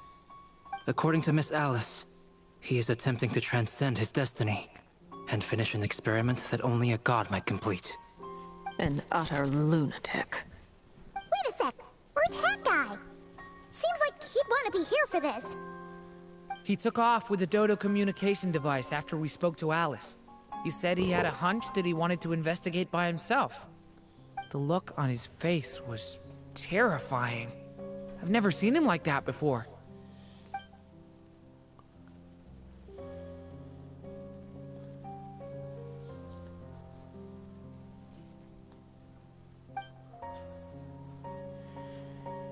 I'm back. Hat guy! I went to look for the Hyperborean phantoms again. I think I've gotten to the bottom of it. I got them to talk to Nicole on the other end of the communications line. Turns out, the history they describe is different from how Nicole remembers it. Really? But how? Surely Nicole can't have been wrong. Because the phantoms are the ones who are deceived. They speak of a savior who appeared in their history. One who never should have existed. This savior promised to create a new moon within the false sky, and even bring back their moon goddesses. Foolishly, they believed in him, and told him everything he wanted to know about the moons. It's obvious that this was Dottoro's doing. Now you mention it, the first time we entered the Hyperborean ruins, we heard the phantoms discussing their history, and I remember Nicole commenting that something sounded a little strange. But Dottore shouldn't have been able to get in there in the first place! He didn't. Nicole said that this was an anomalous state triggered by disruptions in the causal connections between phantoms from the same era. The variables that Dottore put in place were substantial enough that they even affected phantoms that he never met. So it's not that their memories were unclear. They'd been tampered with. That's exactly the possibility Dottore was trying to manufacture. He turned these variables into knowledge and engineered the situation so all that knowledge would fall into his hands. Then, he harnessed that knowledge on Moon Prayer Night to truly create a false moon. How is that even possible? To be precise, he exploited a weakness in the way the spell works. The spell senses Kuvaki to detect the moon's location. So, as long as the false moon more strongly resembled the moon than the frost moon beyond the skies, the gate would teleport Columbina to the false moon's location. In other words, to Dottoro's side. Once he had her under control, the teleportation spell remained active, and he manipulated her power to seize both moon marrows. At that moment, the moon marrows disappeared right before our eyes. It was already too late, even as we were leaving the ruins. By then, Dottore had already amassed the power of all 3 moons. So, where does that leave us? What do we do now? I'd certainly like to know what Her Majesty thinks, now that the concerns I expressed to her have come to pass. But we cannot simply sit and wait for her to decide the matter.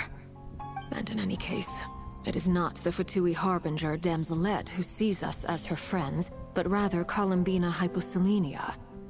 If, even in such extreme circumstances, Her Majesty will not lift the prohibition on Harbingers drawing steel against one another, then I will do as my heart demands. I will fight as Peruware instead. Oh, Arlecchino! Time is short, so I'll make the first move.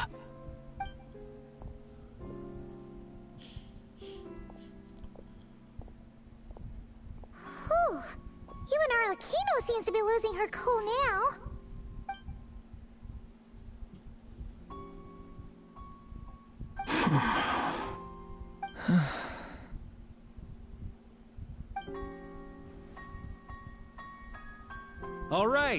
All right. Lose those dejected looks for a moment and let me get a word in. It looks bad, I won't lie. Very bad, in fact. So Dottori's pulled some real dirty tricks to gain the upper hand. For now. And yeah, it's to the point where even the mages say that his variables have affected destiny. I'm not so sure, though. Many have told me that Tevat's destiny is fixed, and that does appear to be the case. Well, what makes Dottori so sure he'll be the exception? And since he was able to stack these variables up, who's to say we can't do the same? You of all people should not be discouraged, traveler from afar. This isn't over yet.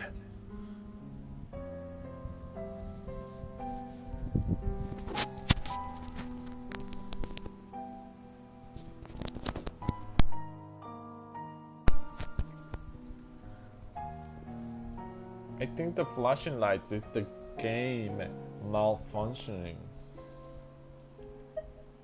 And you're not alone in that.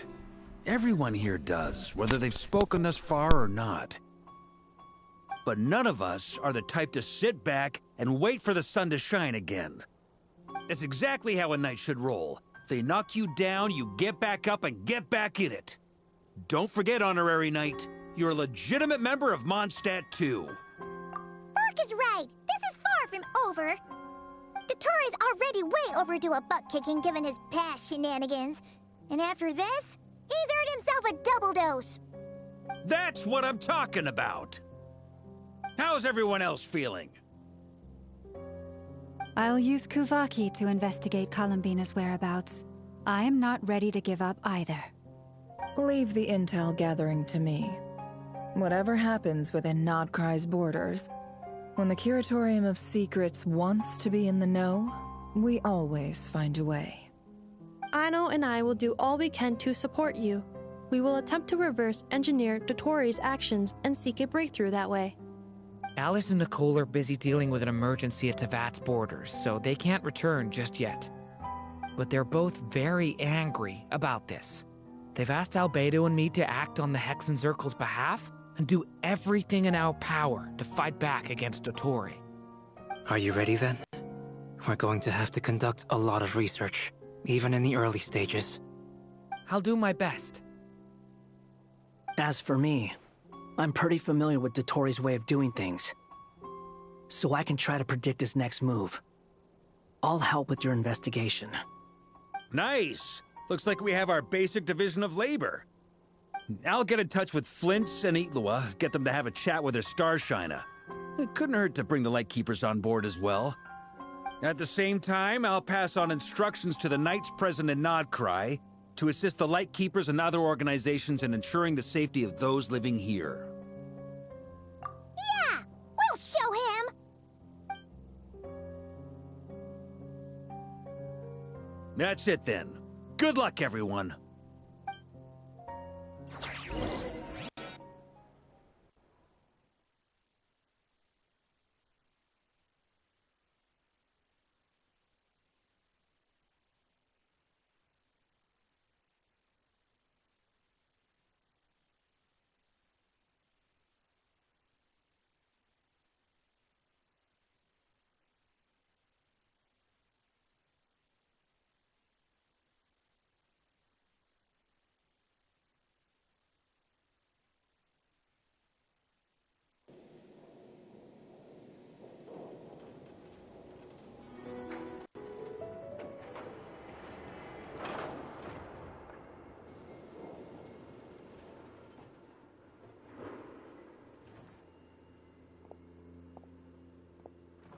I never thought that Columbina would become my real name. It went from being a Fatui code name to something my friends call me. And remember, come night or day, the moonlight shall always connect us.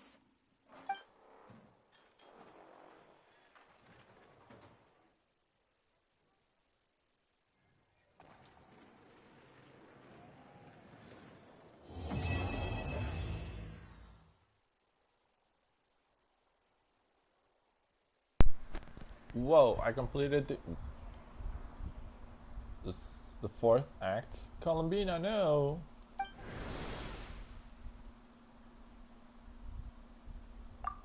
Does that mean I can't get the special?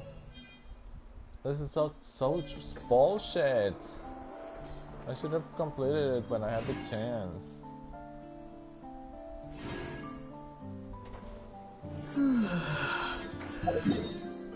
You know, the whole thing here, this, without Columbina I can't complete it. I should have completed it when I had the chance.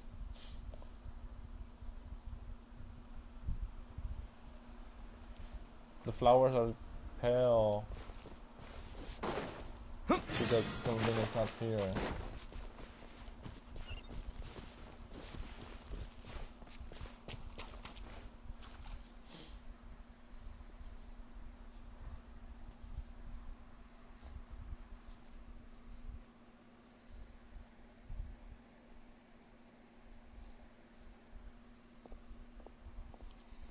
Could Columbina really?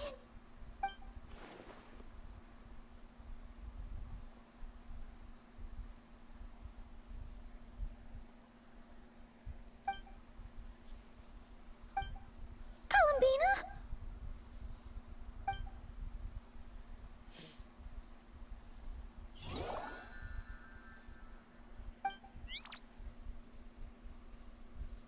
Oh, it's you.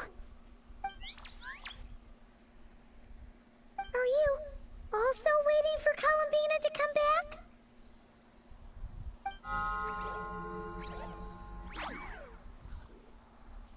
So, you too. Hey, come on, don't be so sad. Keep your chin up. If everyone was sad, that'd be like... Paimon doesn't want to think about it.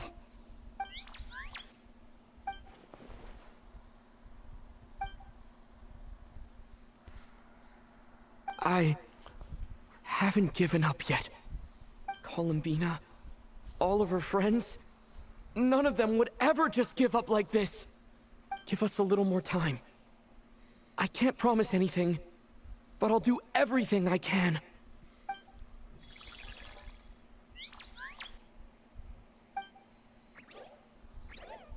Are they cheering for us? Thank you. Do you need us to help you with something?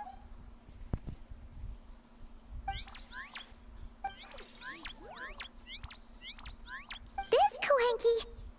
Paimon thinks she looks a little flustered. Why don't you play something? If they hear a familiar melody, maybe they'll calm down a little bit.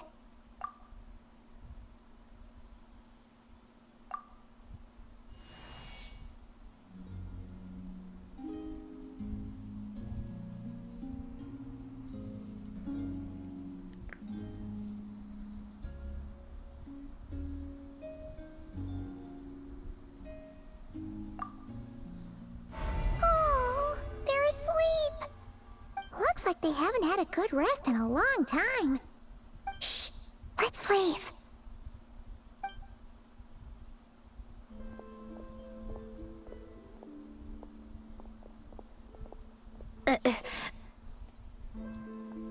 Syndrome! What are you doing here?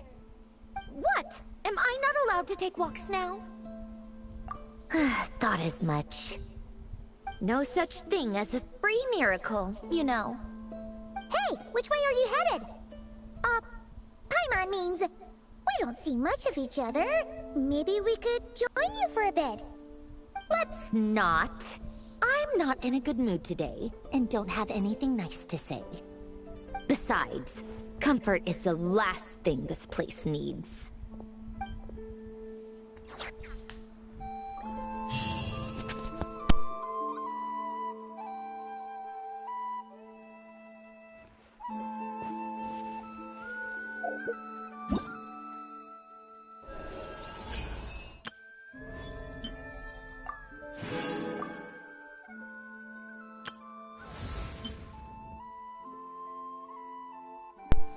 I have 24 days left to complete this, and says you will need 5 calendar days for your quest experience.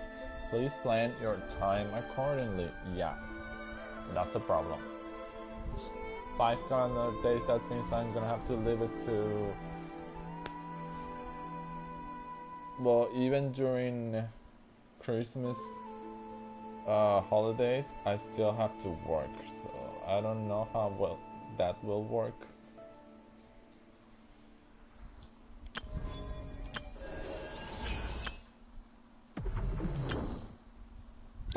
This is another story that I have to play another time. I've been playing for a extremely long time. It's enough.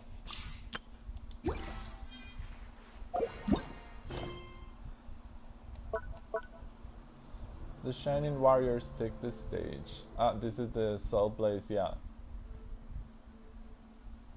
That's the...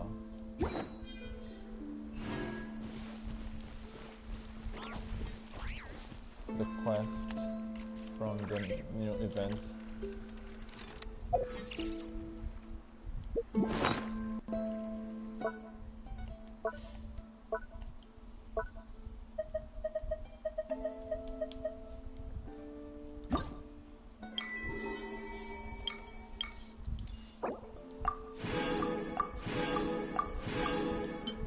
And we got all the prizes. Oh, I didn't have to take the pictures all by one they were being recorded. Which one was the one that didn't let me took? It went by too fast. I think it was it this one?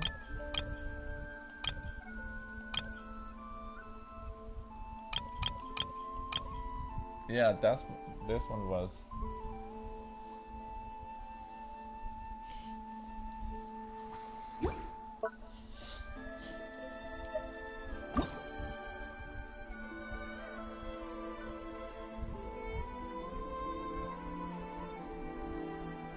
Come night or day, the moonlight shall always connect us.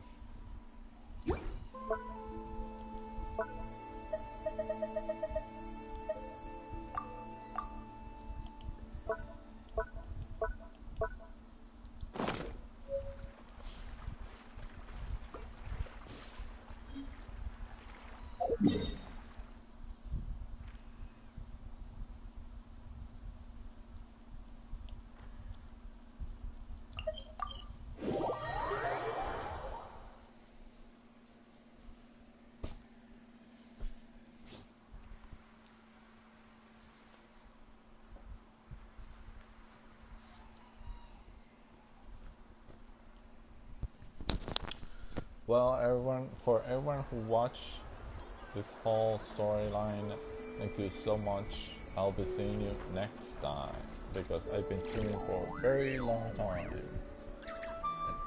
I don't know, maybe it's tomorrow, Saturday, or even Sunday. I might try to stream again to see what we can do. So, until next time, see you all. Adventurers from all walks of life. Would you agree?